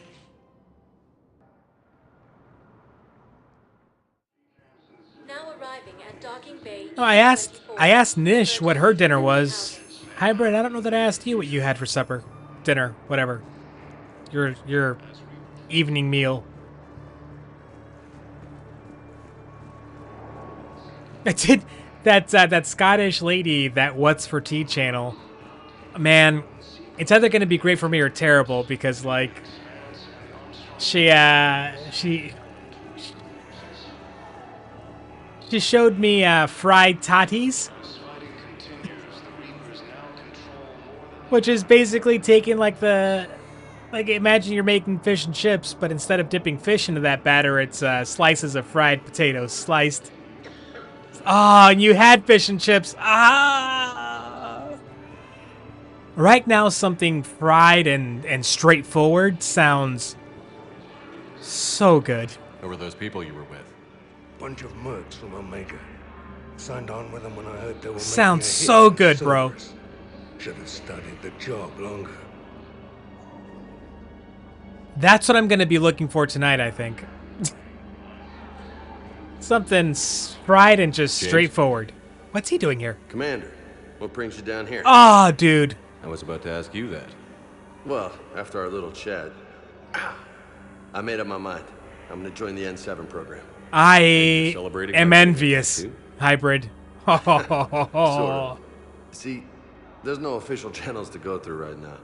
So, I guess this is my way of making it official. Technically, I'm just an N7 recruit, but, you know, I figure with you as my training officer, how could I fail? Right? I'm flattered, but I wouldn't exactly say I'm training you. Not officially, but what the hell is in this goddamn war?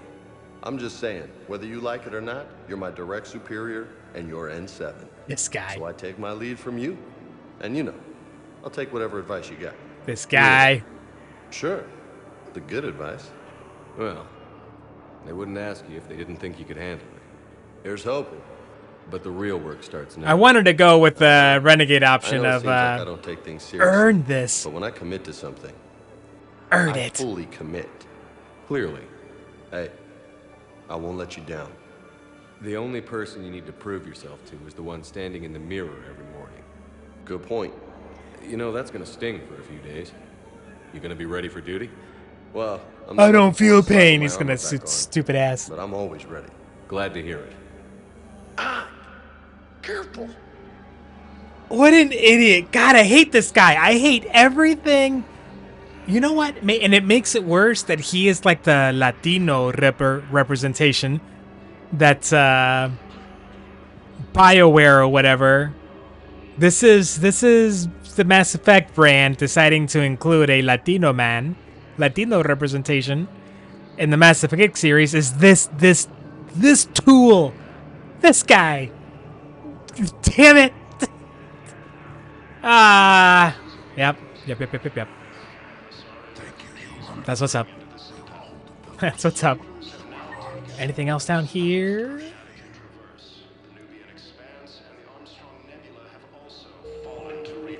Hey. Oh. Hey, it's you. Ah, that's the same thing. And we gone. We gone.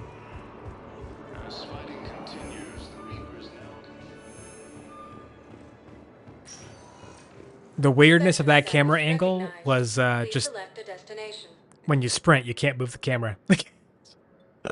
Once you start sprinting, it just sticks. Embassies. 1 moment, please. Ooh. Now arriving at Presidium Embassy. Ooh.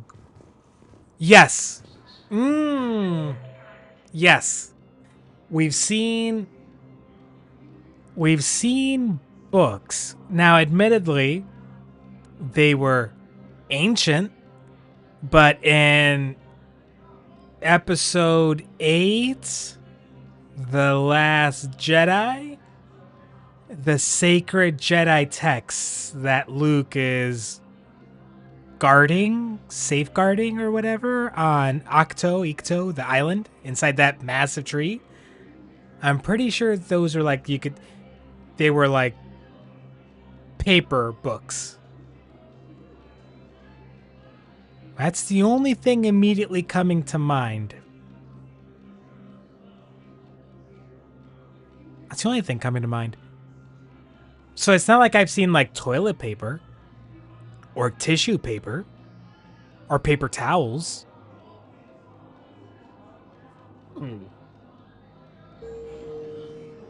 All right, Officer Delk is marked.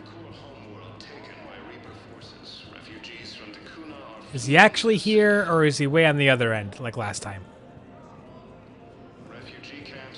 What? What made you think of that, Hybrid? Where did that come from? What I said. Divert forces to the new coordinates. Trust me.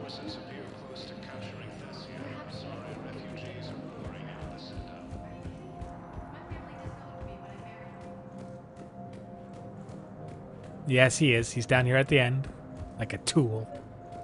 Your intel, right? I found these encryption codes on a Cerberus engineer. I thought they might be helpful. War assets? Cerberus ciphers. It just randomly popped in. Thank you, Commander. Did that give us anything? Didn't seem like it gave us anything. All right, Spectre Terminal, let's check that out. Make sure we don't have any pending requests. I'm still kind of trying to think about that. Like, I know there's times where, like, I imagine there were paper books, or I imagine, but, I don't think I've ever seen them use paper money. Okay, no, all that's good. Anything here for me to buy?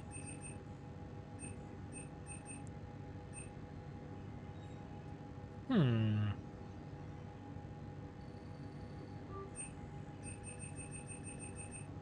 don't think so. Okay.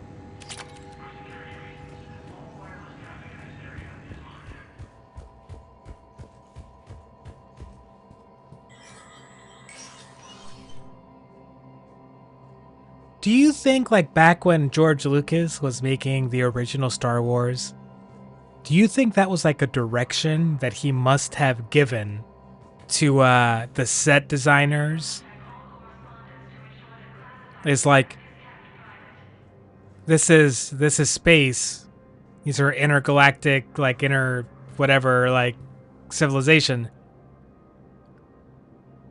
They're going to use these digital pads. None of them are going to use notepads. Like, he had to have given them a direction, like, no pens, no pencils, no notepads, no diaries, no calendars. I mean, maybe some of the, like, wanted posters and stuff that we've seen, like, used might have been paper, but most of those that I picture in my mind, they're made to look like paper, but they're not paper. Because, like, the image actually, like, changes. And it's not magic like books in Harry Potter. It's just an electric, it's like a thin screen, a thin flexible screen that looks and feels like paper. Holy shit, Hybrid. What an odd, awkward angle your brain took towards breaking my brain right now. What the f... I've never thought of it that way. Now arriving at Forsyth Memorial Hospital. That's great. Alright, it's just Jacob here, and we don't care about Jacob. Spectre status recognized. Yeah, they're all always carrying around like the little pads with them. If you have a question, please consult an Avena terminal for assistance. I don't think there's going to be anything in the bar, but One just... moment, please.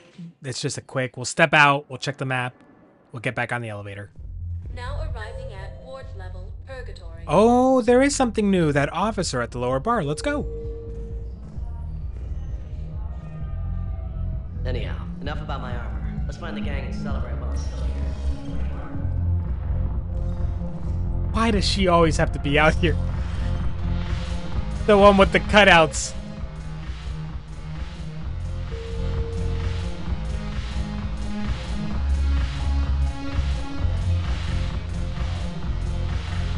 Is it that guy? Commander Shepard, maybe I can help. The banner of the 1st Regiment is waiting for you. Finally, war asset update. Commander Shepard, I owe you a drink. Thank you.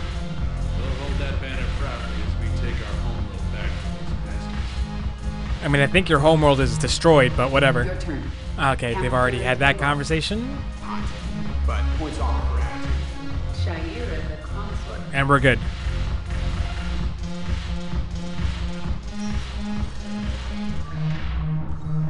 Look at this dude's fit.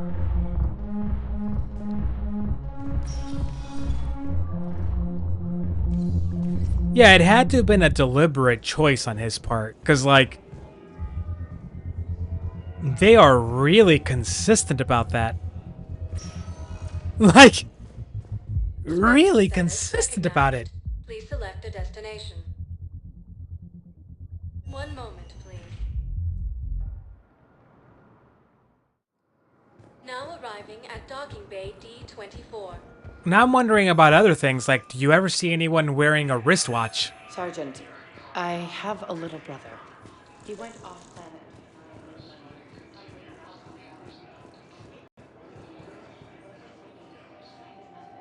How many of them wear eyeglasses?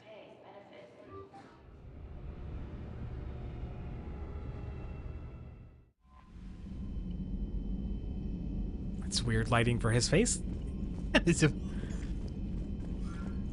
Okay. Let's check where we're at. We have got this list down quite a fucking bit. I love it. I don't know where Irune is. Hades Nexus. Hades Nexus.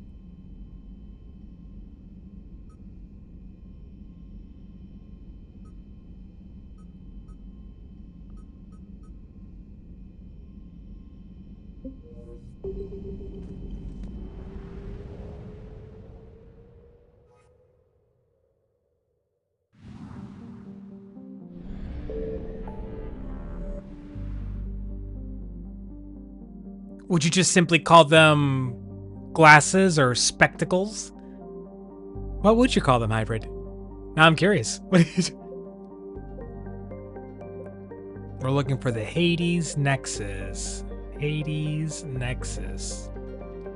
That's Hades Gamma.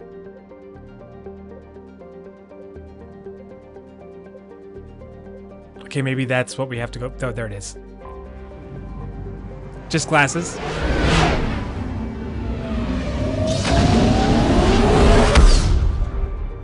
I think for Americans, we had sunglasses, safety glasses. Some people actually say prescription glasses instead of just eyeglasses. I found something.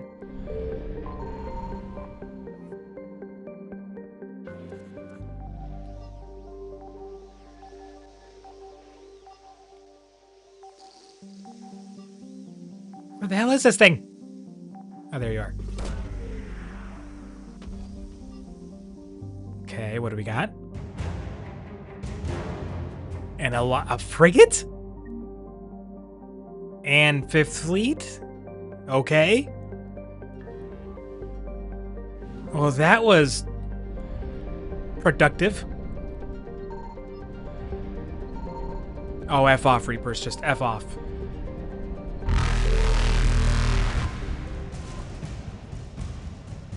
I didn't need that fuel right now. Oh! Reapers eluded.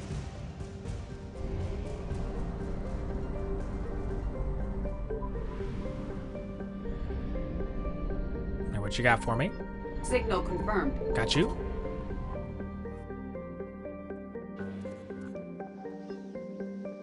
Well, I'm in the zone now and just trying to get all these little flippin' things. As many of these as possible. Yes! That was one of the side mission things we were working for. Yes! Calm down. Calm down. Calm down. Calm down. Calm down. Give me a break. Give me a break. Give me a break. Faster than light jump successful.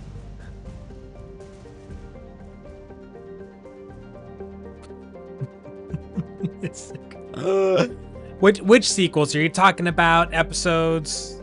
Well, I guess no. That the sequels that are like episodes 1, 2, 3 are prequels. Yeah, I honestly wasn't. I was not too bothered by The Force Awakens, right? Like they introduced Rey and Finn and Poe and what's the Kylo Ren. You introduce what time you are, like how long it's been. And even like alright, like, so your main bad weapon is like basically a bigger version of the Death Star, which was already the big bad weapon in 2 out of the first 3 movies. So you're like, alright, like, but it was still, and like the ending was very slapped together. Like, they've got these incredible shields. How are we gonna get past them?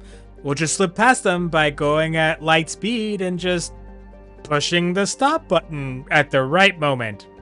Okay, like, it's Star Wars, man. You're fair enough. Okay, you brought Chewie back, and we were having fun with Han and Chewie. Like, we were having such a good time. Yeah, like there was so much potential. And most of the, maybe all of the new characters, like those main ones, they all had potential. But then the guy that made the second movie made a good movie, but not a good sequel. A movie that had its flaws.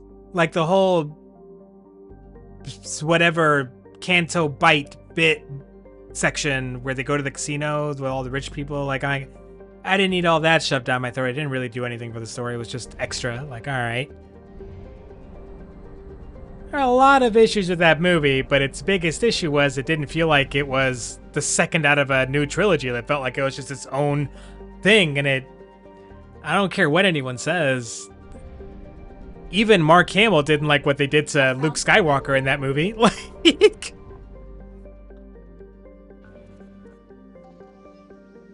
yeah. Just a bummer.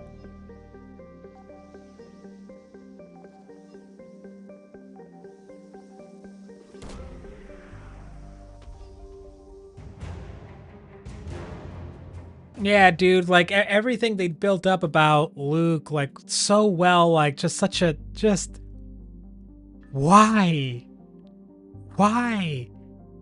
And that's what I mean, like, right? Like that was, the second movie was very much like, if you weren't attached to Luke as this character from this whole other series of movies, right? You were just like, he's just the mentor figure in this movie.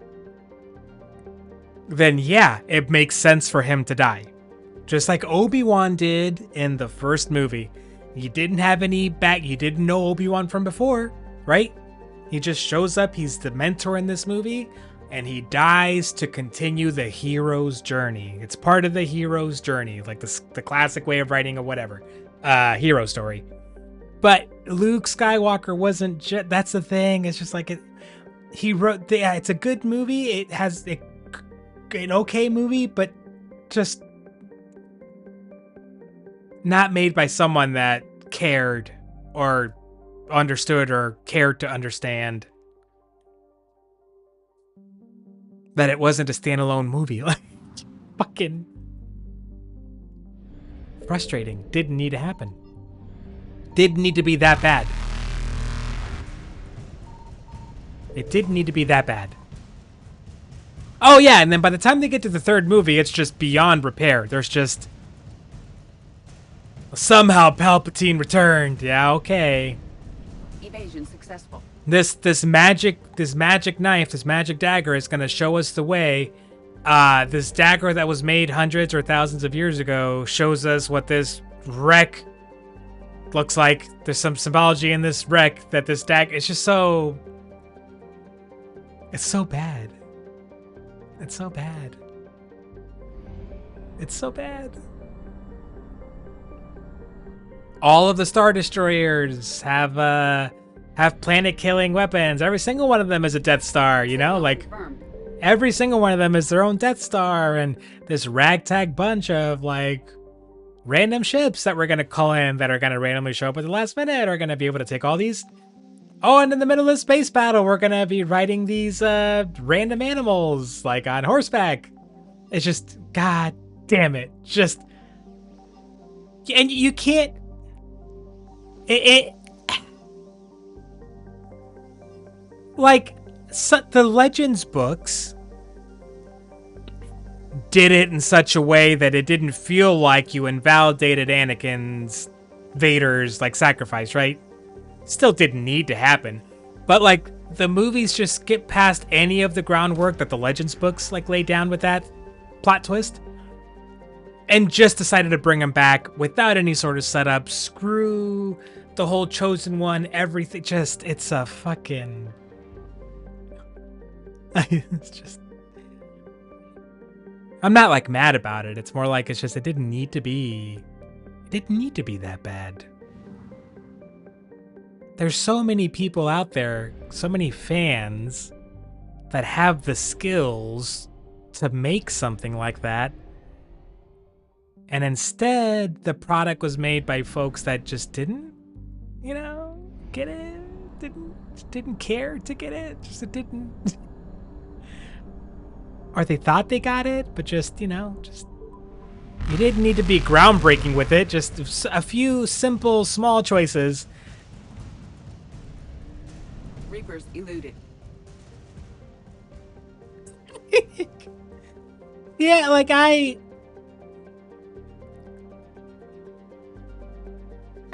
get what they were going for, I think, with that. And again, it's something that, like, because there's, in some of the, like, comics or books or whatever, the tie-in comics and books, they start talking about how, the, you know, the blue skin species, you know, like Admiral Thrawn? What is the name of his species? The Chiss. And their civilization, the Chiss Ascendancy. In tie-in books and comics and the Thrawn books, it turns out that the Chiss, some of their people are born with a version of Force sensitivity that doesn't work exactly like it does for how the rest of the galaxy knows the Force, like the Jedi and stuff. But it allows them, like, when they're young, some of them to, like, navigate, like, do, like, intergalactic travel, like warp stuff, warp drives, but guided by Force sensitives. And the name that the Chiss have for those that have that talent, because they navigate through the stars, you'll never guess it. The name is Skywalker.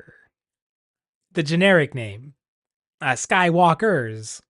And I think in some of the other comics, they were kind of hinting at how way back in the day, there was a lineage of Jedi or ancient Jedi who were known as Skywalker. So they were trying to set up Skywalker, I think, like the Star Wars in general was trying to set up Skywalker as this, like, it's a name that's bigger than just Anakin and Luke and Leia.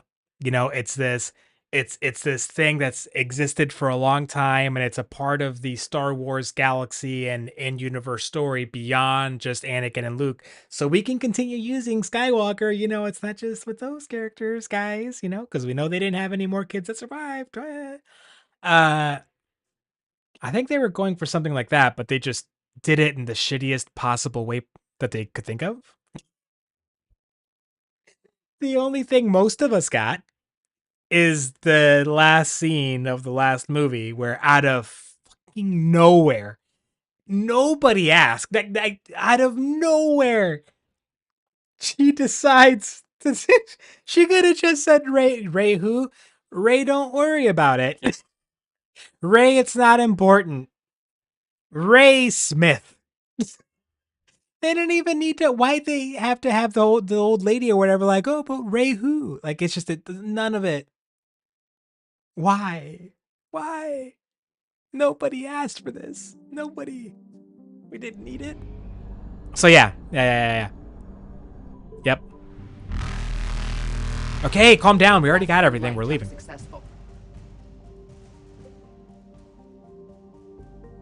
Now we go back again.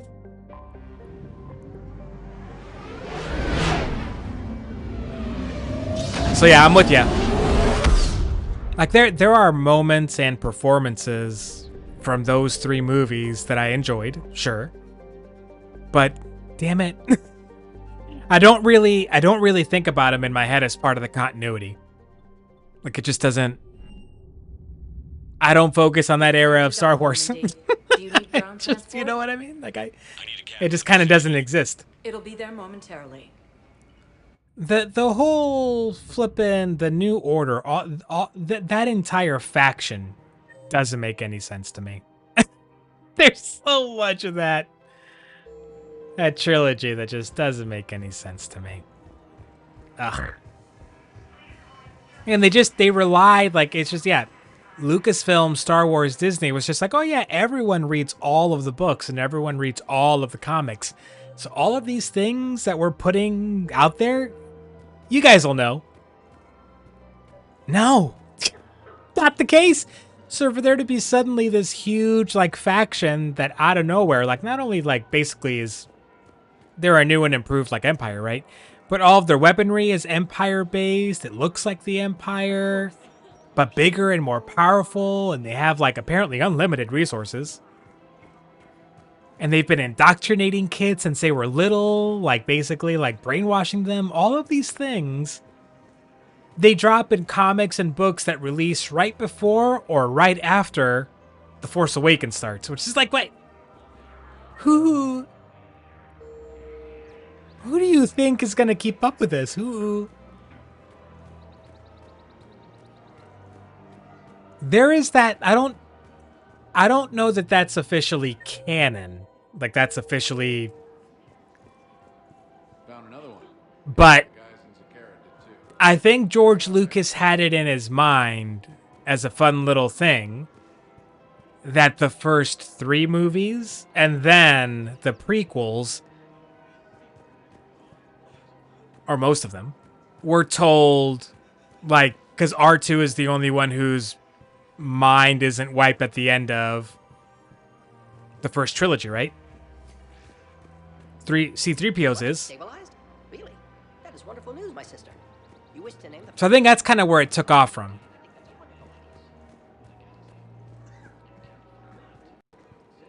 But I don't think it was ever made, like, official. I don't think. But it is fun to think of it that way. Where the fuck is this researcher? Oh my god, you're right there. I've recovered the obelisk of Karza. It's waiting for you in Bay D-24. You have? It's amazing. Thank you, Commander. That's incredible. That's going to help immeasurably with some very sensitive work. Alright, nerd. The RI never has anything new, so we move on. And that is a fun theory, right? Which, especially, like, I think when George Lucas made episodes 4, 5, and 6, the first trilogy, I think he might have thought of it as like a possibility, right? But when he made the prequel trilogy, episodes 1, 2, and 3, at that point, even though he never officially confirmed it, I think in his mind, that's exactly what was going on, that it was from R2's perspective. Because then you start seeing R2 having a whole lot of hero moments, right? He's just always there. If you have a question, please consult an Avena term. One moment, please. But I don't think it was ever actually official. It'd be cooler if it was. It's just Jacob. We got nothing here. See ya. Spectre status recognized. Please select a destination. One moment, please. We're just checking for dialogue that we need to do. Now arriving at Ward's level, Purgatory. Nope. Spectre status recognized. Please select a destination. I don't think we've done the docks yet. The prequel trilogy definitely feels like it was told by R2. You know what I mean? Like, it definitely feels like that was R2.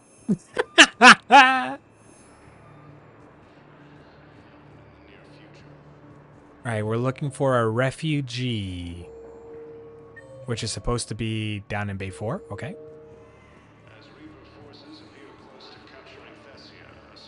Hey there. Looking mighty low today. You okay? okay? Anyone bothering you? No, it's not that. I'm fine. Ah, I see. So, I can't remember this interaction. No.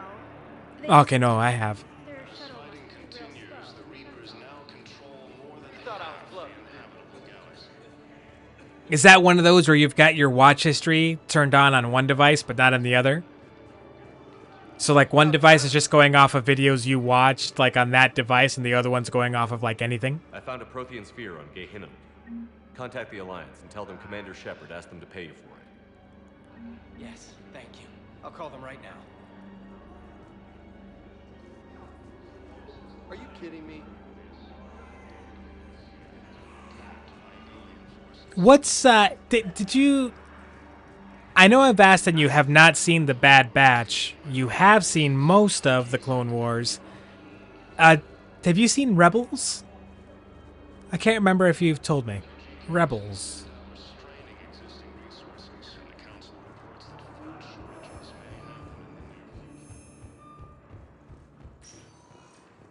Spectre status recognized. Please. One moment, please. Now What? arriving at docking bay D24. Because if you have, what is your opinion of, Okay.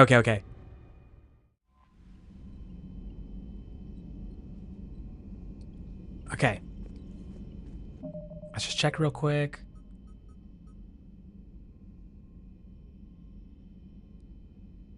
Okay, I don't know where Irune is. Okay, Garvug, Valhallan. We can go try to find that. I don't know where Dakuna is. Cagliosaur fossil. Don't know where that is. Party's waiting. A carry power inverter. And that's the main mission.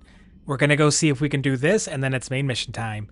So in Rebels, there's their mechanic astromech droid is called Chopper. And if you're at all familiar with Chopper, like R2 is cheeky. And I love R2. When I think of R2, I think of it's also Revenge of the Sith, and it's pretty close to what you're thinking of. For me, it's right before that. It's when those two B2 super battle droids notice that R2 is fiddling around, and they come over to him and confront him. They pick him up, and he drops the oil, zaps the one, sets the oil on fire. That whole bit where he just kind of wrecks them, and then just casually, like, after he's done, he's just like, I'm good, all right. That's what you get. And he just moves on like it's no big deal. That's what I think of. All right, Valhallan Threshold, Garvug. Valhallan, Valvey something, G something.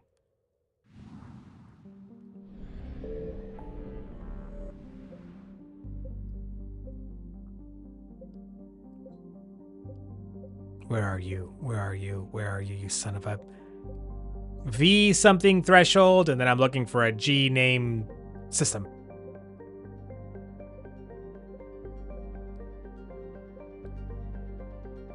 There you are, you turd.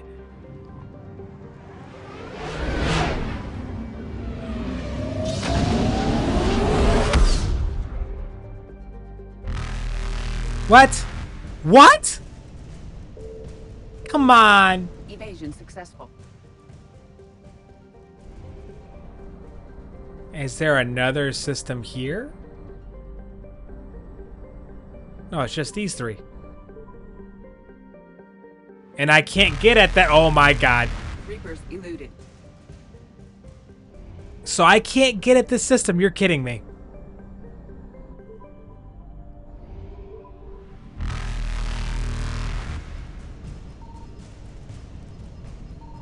I found something. Say. Fudge off. I'm dead.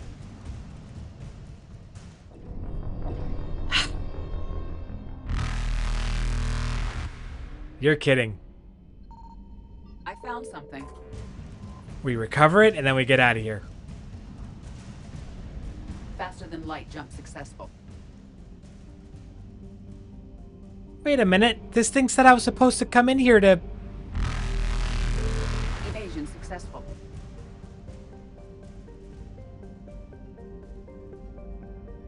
What? So that means I must already have it, and I just haven't found the person that I need to hand it off to. It's gotta be what that is. I don't know what else it would be. So...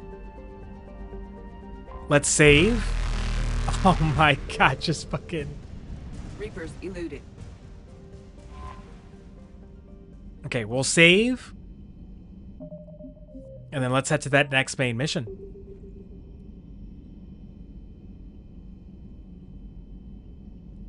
Yeah, oh, dude, the first season of The Mandalorian was so good. So good. I was so absorbed. In that, like, for that first season. Light jump successful. But by that latest season, and you know, I am so bummed about Carl Weathers passing away. I loved Carl Weathers, like just in general.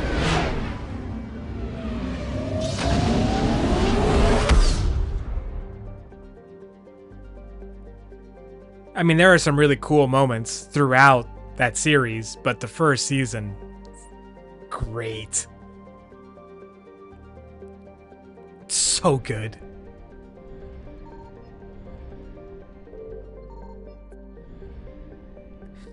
Woo! Here we go.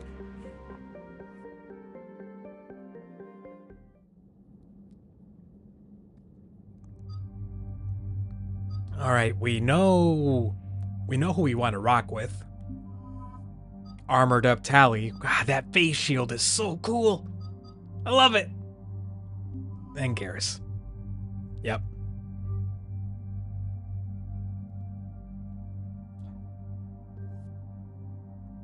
All right, I think we were all fully...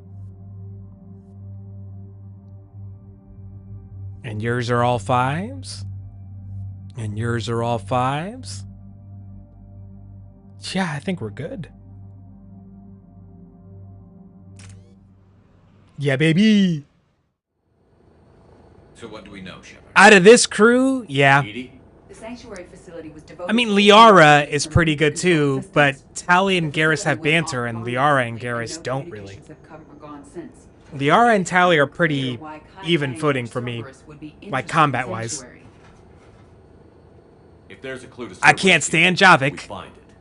Sir, I'm picking up a signal from the facility. It's weak. As far as companions go, this has been the lamest game out of the 3. I loved my companions more in the first 2 games. Way more. Oriana? That's Miranda's sister. Interesting. If she's here, Miranda can't be far away. That's our link to Cerberus. Approaching the LZ. Seeing some damage, Commander, but no activity.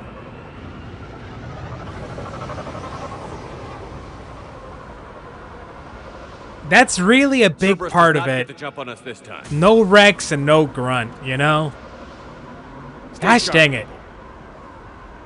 And Jack was so tough in game 2. Lots of combat.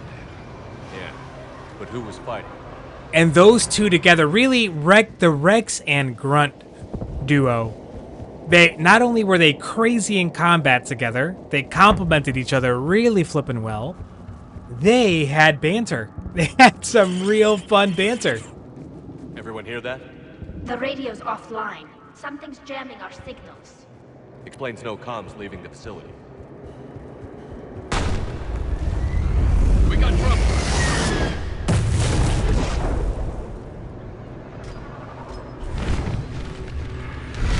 A harvester? I saw it! Stand. Take them out before they get close.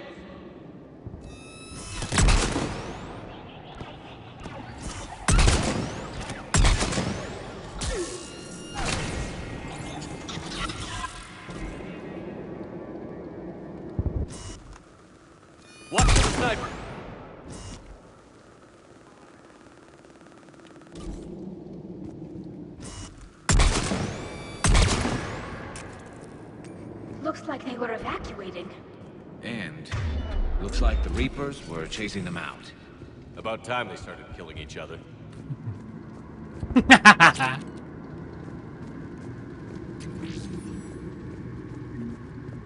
How are you gonna let us get so like attached to Rex and Grunt in the first two games and then not give us a Krogan companion in the finale? How? What, we're supposed to get James and Javik instead? Lame. They both suck. No, we've seen Rex, but Grunt, we've only seen him once or twice. What happened here? I don't know. Come on. Cerberus on the move. Came from that tower. Then that's where we're headed. Like, we've seen Rex, like, way more than Grunt.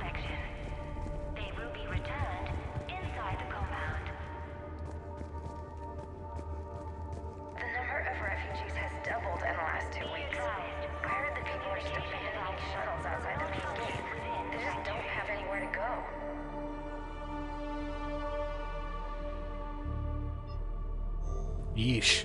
We'll need to start setting up temporary shelters out there until they can be processed. I figure in another week I can finish off the remaining hours on my contract and move from staff.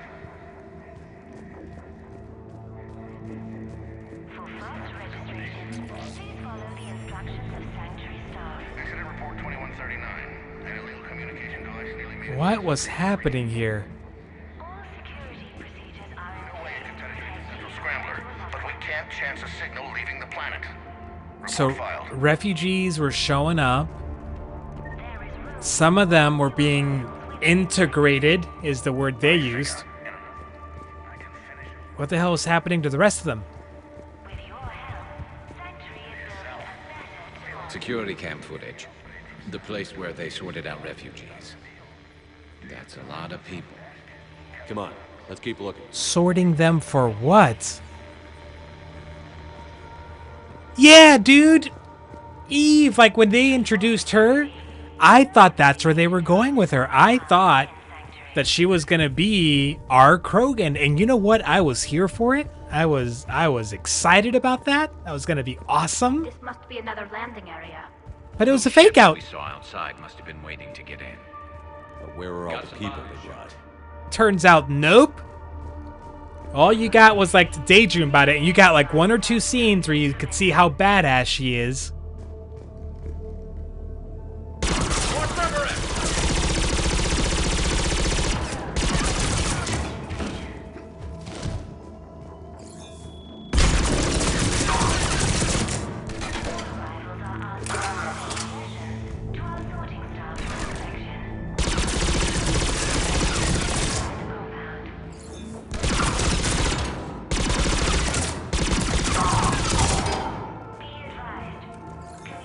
An observation deck. Looks like a dead end.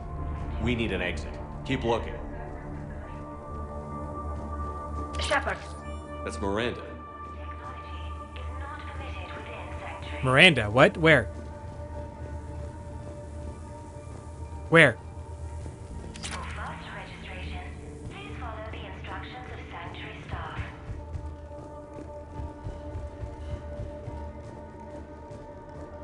All security procedures are in place to protect you and your loved ones.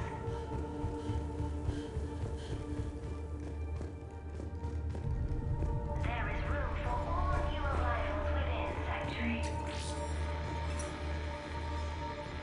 This is Miranda Lawson. Oh shit! If you managed to get this far, you must be desperate or stupid. Listen to me. This is not a refugee camp.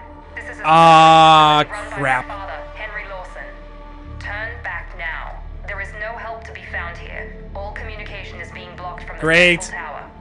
Sanctuary is a lie. Stay away. So Miranda's here trying to save her sister. That's Cerberus, Reapers, and Miranda's crazy father. Any ideas how this all fits? No.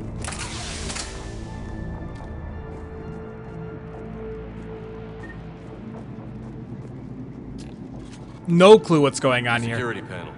Shutting it down. What's going on? That's Cerberus tech, all right, but there's something different about it. Modifications? A lot of modifications. We have a back door into the facility. Let's move. I kid you not, Hybrid. Like at this point, like while that cutscene was playing, I looked over to see the stream timer. Right, we're at 5.5 hours. Now I was about to talk about how this is gonna be this. We're probably gonna time this pretty well, right? This mission's gonna finish, and we'll be close to that 6-hour mark, so we can close up shop for the evening.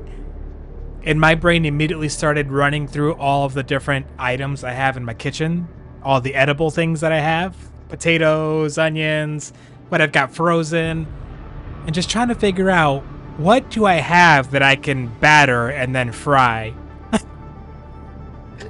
I cannot get the idea of something simple, deep fried, straightforward. Again, like fish and chips. Just something simple, man. Just running through everything in my kitchen. What can I fry? What can I deep fry? Some of this is Reaper tech, Shepard. I'm sure of it. Cerberus has found a way to create an interface between our technology and the Reapers. And Miranda's caught in the middle. Let's pick up the pace. And moving forward, I'm gonna have to find a brand or a place to get some good frozen fish fillets,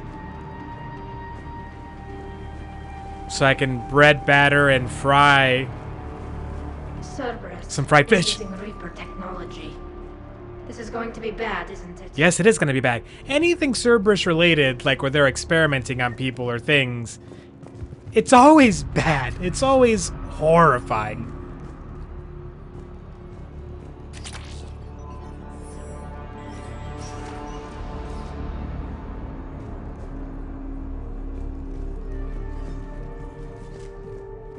The command center, by the looks of it, needs power. Look around for a switch. Power switch. There. And I agree with you. For fish and chips, fried fish. Those are the refugees, right? Oh boy, what are They're they doing to just them? rounding them up and killing them. No, they're not just killing them. Worse. They're turning them into husks. Being turned into husks. To what end? Why?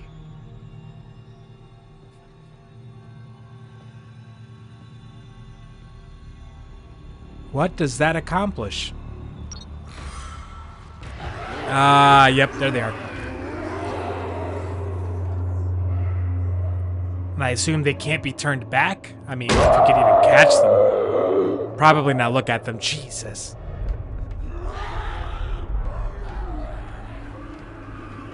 All right. Come on.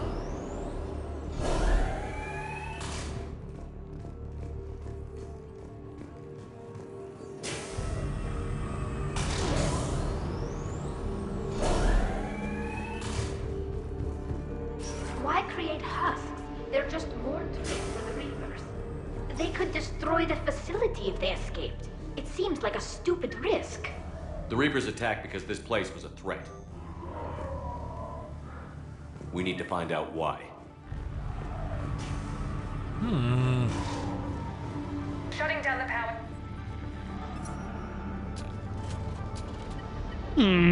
Reaper forces have made a mess of the facility.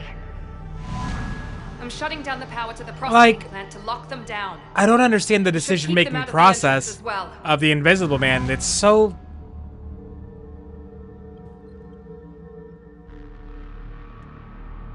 Kai Lang, Shepard, she doesn't know he's here. Miranda Lawson has arrived sooner than expected.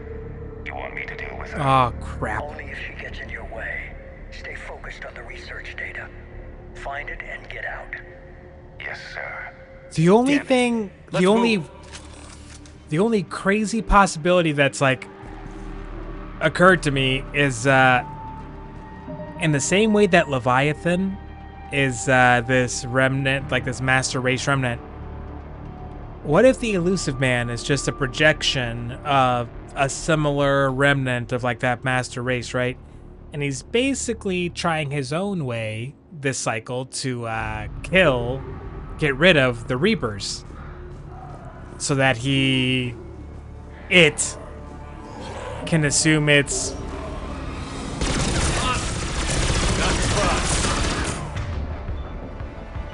its whole master race position or whatever.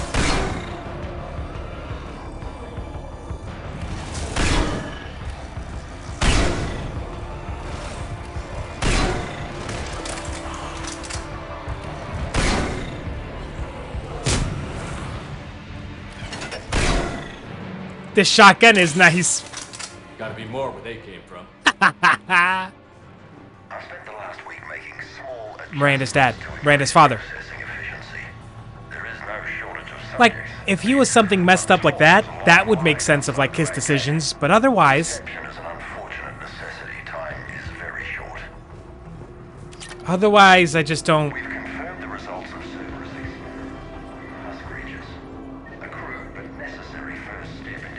Oh, here you go.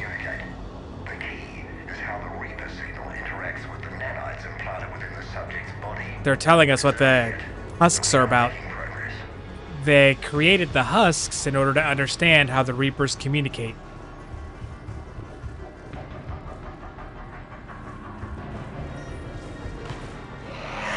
Reaper forces! Must be like soldiers for the attack.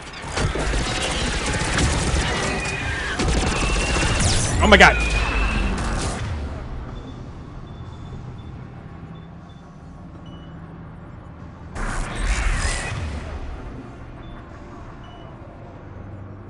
Actually, no.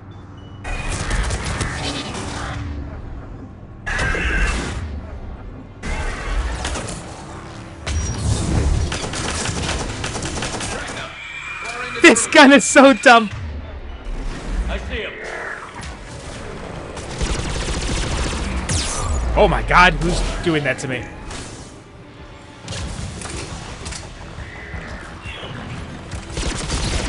That's what's doing it.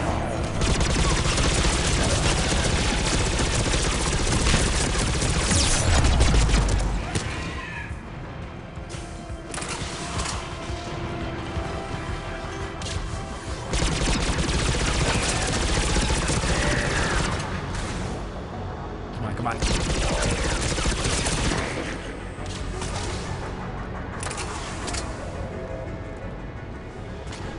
And what was this over here? Get... Oh, it's just a different approach.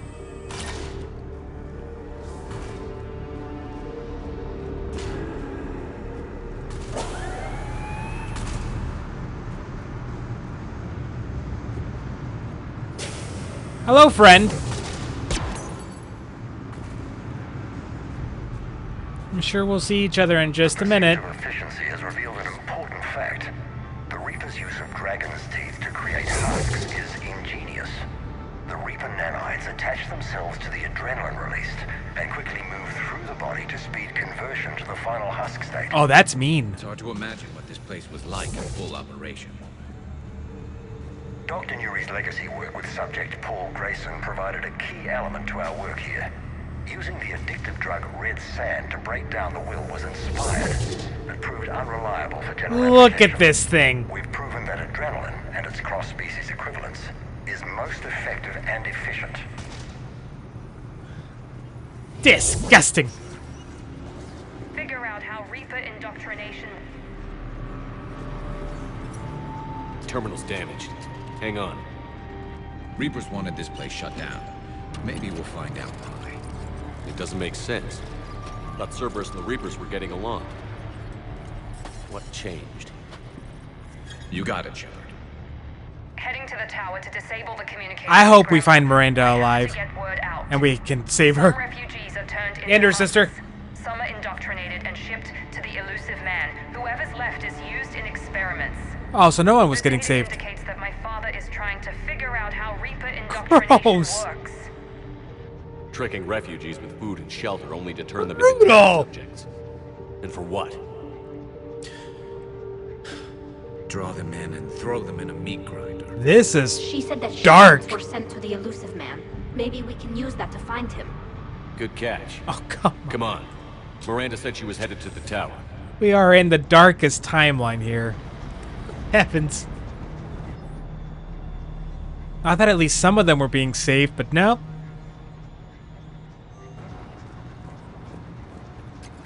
Nope. They're all meeting just awful, terrible ends.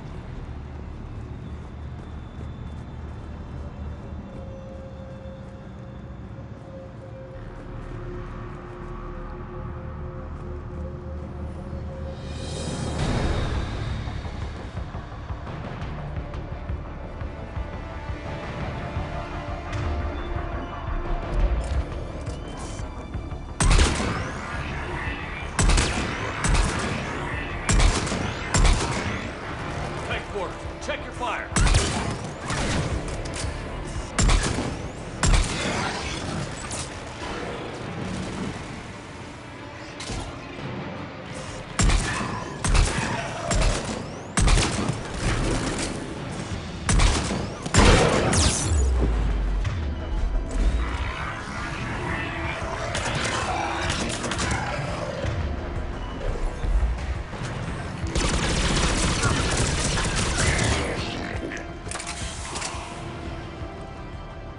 We're good?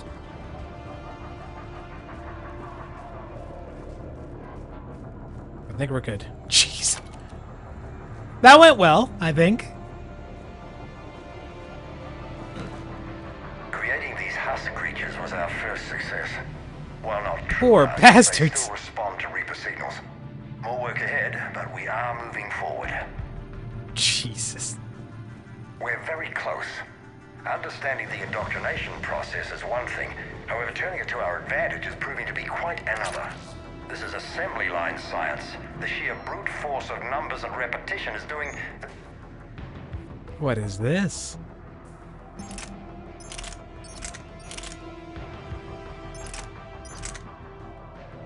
Well, I'll save that one to upgrade later. But right now, yeah. Thinking for us. Effective, but discovery happens at a pace.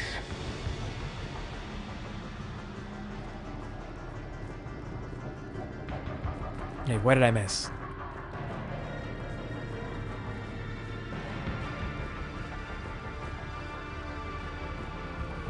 Father is working for the elusive man. Yeah, it's not great, Miranda. It's not great. Outside the tower. Why aren't you wearing armor, Miranda? I've got evidence you cannot ignore. Confirmation that my father is working for the elusive man. Connection established. With whom? I have your report on the process, Mr. Lawson. Cut to the chase. Can you do it? Theoretically, control is possible, yes. The Reaper subjects we converted are responding, but it's difficult to maintain. I thought that might be the case. Not to worry, Henry. With Sanctuary's help, we'll get it sorted. Controlling Reaper forces. That's what the elusive man is after. I don't know. I'll play the rest of it.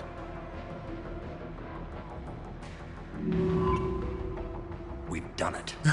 We've found a way to co-opt their control signal.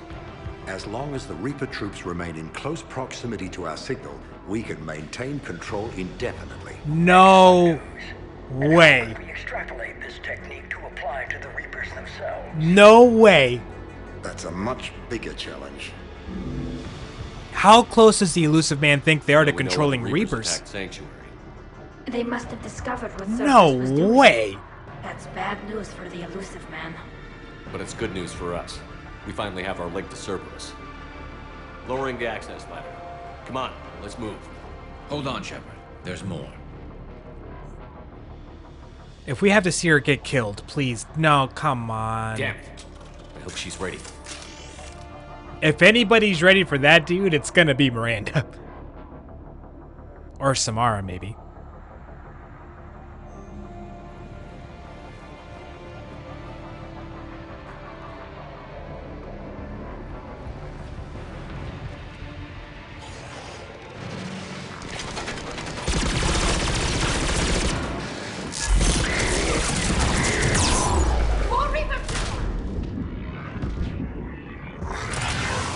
Ouch!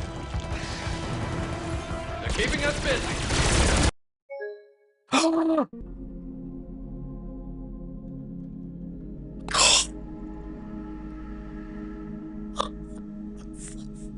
Come on.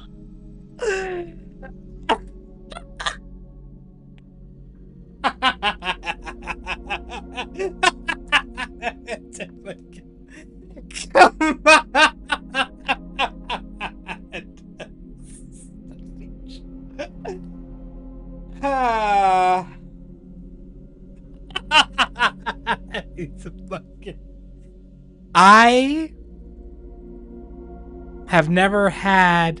Like, I've had this error on my PS4, my PS4 Pro, PS3, every single... This is the first time I've had... But dude, we're in the thick of it.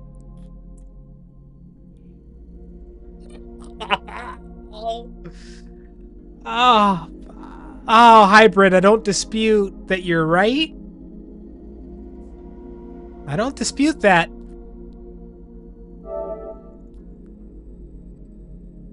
Thank you, Furry All right. Here's what's going to tell me, because we've got 12 minutes before we hit 6 hours. And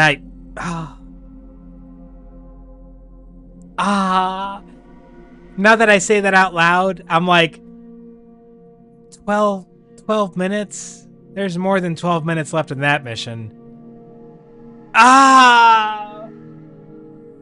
I wouldn't have thought about it if the game hadn't crashed, but now that the game's crashed, we've got 215 hours minimum sunk into these 3 games.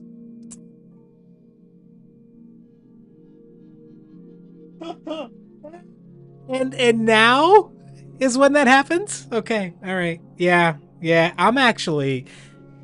I'm inclined to agree with you, Hybrid. I don't necessarily want to stop, but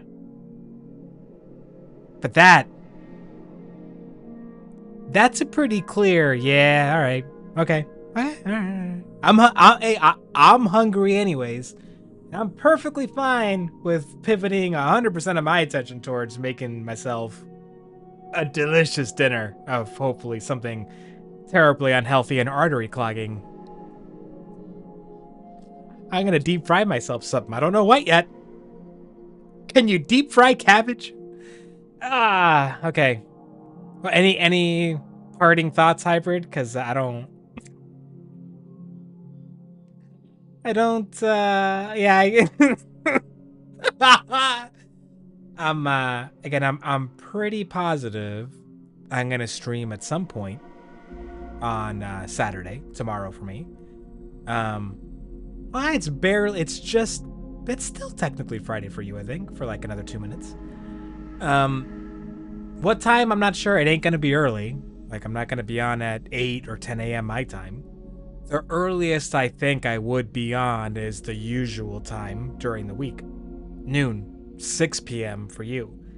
There's a chance I log on later. I might be in the mood to have a long stream tomorrow if I'm taking Sunday off, to try to see how close we can get to finishing this game, because we have got to be really close. We've got to be pretty damn close. Can you imagine if we were grinding towards like some sort of crazy, I'd be breaking stuff. Like, so if it was gonna happen, it was gonna be the end of the stream anyways pretty soon. It's okay. I think I'm all right with this. I'm at peace with the universe telling us, Hybrid, exactly what you said. Might be enough for the day. Oh my god, can you flip in? Oh, being on like a speed run? That's one reason I could never be a speedrunner, man. I could never do that. I'd have fun with like trying to find the optimal routine of it. You know, you're trying to find the best equation, the best formula, and then executing it. But the frustration, like a crash happening at a moment like that.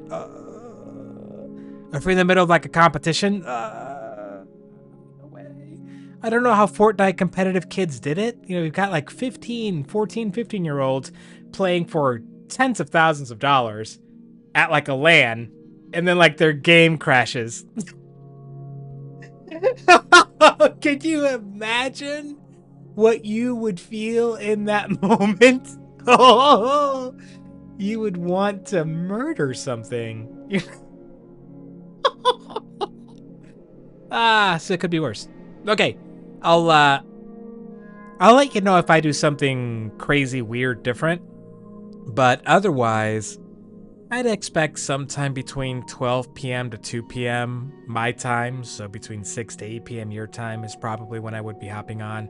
If something goes weird with that, I'll let you know. But I think that'll be the plan.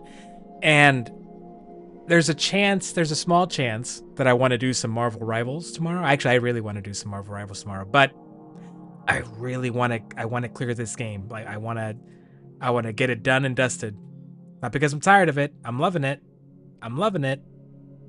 But it's been like, yeah, we've been on this game series for a couple of months. Let's finish it up. Let's open up time for some more stuff. That might be the plan. We'll see. All I see is red. Da da da da da da. Hybrid. Thank you, my dude. Thank you, my dude, for showing up, helping me keep up my vibes as we grind towards the ending of this series, which I can't wait for. Again, I'm loving it, but I can't wait. I can't wait to wrap this one up. Anybody that's catching this on replay or VOD or whatever, thank you very much for dropping by. If you're in the background lurking, I appreciate you. I am myself more of a lurker viewer, so don't ever think you're not appreciated for chilling and vibing along with us. Working to manage your volume as I yip and screech my way through these games. So thanks everyone for dropping by. If you're around tomorrow, maybe we'll catch you then. If not, take care of yourselves, or either way, take care of yourselves. Have a lovely evening. Hybrid, I hope that I left you with a huge hunger and now you're just gonna suffer until like you fall asleep. Good luck falling asleep with all the food conversation that we've had. Good luck. I don't know how you're gonna do it. Have a good night, everyone. I'll catch you on the next one. Laters.